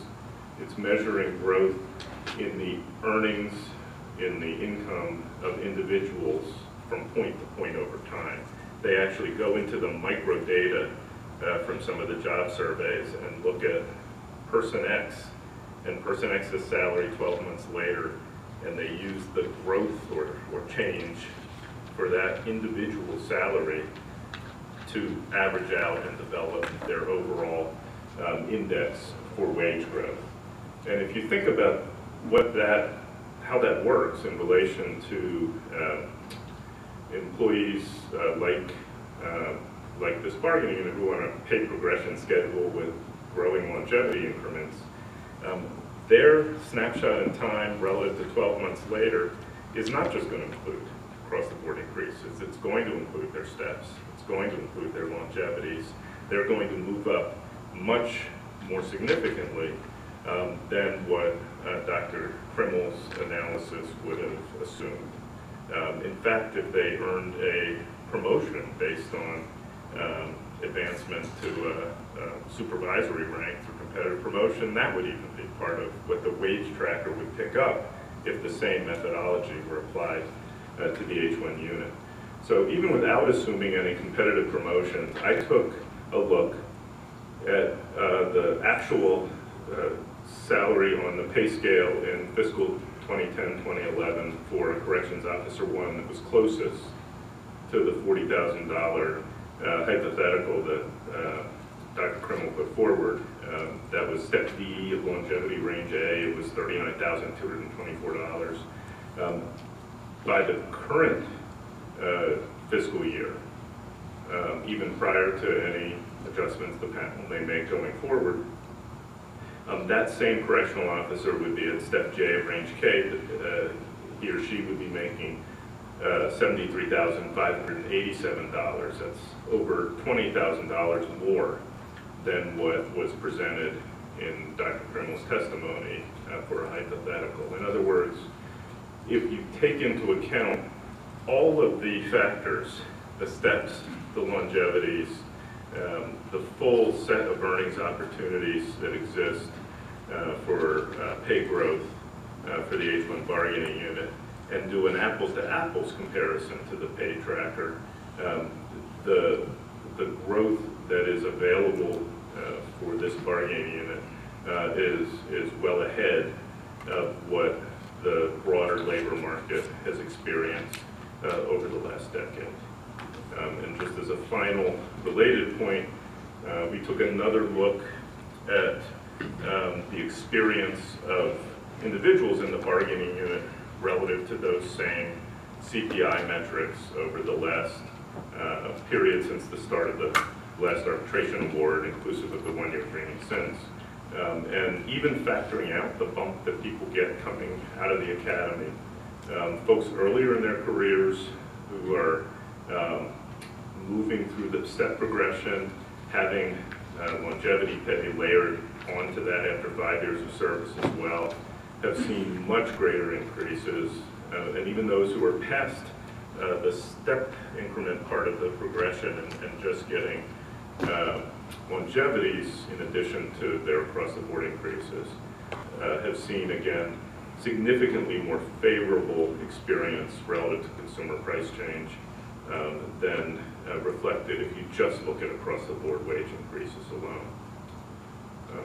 So to conclude, again, the Commonwealth's package compares well relative to other neighboring states and other large states in a broader geographic region, has a good mix of health and retirement benefits with comparatively low employee contributions towards premiums, maintains this position even though Pennsylvania has a weaker economy and weaker fiscal position than many of these other states, and has maintained a good position over time, also in relation to consumer price range, particularly in consideration of the full range of increases that individuals can receive, such that these are good jobs with great benefits, particularly for our Commonwealth, and that continues to work well in terms of attracting and retaining the people needed for this important service. So that concludes the presentation. Thank you, Mike. The witness is open for cross-examination. Could we take a 5-minute break? Yeah, let's do that. We're just going to take a brief 5-minute break. Okay, I think we're about ready to resume now. If you take your seats, and we'll get on with the cross-examination. Good afternoon, Mr. Nails. Good afternoon.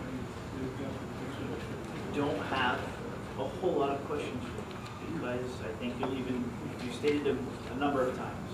The numbers really do line up between yourself and Mr. Krimmel, largely when you start comparing anybody. We fall just above median, and that's been consistent even in your analysis going back for years, that we've done consistently a little better than average, correct? Depending on the metric, yeah, consistently above the median. Okay. The contracts that you compared, you don't have any data in terms of projected wages. We're all kind of in the same boat in terms of bargaining for contracts moving beyond 2021. There are a few states that have increases prospectively. Okay. Did you cost those out and identify where we would be if either one of the PSCOA or the DOC proposals came into effect? I haven't done that analysis. Okay. And what are those prospective wage increases and where are they at? There are, I'm most familiar with the contiguous states. I think they're in the range of 2% a year for Delaware and New York, I think New Jersey. That's an across-the-board wage increase plus base or plus steps in longevity. Generally speaking, yes. Most of the other states have lower average step and longevity gains than the Commonwealth, based on prior analysis. Delaware is more like a 1% average gain for steps and longevities in comparison to Pennsylvania's average of 3%. But yes, those would be across the boards. So I want to talk about that average step in longevity. That's not something that's consistent for your private industry worker.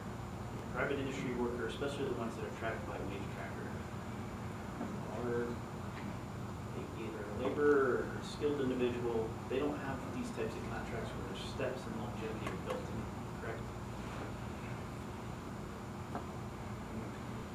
Well, it would include those indices, depending on which one you're talking about, may capture, they capture a large swath of the economy, so I'm sure there's some folks in that mix who may be part of a fixed progression, but generally speaking,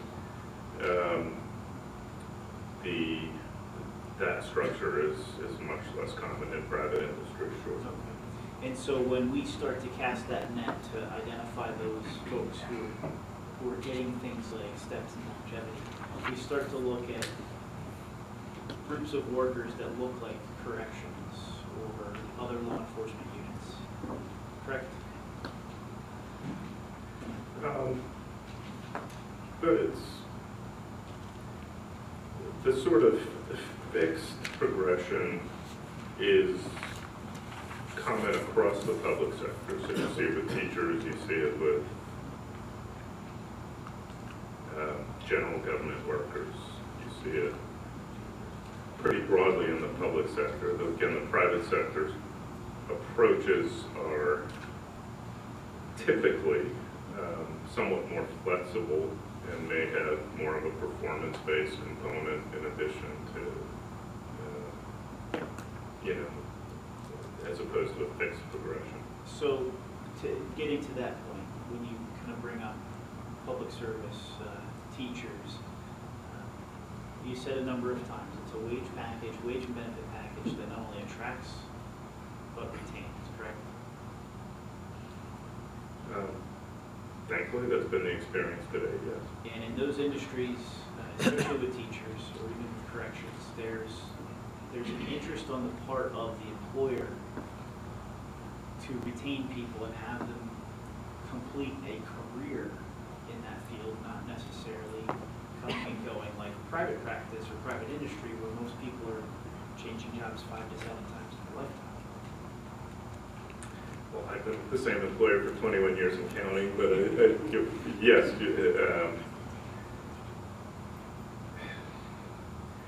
for certain occupations that are common in the public sector, stability, continuity is certainly a positive. Sure. And for example, with teachers, we don't call teachers journeyman level necessarily, because the more experience they have teaching, the better product they're providing to students, correct? Or at least that's what we would hope.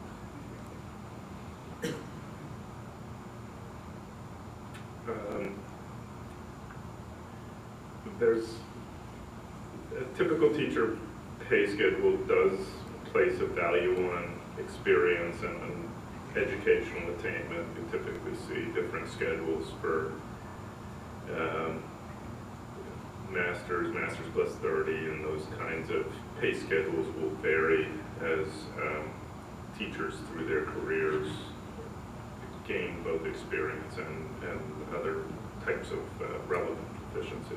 And the way that step and longevity process is built into this particular contract, it's also accounting for and compensating experience, because you may be technically, by definition, journeyman level starting out as a COT,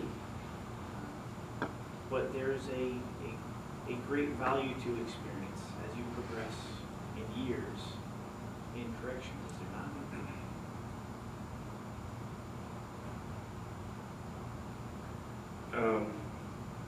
I haven't reviewed any literature or done any analysis of a means to quantify that relative to different corrections career junctures. I certainly appreciate that it's a difficult job, and I'm sure that folks with greater experience, develop some relevant skills along the way. And to that end, we have a bargaining unit that we have 6,000 plus CO1 and a finite number of CO2. And really among the ranks, those are the two biggest ranks there. But you're certainly not, as an employer in a paramilitary organization, going to simply allow everyone to competitively compete for CO2 positions and fill the jail with sergeants.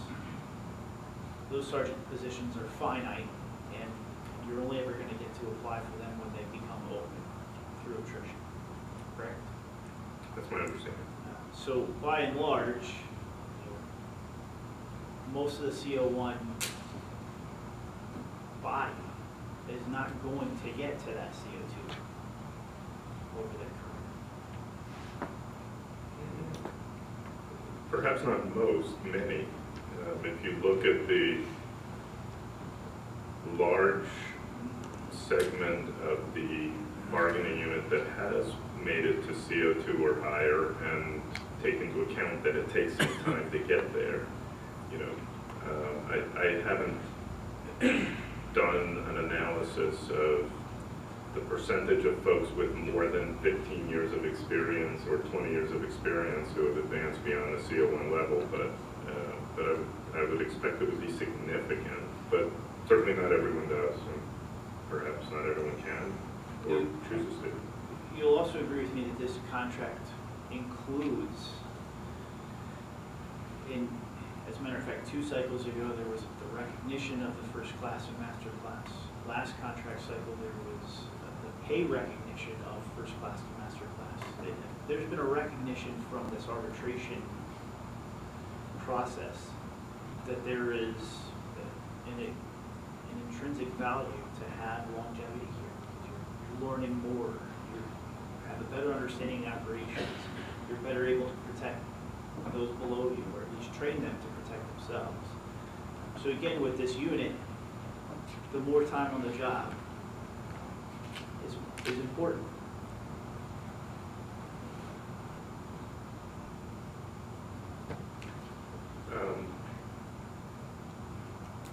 Again, all other things being equal, experience is going to be a positive factor for workers, and in terms of how to quantify the value of that or how best to reflect that, I haven't seen any rigorous analysis to kind of tell us where, you know, what the key junctures or steps are, but there is, as you noted, some recognition of that with the first class destinations, for example, within the existing agreement, yes. So when you compare, though, this group with private industry, the recognition of experience, the recognition of, you know, a greater breadth and depth of knowledge usually comes on the end of a general wage increase, pay increase, as opposed to a guaranteed step and longevity process. I'm sure I'm following you, sir. You've been in your practice for 21 years. The value of your work has earned you more and more money over time. You haven't been in a contract where they simply acknowledged, if you've been here this long, we're just going to give you some more money. I'm just going to object. I mean no disrespect to this, but I find the question incomprehensible. I don't know what you're asking. You want to improve longevity? I don't understand. I didn't understand the question, which is why I asked you to, if you could possibly rephrase it. And I'm not being argumentative, I just truly wasn't quite sure what you were asking. You personally are not under a contract where you are guaranteed steps in longevity, correct? That's correct. And in your private industry, the value of your depth and breadth of knowledge and experience has been compensated through general wage increases, maybe bonuses.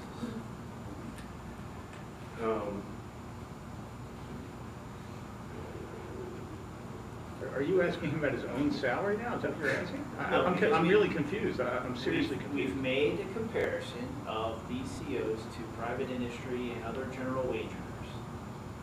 And what I wanted to ask about is, you know, we're talking about, you have included steps in longevity as part of that wage progression, as well as general pay increases. But those two things are different compared when we talk about corrections, public industry versus what you've compared us to in private industry. I'll stipulate, if it helps, that private industry is different than public sector.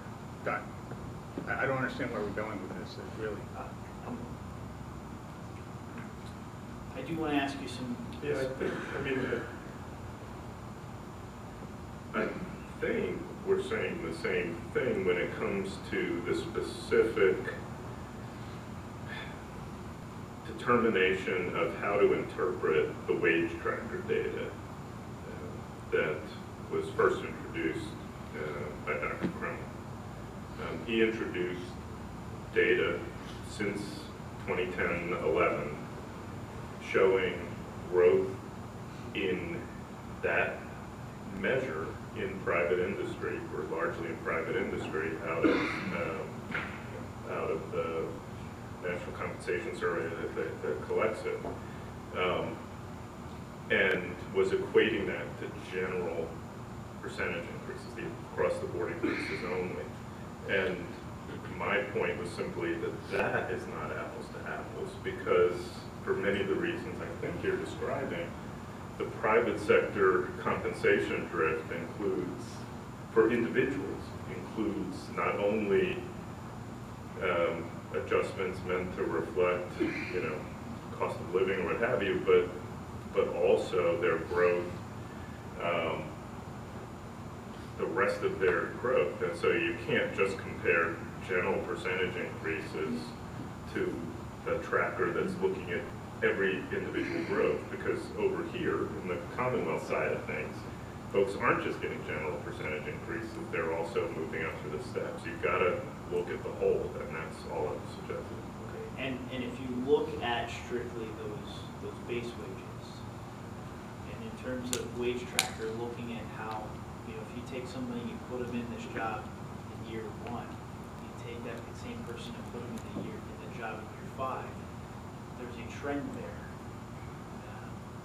And it has to do with overall trends of tracking that individual's ability to make money in that job, notwithstanding the other things like steps and longevity that are already built in.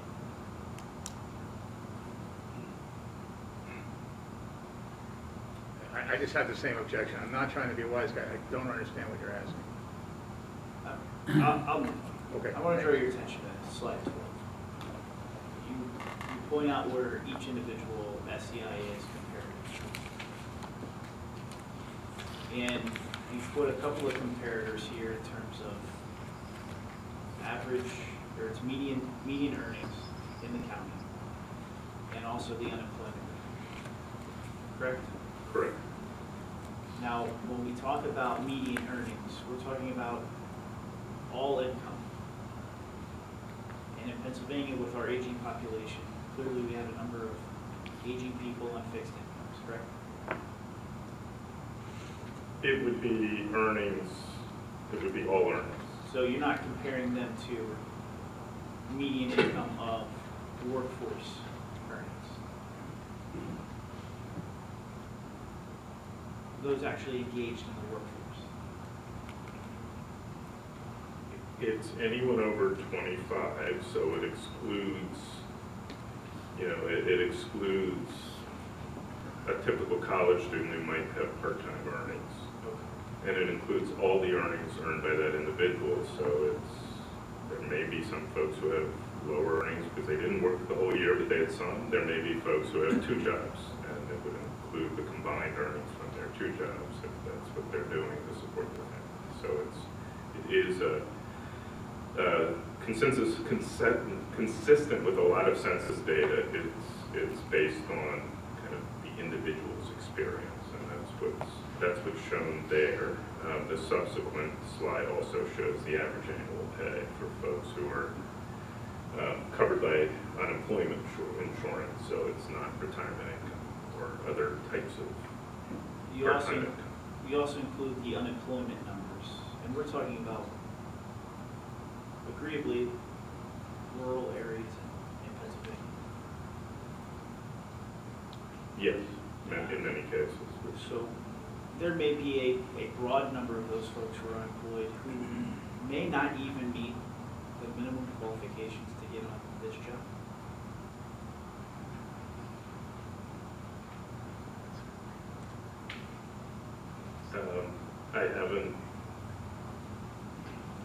I have not analyzed the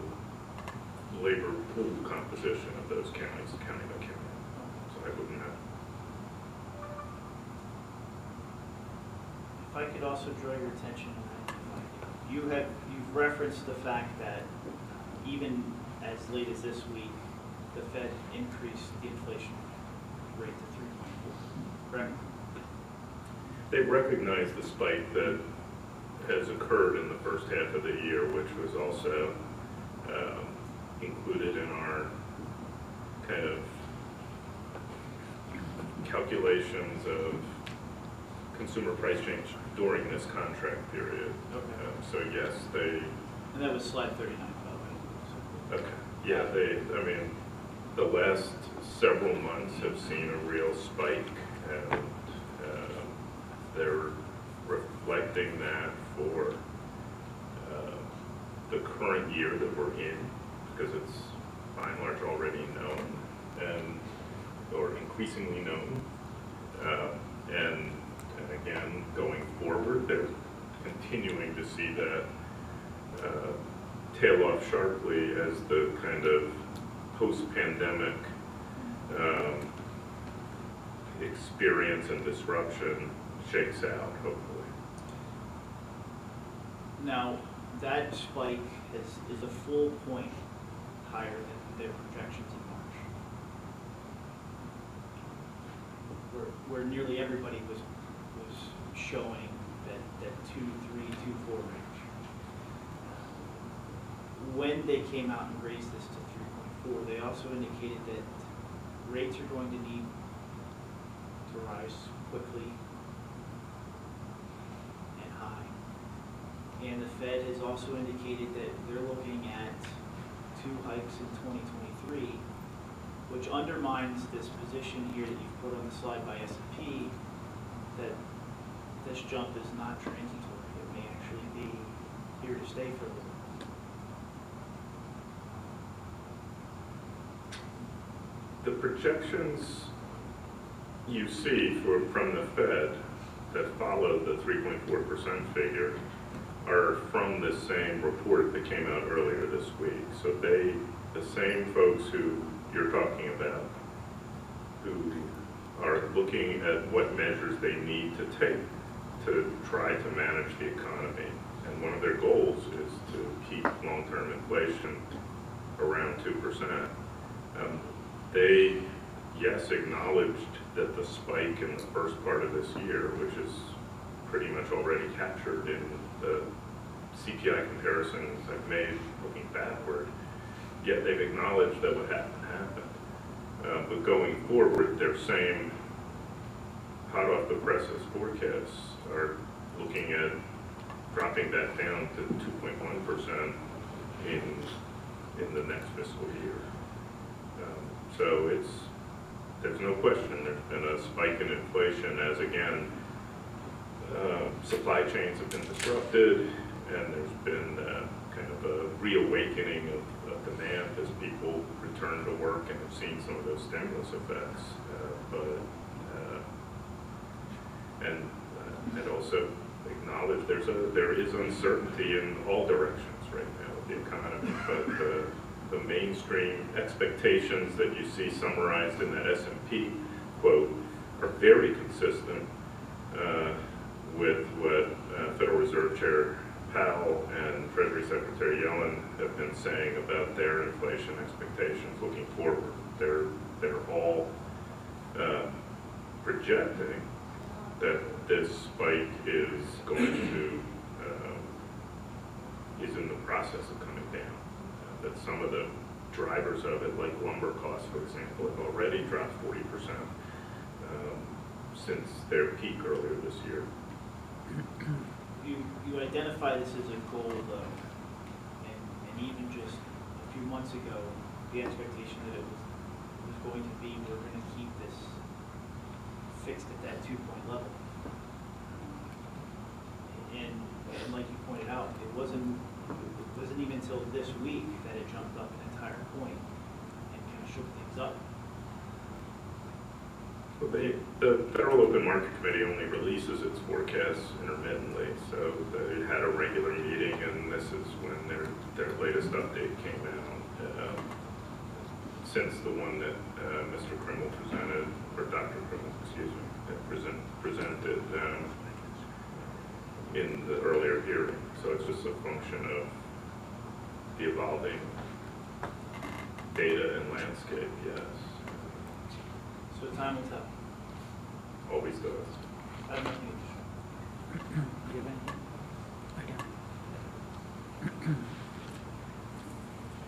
Okay, nobody on the panel here has anything additional. Thank you very much for Thank your you. presentation and your testimony. Thank you.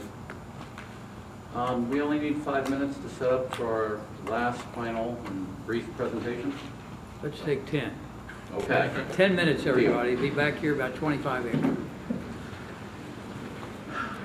Okay, I think we're about ready to resume.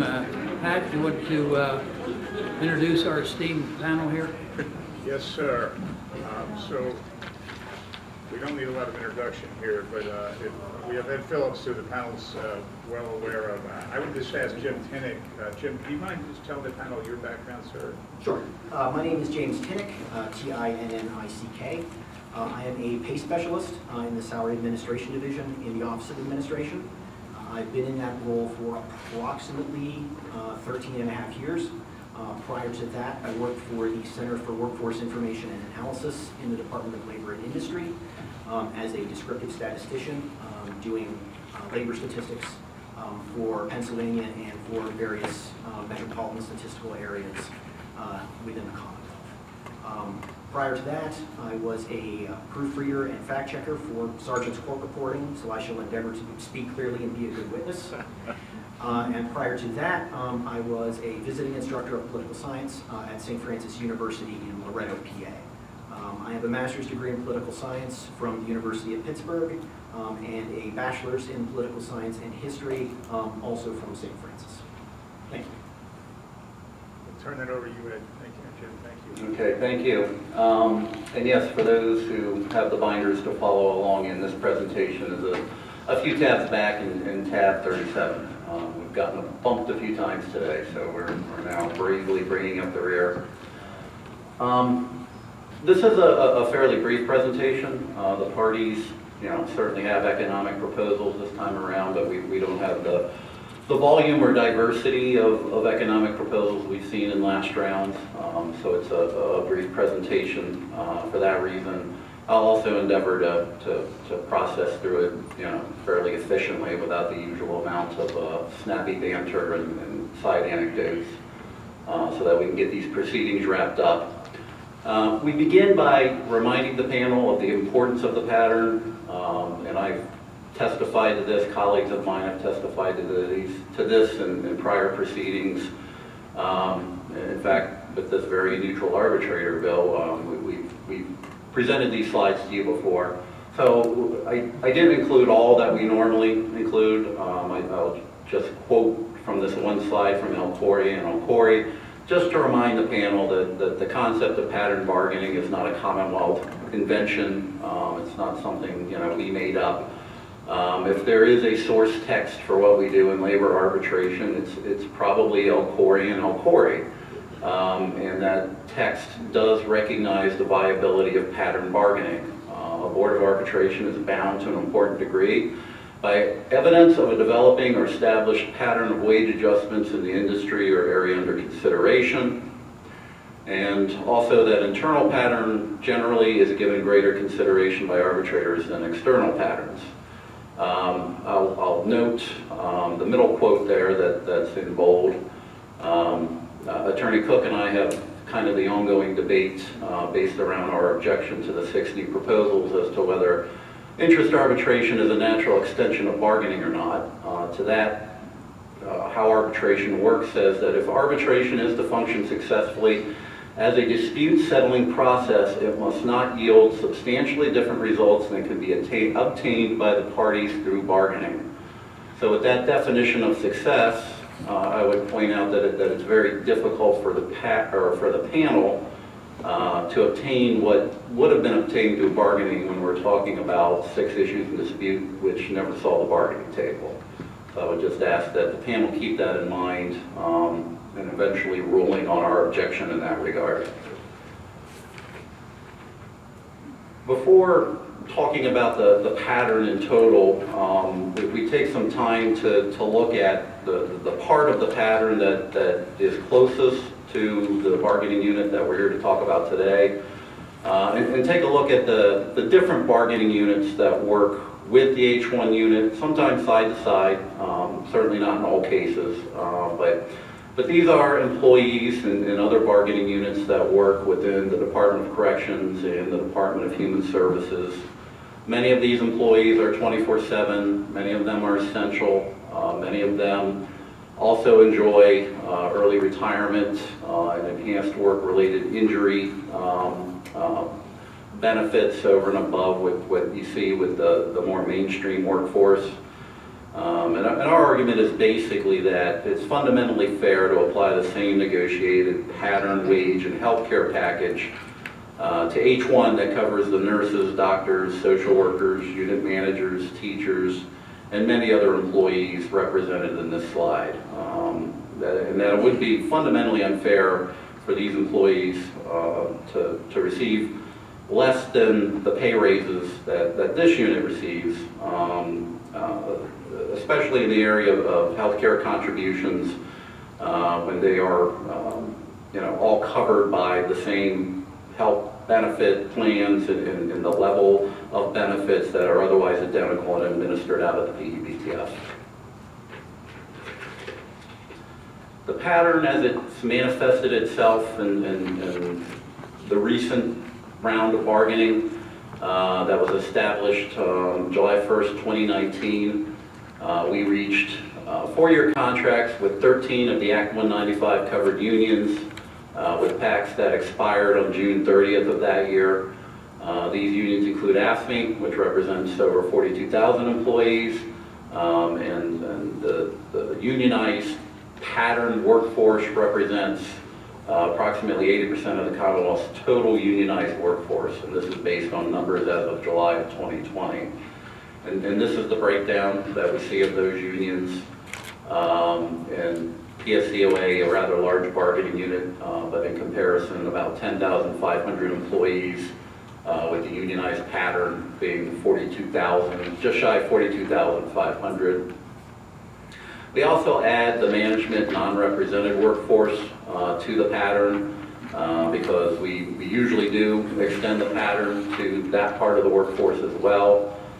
When we don't, it's usually to management's detriment, but luckily in recent years we've been able to keep that consistency, and that brings the total number of employees covered by the pattern to 55,700 employees.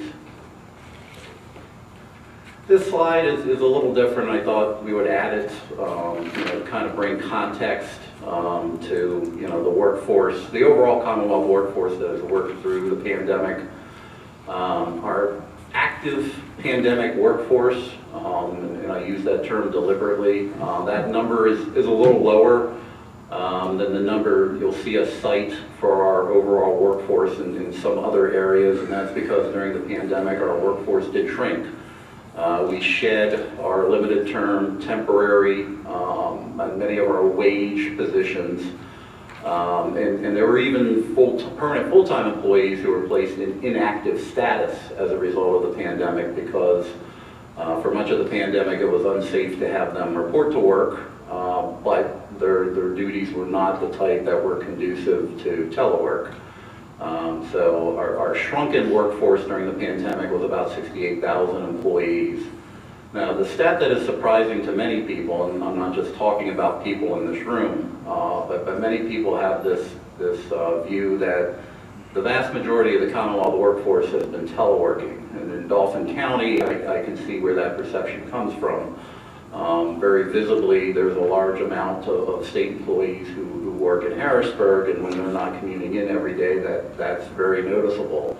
But even in Dauphin County, but it's the case, but also when you look statewide, it is true that the vast majority of the Commonwealth workforce worked through the pandemic.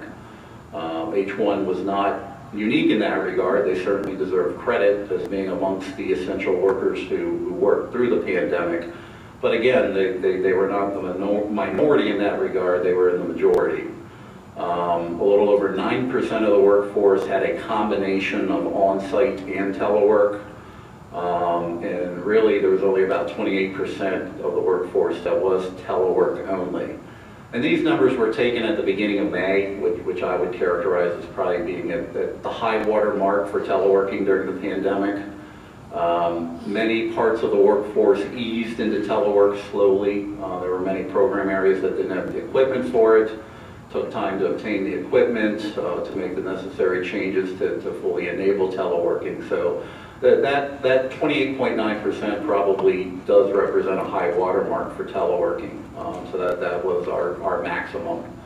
And it's important to remember that there are over 2,000 employees who effectively lost pay as a result of the pandemic. The criteria I used to run that number were full-time salaried employees who lost at least a pay period or a paycheck due to the pandemic, where they were placed in a leave without pay status, again, because they numbered amongst those employees who, it was unsafe to have them report to work, but their duties were not otherwise conducive to teleworking. If you number amongst that number, you've lost at least one paycheck, but many of them lost much more than that. Many of them remain in an unpaid status to this very day. That's about 3% of the active, or I guess not active, but 3% of the pandemic workforce. As far as the actual pattern wage series that we did negotiate, that's outlined on this slide. The step value for this workforce on the standard pay schedule is 2.25%. You add that up with the GPIs indicated there, and you're looking at a total increase of 16.75 over 4 years. It's notable that, for calendar year 2022, there was no step increase. In fact, there was no step increase I guess will be no step increase for a period of about a year and a half there, from April of 2021 until January of 2023, until they see their next step increase. So for a unit like H-1, which is used to getting a step every year, the value of that step is going to have to be accounted for. It is accounted for in our wage proposal. The next slide is just our issue, our wage proposal as it's indicated in the issues in dispute, which we submitted to the panel at the beginning of May. 2 slides later, this is our wage proposal for the H-1 unit. We propose it within the context of the 1-year deal we're currently operating under, because of the fact that the pattern is a 4-year pattern, the pattern I described with the rest of the workforce.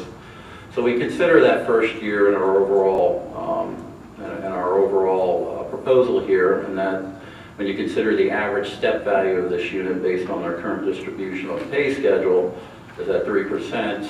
Their current year increase is 5.5%. Again, I mentioned it's a unit that's used to getting a step every year. So if you round out the 3-year agreement we're actually before the panel trying to reach, that doesn't leave a lot of room for GPIs, and that's why the GPIs we're proposing are relatively low, 0.75% every year. But again, you have to look at that within the context of the fairly high average step value for the unit of 3% every year, for a total value over 3 years of 11.25%, and then the grand total of the 4-year pattern is 16.75%. Again, that's the same number I quoted to you with regards to the workforce we reached agreement with effective July 1st of 2019. That's about 4.2% per year increase over 4 years, which we feel is a fair offer, especially against the backdrop of the uncertainty presented by the pandemic, the ongoing structural deficit, and some of the other considerations you've heard Mr. Nadel and Mr. Wood testify to. The next slide is basically the cost breakdown of the Commonwealth proposal, beginning with our baseline payroll in year 2021. So we do include, again, the 1-year deal we're operating under currently, and at the end of fiscal year 23-24, that's over $169 million increase to payroll. And again, this would be applied to the bargaining unit of about 10,500 employees. Moving on to the PSCOA proposals. PSCOA proposed to increase their longevity pay scale from a maximum of 28 steps or years to 33 years. I believe their justification for that is because many of the more recently hired members of the bargaining unit are subject to age 55 retirement, where that used to be age 50.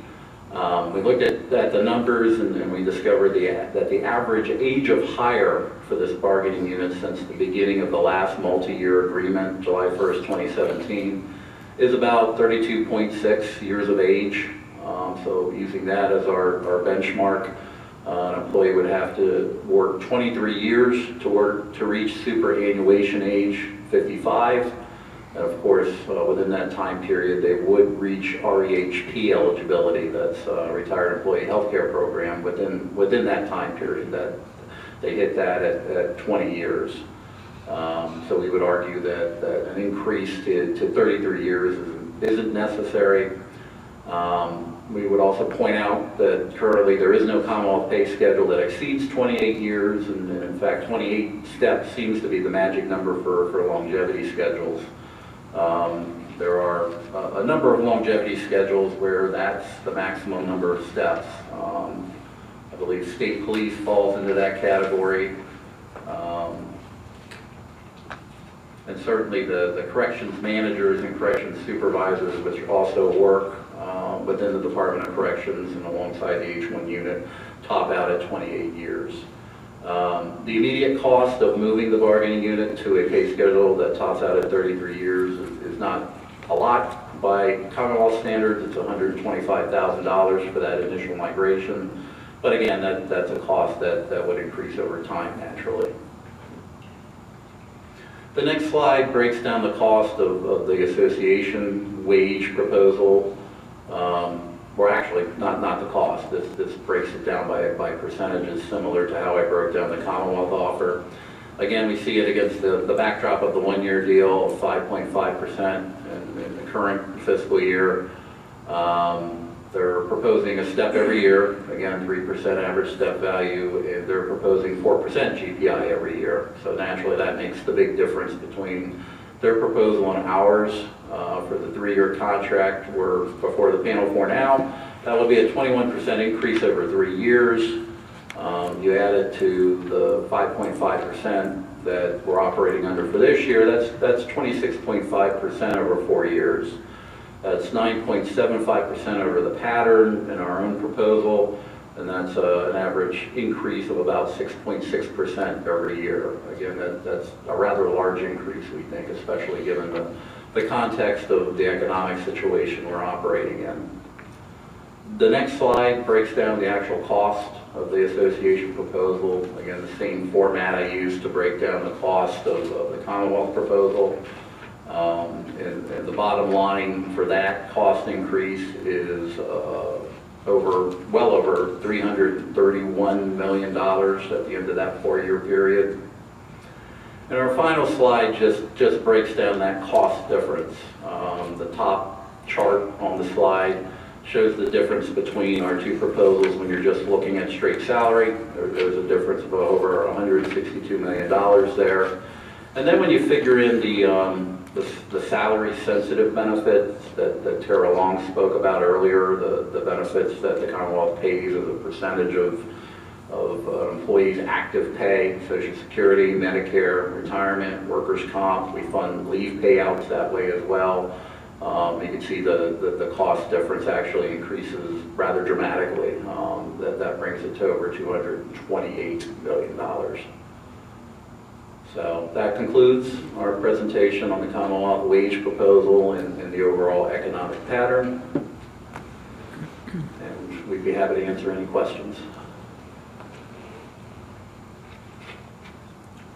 Chris, you want to cross-examine?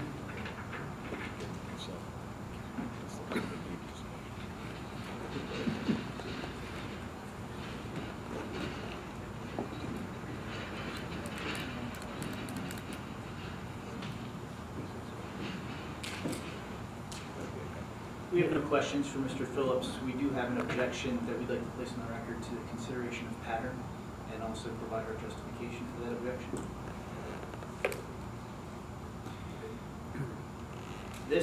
This pattern that we're being asked to submit to was created essentially in an agreement with AFSCME.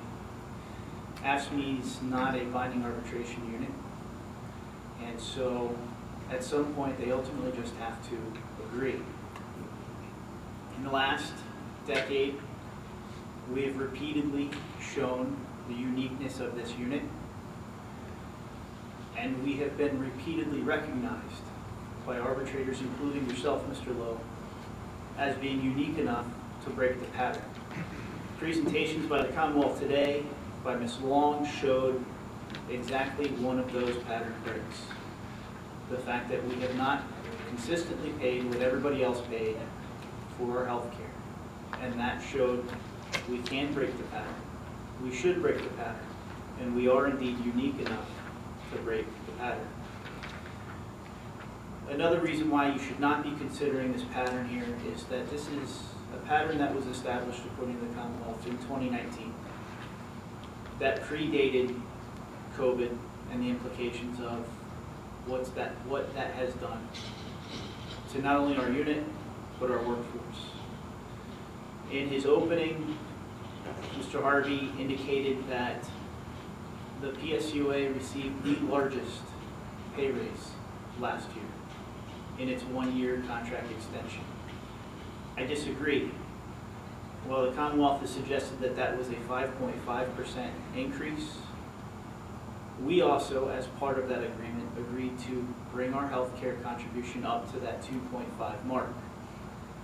You have to compare that with the other bargaining unit that doesn't follow pattern in the Commonwealth, the Pennsylvania State Police. They also received a 2.5% general pay increase, but when you consider that in terms of their steps and longevity, they received a 5.3% increase. And I agree that that's less than the 5.5, but wait, there's more. The Pennsylvania State Police do not pay a premium share. Never have.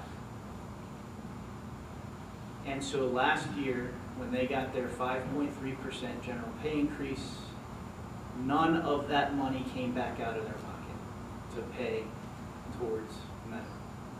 So where we got the 5.5, some of that money went immediately back into the Commonwealth, to the Pbtf. And so you start to think about what we should do in terms of the arguments for pattern. And if you go back to Mr. Phillips' original statements, pattern is appropriate when you're talking about industry-wide. The Commonwealth is not an industry.